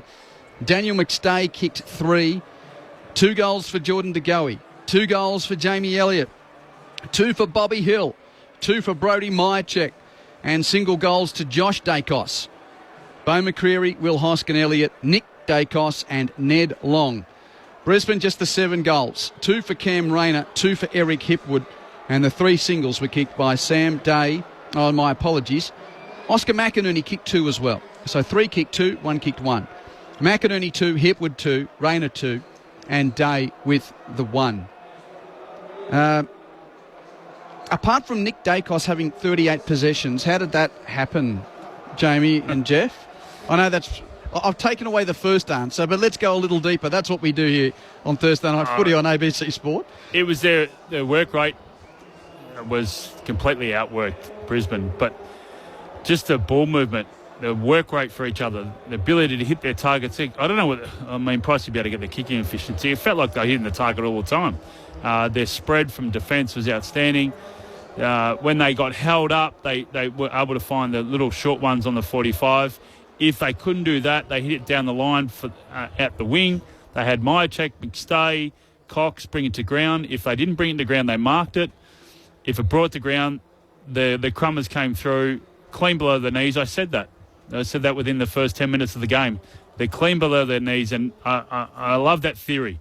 If the side's clean below their knees early in the game, they go on and win. And that's what they're able to do. Then their ability just to work for each other and change the angles, and it just didn't allow Brisbane to zone off. Our drivers on the romantic route in Bavaria are back with us. Tom and Jamie on the text have said, high-fiving a Collingwood win down the German Autobahn. Thanks for the call. Good on you, Tom and Jamie. 0437 774 774. Johnny Drama texts, I think tonight we've learnt who are the 2025 premiers. And FYI, I barrack for the Bombers. I hate the Pies, says Johnny. Well, Anzac Day, of course, coming up next week. Well, Brendan from Hobart, the Pies side might be better than the 2023 side with Lockie Schultz and Dan Houston to come back in. Yep, that's you consider that's a couple of really good outs, isn't it? A guy by the name of Tom Mitchell who's still getting his foot right. Yep. And yet to come back into consideration. So there's a few there that aren't going around for Collingwood. I'll see if Mick wants to address this during our shows over the weekend. I'm speaking of Mick Malthouse here. Pete texts, g'day, I wonder if Zorko would be playing next week if Mick Malthouse was coaching Brisbane. From Pete. That was after Zorks and Chris Fagan had a discussion, a heated discussion on the beach, on the bench. Pete says he's easing into Easter, into his shed on a beautiful Ballarat autumn evening. 0437 774 774. Brisbane has disappeared, and Collingwood is taking its time to celebrate with the fans here at the Gabba after a 52-point win in front of 34,802 fans. Oh. We're all a bit stunned, I think. And are you more stunned at how the Lions didn't come back or just how bloody good Collingwood were? Because they were brilliant. Sorry to interrupt you, Michael. I've just seen... Are we getting the Brisbane Bears playing strip next week? Oh, it could be 2 weeks' time? You are. Against the Suns, and I hope they wear their pink strip just to change it up a bit. That was the debate. Was it pink, was it coral, or was it salmon? Actually, I could. Yep, it's technically labelled coral. Oh, it is technically coral. Technically, under our new colour scheme, it is coral. And we're now into totally different realms here, and we're not analysing this game that we just saw. But coral, but pink by all of our listeners and viewers, and it's a lovely pink, but it's labelled coral. Yeah, and we will do the Pies are still out celebrating on the ground, so that's why we've got the moment to look at the big screen with a shot of... Is that a young Marcus Ashcroft in the Bears strip? That's Will. No, it's not. It's Will. Will Ashcroft's got the Bears strip, I think, and that's Sunday night in a couple of weeks' time, pre the Labor Day holiday in Brisbane, and that when they play the Suns. And it looks like they're going to be playing in the Brisbane. I wasn't aware that was happening. Me either. No, and a shocker. The old Brisbane Bears jumper. And we're not red hot shocker. It's not the V one. It's the BB one. Did you say VB or BB? No, BB. Oh, yeah, okay. Yeah. And a koala isn't a bear. Beware the bear. Unless you're an American, then they're Qantas bears. Yeah. And now Jamie Elliott gets lifted to the shoulders of Darcy Moore and Darcy Cameron. Couple of goals tonight for Jamie Elliott and a stereotypical high-flying mark. 200 games and counting for the man known as Billy.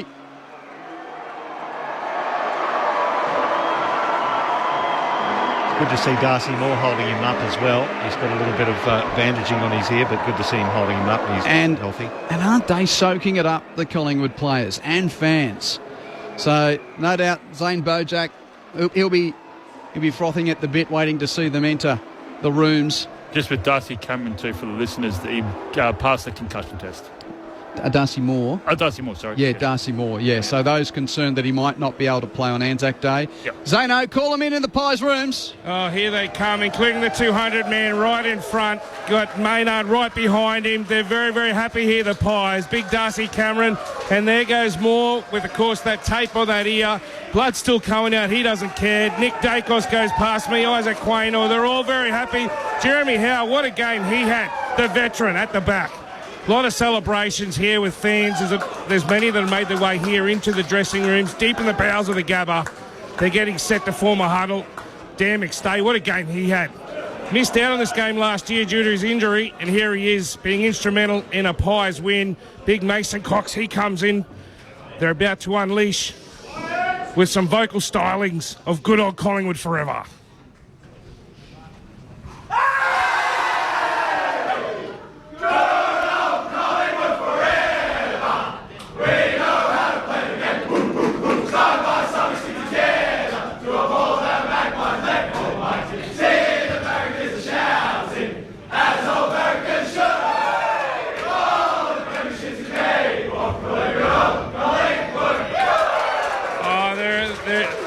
They are very happy.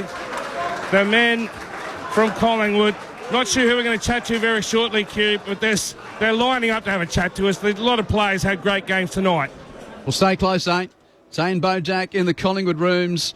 Magpies winners by 52 points at 16-9, 105 to 7-11, 53. Okay, what's going on in the other rooms right now? Jamie, Jeff. Yeah, Fags is probably having his debrief with them and discussing all of the statistics that I spoke about at halftime about the process and what they didn't do right and how the result doesn't matter because the statistics that we ask and want we didn't meet, so therefore move it to the side. We'll get to work this week. We'll get back to what we do best, but I think we'll discuss it a bit more later on. There's potentially a little bit more going on at Brisbane here than their record suggests, and sometimes when you win games, it papers over some cracks that are actually there, and potentially Collingwood have exposed those cracks at a fantastic time for Chris and his coaching staff to address now, and not at round 20, 21, 22, leading into a finals campaign potentially. Well, you and Whitey, the difference between, win-loss, but just the personal, and I say this in a football sense, but in a football sense, Brisbane, they're embarrassed tonight. This is their biggest home game of the season, and they got flogged. Yeah, but you're spot on, and you're both spot on. But I think that it's only a week. But yeah, I think the thing with Faith, can we call it anything else tonight? Yeah, they were just flat-footed. They look flat. They've come off a short break. They've played some. They've expended a lot of energy coming back from the games that they've played. You think about their game when they played against West Coast. It was so hot that day. So sometimes this sort of with the games can actually build up to this result. So I think the positive for the Brisbane, they needed this. They needed a bit of a reality check. They come back and had some really good wins, but this is a bit of a reality check, and they're going to get back to the drawing board and do their homework, You make a fantastic point, Whitey, in that regard of it is a reality check. Like you mentioned, though, it's probably not the right game that Brisbane wanted to have the reality check on. But what Fags will be preaching in the rooms now is this is what happens when we don't get it right. This is how bad it can be. And it'll actually check some of their egos too. And we'll discuss Nick Dacos to the cows come home and how fantastic he is. But I mentioned in the call of Dunkley, Neal, McCluggage, etc., they're all premiership players of last year, but none of them wanted to do the hard work on Dacos tonight. Not one of them said, I'm going to go do it. They then went to Berry. Berry tried his best, but Dacos was already up and flying, and still no one then after that put their hand up and said, all right, coach, put me in. They all sort of shied away from that. And I don't know if you could turn to an Ashcroft, in Will not Levi as a young one, but could you turn to Will, who wasn't having a great game, and say, hey, mate, we need you to put your ego aside and test something out for later in the year or whatnot. But I think your point's so valid, Whitey, in the fact that it's come at a great time for Brisbane. Brisbane needed this, and it's not going to be the end of the world for them. G'day to Vicky and Rob in Sydney. Wow, how good were the Pies? Thanks heaps for the coverage. Thank you. 0437 774 774 is the number. Fran's one of our great fans. She's a happy Pies supporter tonight. Great call and special comments. I believe some of our boys are not ready for the nursing home just yet. Go Pies. Thank you. Thank you, Fran. Phil, who's our man from Melbourne who's travelling in Indonesia, and Surabaya, says, what a cracker. So good, the Pies. Haven't heard that chanting Collingwood as intense as that for a while. We'll enjoy a couple of frothies tomorrow when I fly to Lombok. I'm back for Anzac Day at the G. There you go. ABC Listen App, take your footy around the world. Yeah. Phil from Melbourne in Surabaya in Indonesia. Joan from Geelong, Cat supporter, but love Collingwood, believe it or not. But come the next fortnight, I'll be supporting my mighty Cats all the way. Yes, it's Essendon on Anzac Day and then Geelong after that for Collingwood, while Brisbane has St Kilda at Docklands next week, before then the home Q clash against the Gold Coast Suns. Quentin Hull, Michael Price, Jamie Stanton and Jeff White with you Thursday night footy on ABC Sports. Zane Bojak's down in the Collingwood rooms. We'll be with him in just a moment, with Collingwood winning 16-9-105 to Brisbane 7-11-53.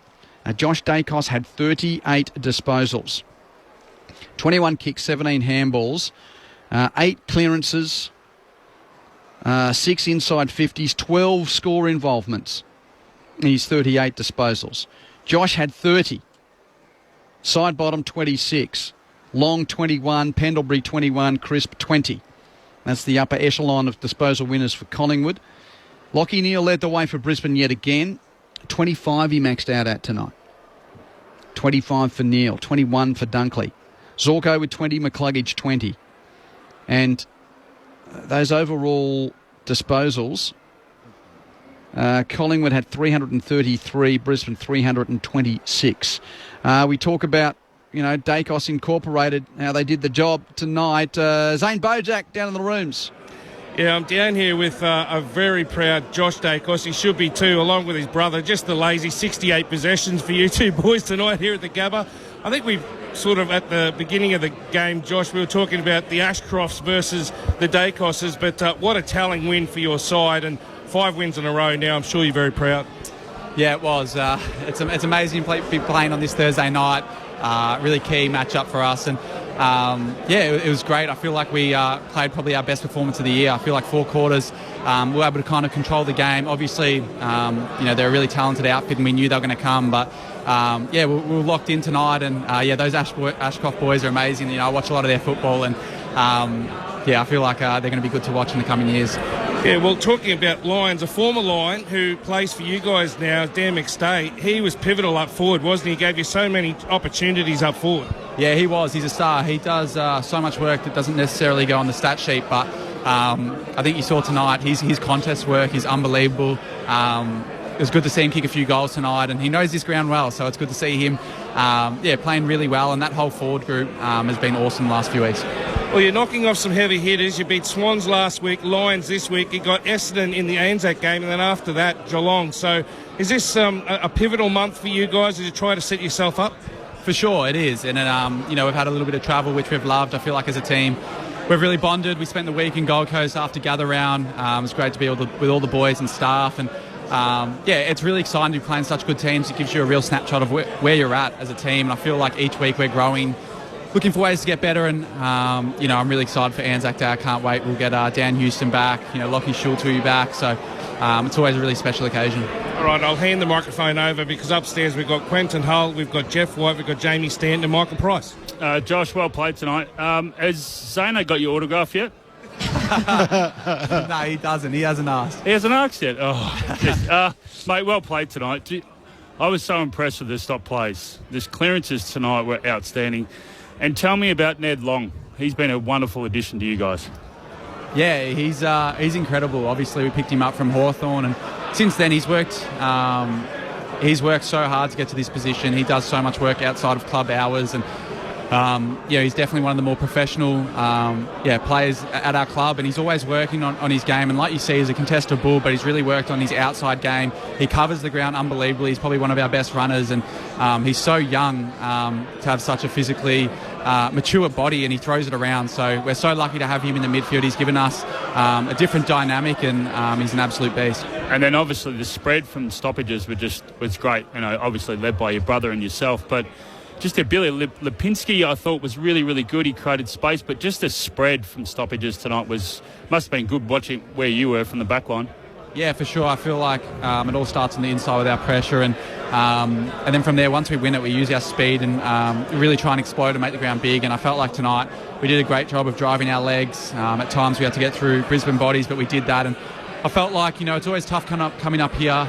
The conditions can get really slippery, really dewy, and I felt like we handled that so well. Knew when to just get it forward, or knew when to use our numbers.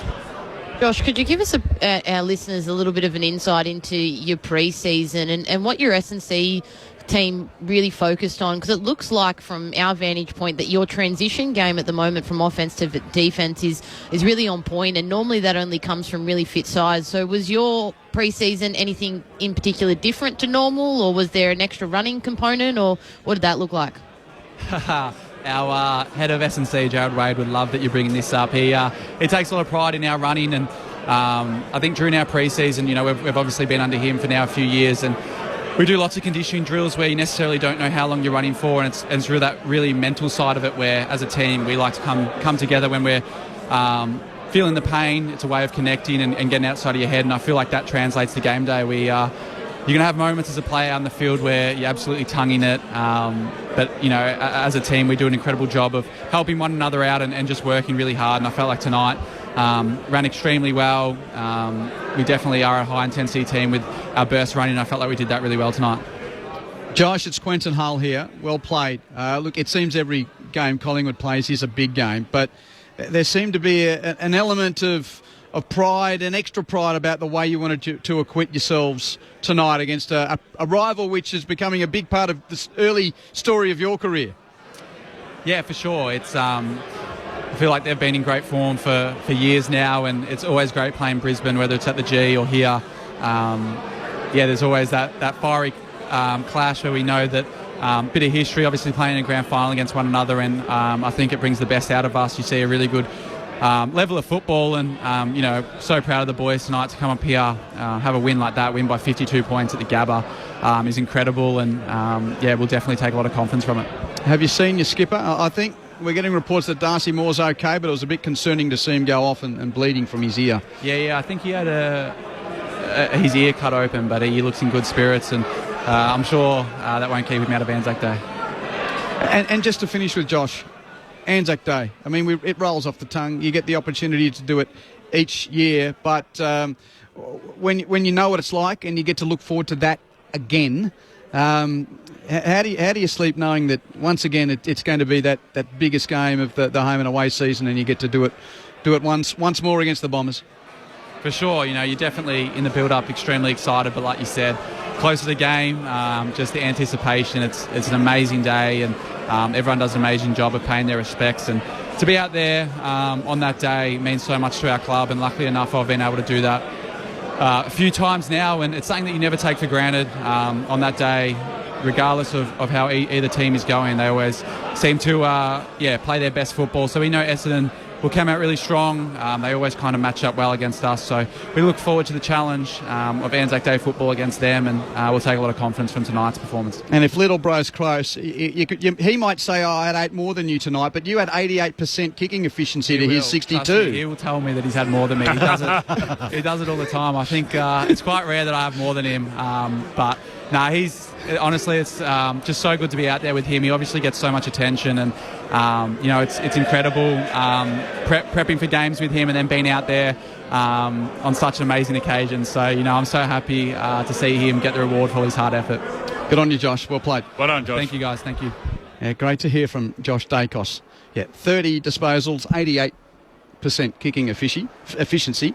His brother was only at 62% kicking efficiency. It just like that off the halfback, and then you add Dan Houston to that off the half-back line. They're the quarterbacks, and that's why I know Jamie spoke about Zorko, and Zorko's been a wonderful player. How important he is off the half-back.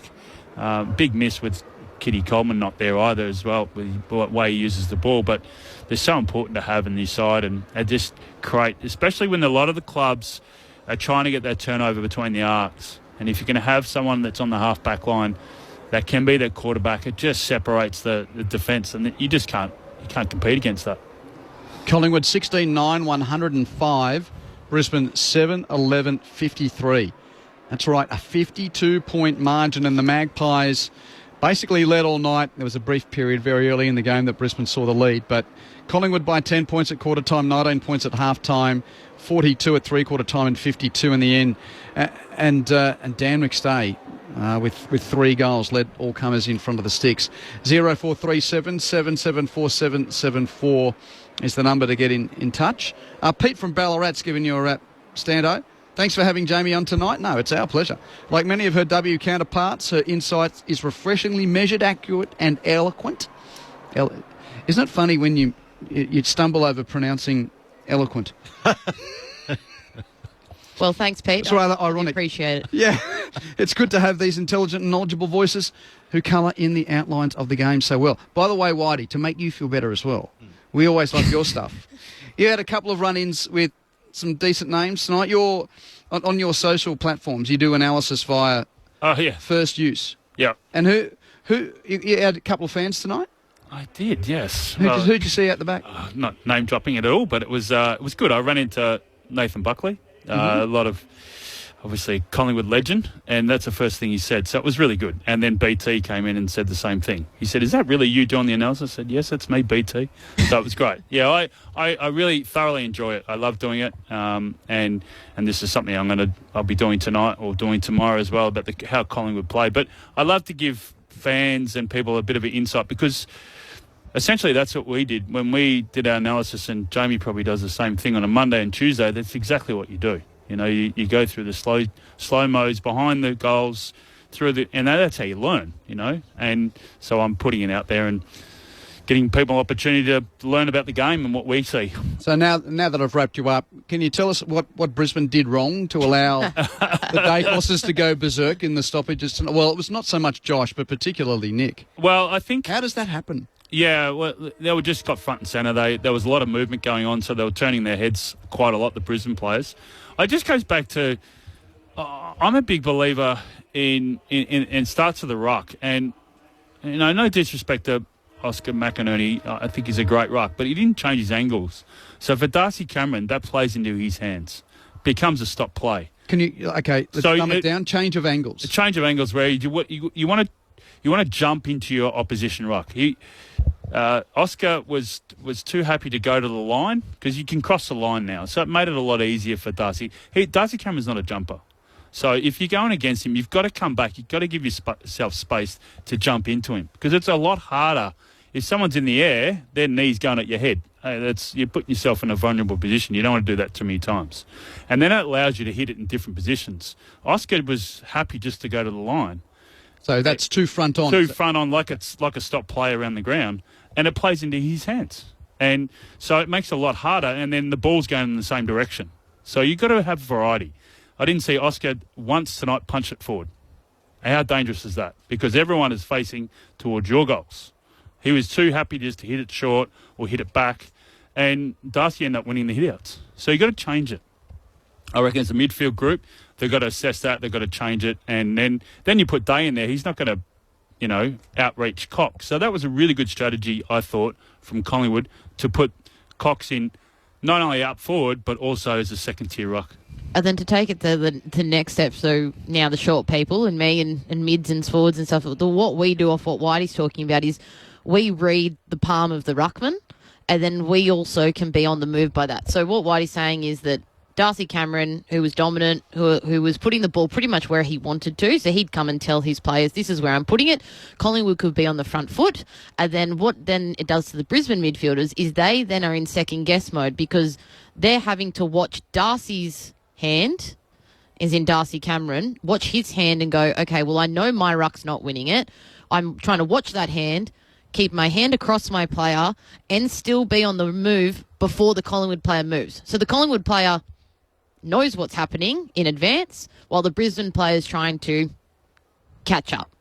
And what that does, and what we said in the call, they're standing still, not moving through the contest. Collingwood look really light on their feet, which is exactly what we were mentioning in the call, but this is the breakdown of it, is because the Brisbane players had to be second-guessing, where's the hand placement of Darcy Cameron, where's my player, where have they shifted to, and then that's where Nick Dacos and the rest of the midfield brigade got really on top, was because they didn't stand still and allow Brisbane just one arm across and watch Darcy's hand. They actually made them have to change their head and swivel their head to hand, body, ball, and then that's where you get that lacklustre midfield movement. And outside of Nick Dacos, you've still got Pendlebury with 21 possessions, side bottom with 26 possessions. Look at the clearance. So Pendlebury with 5 clearances. Noah Long had 5 clearances as well, and that's the other. Yep. You throw one more into that mix. That's right, and he's a big body, and that's why they use him as... Sorry, Ned Long. Yeah, and Ned that's Long. Why you use him as a blocker, because he's big, he's bulky. For Brisbane, you use someone like a Rayner, to get in there and bulky and protect the other receiver and the sweeper. But that's why I asked Josh when we spoke to him just earlier about their spread. And they worked so hard in their spread. So not only did they win at the source and the clearances, but their ability to spread made it so damaging, and Brisbane had no answers. We'll have a look at some of the teams for the rest of the weekend in just a moment, but we can get some audio from the Collingwood captain, Darcy Moore. He did speak post-game with Mitch Cleary from Channel 7, so let's hear what he's got to say about that injury that he picked up in the second half. Yeah, I just split a bit of my ear, cartilage open, so just had to go downstairs and get it stitched up, and because it was a bit of an awkward spot on my ear, it took a while to stitch up, so they just subbed me out, but I'm all good. I'm just got about 10 cotton swabs stuffed in this left ear, so I can't hear much. So no concussion, just an ear cartilage laceration for Darcy Moore, and he should be right to play. But what about Logan Morris? Do you reckon they'll still look at that? I reckon he's gone for a week. Even though the result is... He pushed him into... Thank God the result is great for Darcy Moore. Well, they made their stand, didn't they, the AFL on that, and with a 3-week suspension. So I reckon he's got at least one. Yeah, I haven't had a good look at the replay. It does. Well, I think I think the rule, if your arms are extended and that player does go forward, they're pretty hot on it. The big part they'll talk about is his eyes on the contest, and he knew he could see the contest, and that's what they spoke about, the difference between the Jimby one in pre-season versus the Richmond player, what's his name? I'm losing it. Who got suspended? It was the thank you. It's the Ryan difference. Mansell, yeah. Thank you. Difference between the eyes of Mansell could see the contest, so therefore he got suspended versus Jimmy didn't. Morris could see the contest with the arm extended, with that slight push. So I think maybe not 3, but at least he's looking at 1, I think. No bigger headline than the return of Noah Bolter for Richmond. So he has been named in the teams. And the reason why I wanted to bring that up now before looking at the teams for tomorrow, because we've got first-hand experience of how he went last week. I'm looking at Jeff White. So there was talk, yes, Noah Bolter played, what was it, the Richmond VFL team played the Australian Academy team. Yep, last Sunday. Okay, where did Noah Bolter line up? He started at full back. Where did Kalani White, son of Jeff White, line up? Started at full forward. Your boy played on Noah Bolter last week. Yeah, it was, look, I don't want to, I'm not in, with him getting selected or whatever, but last week it was, Kalani learned a lot from him, because Kalani can play also back or also on the ruck, but he learned a lot from Noah and his positioning in front of Kalani and how to zone off and how to play one-on-one and how to take the intercept mark. So Kalani had a wonderful experience against him, and he played really well, Noah. From all the external noises, he played exceptional well. So he's pleaded guilty to that assault charge, and will be, and the sentencing comes down middle of next week. It's on Tuesday, the 22nd. 22nd. Yeah, Tuesday. Long weekends, hard to know what day of the week it is. But yeah, so he has been named among all the noise. What did Kalani? What was it like when you're a kid and you get to play against a legitimate, premiership player and star? Yeah, well, it was his first experience playing against men. He's always played against his own age group, but what's the weight difference, you reckon? Yeah, huge. he had him in height though. But there was one Richmond player, who's 213 centimetres, that played. What's that in 7 the foot. old? 7 foot. And their second tier ruckman was 208 centimetres. Turn it up. So they took off him, and then on came a 208 centimetre ruck. That's what they had running around in the twos for the VFL at Richmond. Yeah, quite extraordinary. This guy was massive. Yep. Yeah, so that's certainly the talking point around the end of his club suspension, and now he's ready to turn up to take on the Gold Coast on Saturday night. So among the inclusions, the number 1 draft pick, Sam Lawler's back in for Richmond as well. But as far as tomorrow's games are concerned, the Good Friday appeal game at Docklands, which gets underway 3:20 local time in Melbourne tomorrow. George Wardlaw coming back in for North Melbourne, with Riley Hardiman dropped from the team. 3 changes for the Blues. Blake Acres comes in. Elijah Hollands for his first game, I think, of the season, isn't it? Yep. Yeah. And Lockie Young's into the team. Sam Doherty dropped. Harry Mackay out under the concussion protocols, and Brody Kemp with that Achilles injury. So, can I just say, with George Wardlaw, for the North supporters that are possibly listening, I saw him in the practice match last week. Speechless. So which practice game was this one? They played a little bit of a, because it was a bye for the VFL last week, but North Melbourne played against Collingwood. Dan Houston played, but George Wardlaw, oh my God. They played 6 15-minute quarters. Where was the game? At Arden Street. Okay. Yeah, and it was before Kalani was training afterwards. Yeah. But George Wardlaw was outstanding. Absolutely outstanding. So he's coming back in ripping form, and credit to the fitness staff at North. And the headline out of West Coast was always going to be about Oscar Allen. He's been left out. Needed a break, according to the Eagles, so he's been managed and left out. So Sandy Brock, Clay Hall and Bailey J. Williams dropped from the team that has a couple of big inclusions, with Tim Kelly coming back in after a week out of the senior team. Jeremy McGovern back in the team as well. Matt Flynn, who the former Giants ruckman from the Narrandera Eagles. Yeah, just looking at the Williams is out, so the ruck for ruck. Yeah, yep. And Elijah Hewitt as well. Now, for the Bombers, Peter Wright's going to play his first game of the season with Nick Bryan out with a knee injury. So they're the key changes for the 2 games. So it's a little after 4 o'clock in the West. That game starts tomorrow, so 7 o'clock East Coast time for West Coast versus Essendon. And then D's Dockers, MCG on Saturday, Tolstrup, Fullerton and Turner into the team. And what, Jeff? Van Rooyen dropped, Fritsch dropped, Henderson out as well. Yeah, big statements, and they're 3 forwards, but obviously particularly. You follow them closely. Fritsch and Van Rooyen. Is this justified or? They're most likely. Just banging the drum. Well, Fritsch obviously a premiership player. Van Rooyen, it'd be interesting to see what the attitude's like when they go back to Casey. Let's see what the attitude's like. As Melbourne fans and alike, you'd like to see them go back and just perform, get into a bit of form, bit of confidence, and see. But you can't place it on those two. In my opinion, the delivery from forward to centre has been extremely poor from Melbourne this year. So unfortunately, those two have been the ones that have been omitted from that. But admittedly, I think the delivery inside forward 50 has been really, really poor, and they've got to tidy that up. And that's what I want to watch.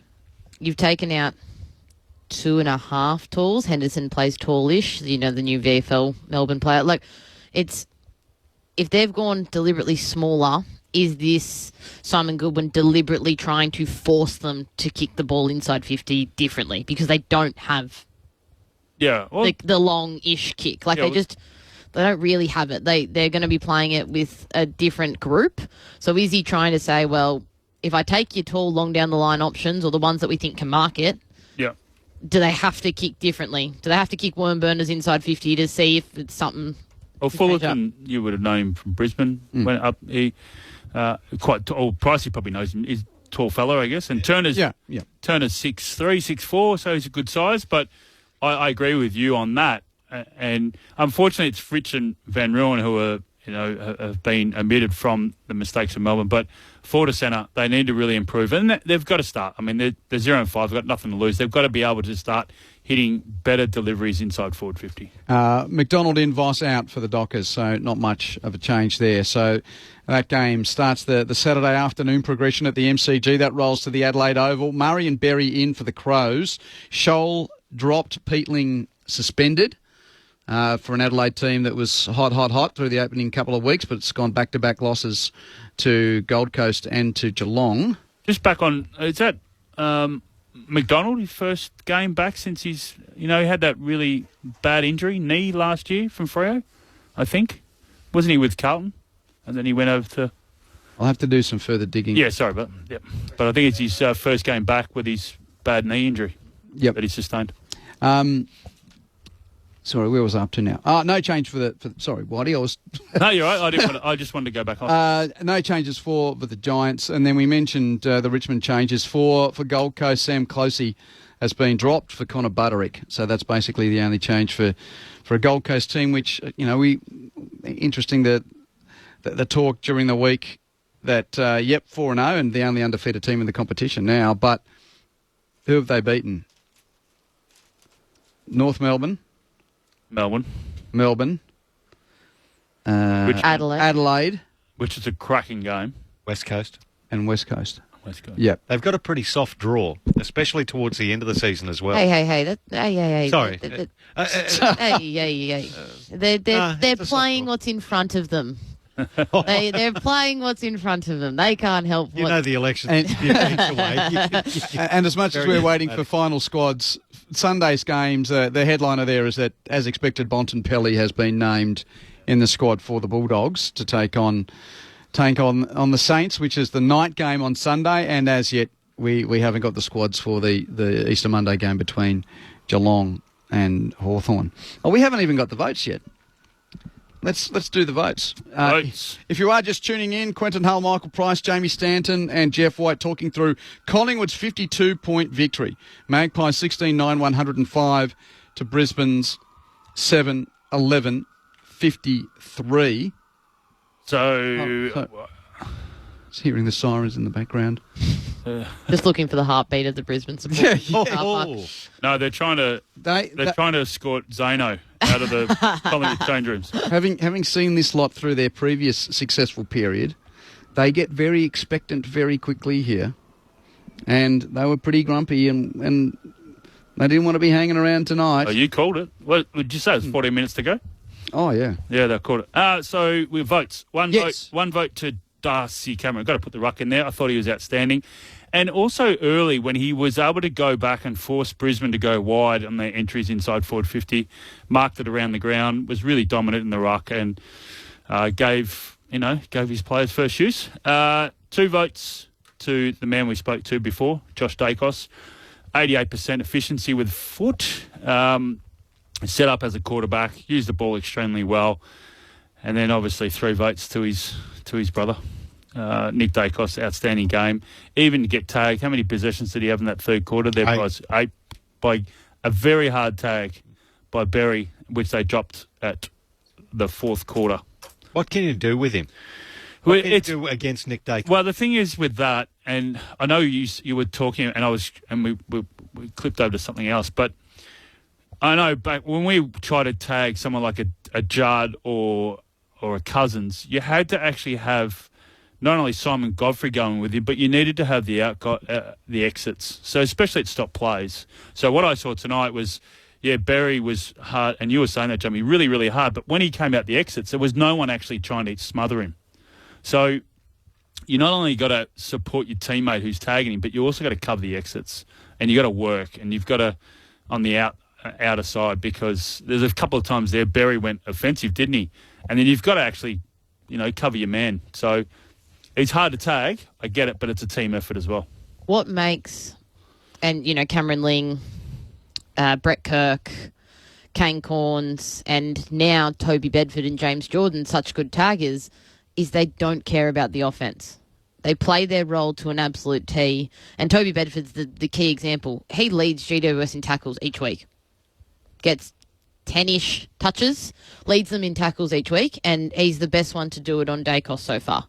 Yep. Because he does not care about the offense. He knows his role in the team is to play on the player that he's playing that week, and that's the best success that he's going to give his team the chance to win. And that's the part of the role that you have to understand, is that your job, you have to eliminate you in it, and you is about the team. I've got Whitey's tactics now going around in my head. If there's a dominant foot soldier, surely you need the other ruckman to belt it clear of the stoppage, old style. Yep. Yeah. That's another way. How do you stop it? Try and get the opposition rucker to bash it away from the centre square. You get the ball, because if you punch it forward, the ball is going, everyone is going your way. Mm-hmm. And that's where, tonight, Oscar didn't change that up. Look at Brisbane in the 01, 02, 03, how many times did Lee Matthews just say punch it forward? Clark Keating in finals. Punch it forward. Yep. And it's so offensive. And especially today with the 6-6-6. You get that. You want to have that forward momentum. You want to create that forward structure. Keep it in your forward half. That's what all sides trying to work on. And Oscar had the opportunity to do that tonight, and they just didn't change it up. That's why I believe, I'm probably going out of, but I think every club should have a stoppage coach. The midfielder has enough to do. But wouldn't you love to come in at quarter time and that stoppage coach has just looked at each stoppage play, gone, hang on a minute, we need to change this up. Oh, he's getting in the way, or the block, or the sweep of the. They need to hone into those areas because they're so important for the game. Crowd's cleared out, and now Craig McRae is he's walking across the ground and sort of thumbs upping people. He's walking into the press conference. So happy lad. He knows these climbs very well, Craig McRae. Haven't we been lucky? The neutral eye, just the storyteller in me. We've had a few results sort of tick over at the right time for the narrative of the season. You know, Collingwood now starting to get on a roll. Brisbane losers after having a great start to the season. Even, you know, the way that, you know, Port Adelaide reminded us, you know, and Hawthorn, the buzz team of the Hawks, got knocked over pretty comprehensively. This season is developing really, really nicely. We've got about a minute before we have to wrap it up. What's the juiciest game for the rest of the weekend for you? I'm going easy. It's Geelong Hawthorn for me. Yep. Now there's a rivalry. I'm going, and this is maybe a little bit off the edge, I'm going North Carlton. If North knock off Carlton, that's a big story for Carlton and a big story for North. Big story for Michael Voss too. If Carlton knock off North the way that North have been going in the past couple of weeks, it's a big story for Clarko. And seriously, you throw, with no disrespect to the others, but Sydney and Port's got currency from the prelim last year. Dogs, Saints. What about Adelaide Giants? Yeah. That's a cracker at Adelaide Oval. And Adelaide's come off two losses, and they're a good side. Thank you, team. Stay safe over the rest of the weekend. Thanks for everyone here for the broadcast at the Gabba, to Jonesy back in the studio, and for your company. Here's how Holy Thursday played out. Now it's picked up by Bailey, close to the boundary. Back to Answorth by hand. Centering ball. Delightful. He hit Oscar McInerney. 20 metres out. Left forward pocket for Brisbane. They need this one, the Lions. McInerney comes in. It is a straight kick. He gets his second. And the lead is cut to 14 points. Zorko takes the grab. Has a bounce. Bobby Hill's chasing him. Second bounce for Zorko. Hill got him. Put him off his kick. Ball rolls along the wing on the outer side. Myercheck picks up for Collingwood. Kicks back inside 50. Dropped by Payne. Rode by Elliott. Hand pass ends up with Nick Dacos. He runs into the open goal and returns Collingwood to a 20-point lead. Handball on Lipinski. Quainer kept running and received. Kicks it inside 50. Elliott takes it 45 out, and the Pies fans rise. His 200th game, Jamie Elliott. He launches this one. He loves it. And they all get around him as he extends the Pies lead at the Gabba. Myercheck's got one on the board. He'll let this go from just on 50. It's a high kick. It's a straight kick. It is a dart and a dagger to the heart of the Brisbane Lions in this third term. Throw in left forward pocket, roved there by Bailey. He scrubs it forward, cut off by McCreary. Jamie Elliott from 40. Jamie Elliott gets his second and his 200th. They're partying the Pies here in Brisbane. De Goey, a long kick to the goal square. McStay, road, Bobby Hill. Bobby Hill snaps. Bobby Hill goals. Collingwood irrepressible tonight at the Gabba. They have dealt the reigning premiers an absolute flogging. Nursed into the season with a few knee and ankle issues. Jordan De Goey, man on the mark, 45 out here. 52 out. His legs look all right on that. He's pumped through another Collingwood goal. And Howe kicks it back around the wing. Beautifully weighted kick over the head of Berry. Taken by McCreary. He runs infield. Probing kick to full forward. McStay, huge fly, couldn't mark. But Hill swoops brilliantly. Stops in the goal mouth and torpedoes the Sharon into the roof of the stand. What a statement victory from Collingwood. Anzac Day beckons. But oh, how the echoes of the start of Easter round will reverberate around the competition. The Magpies have flogged the Premiers by 52 points.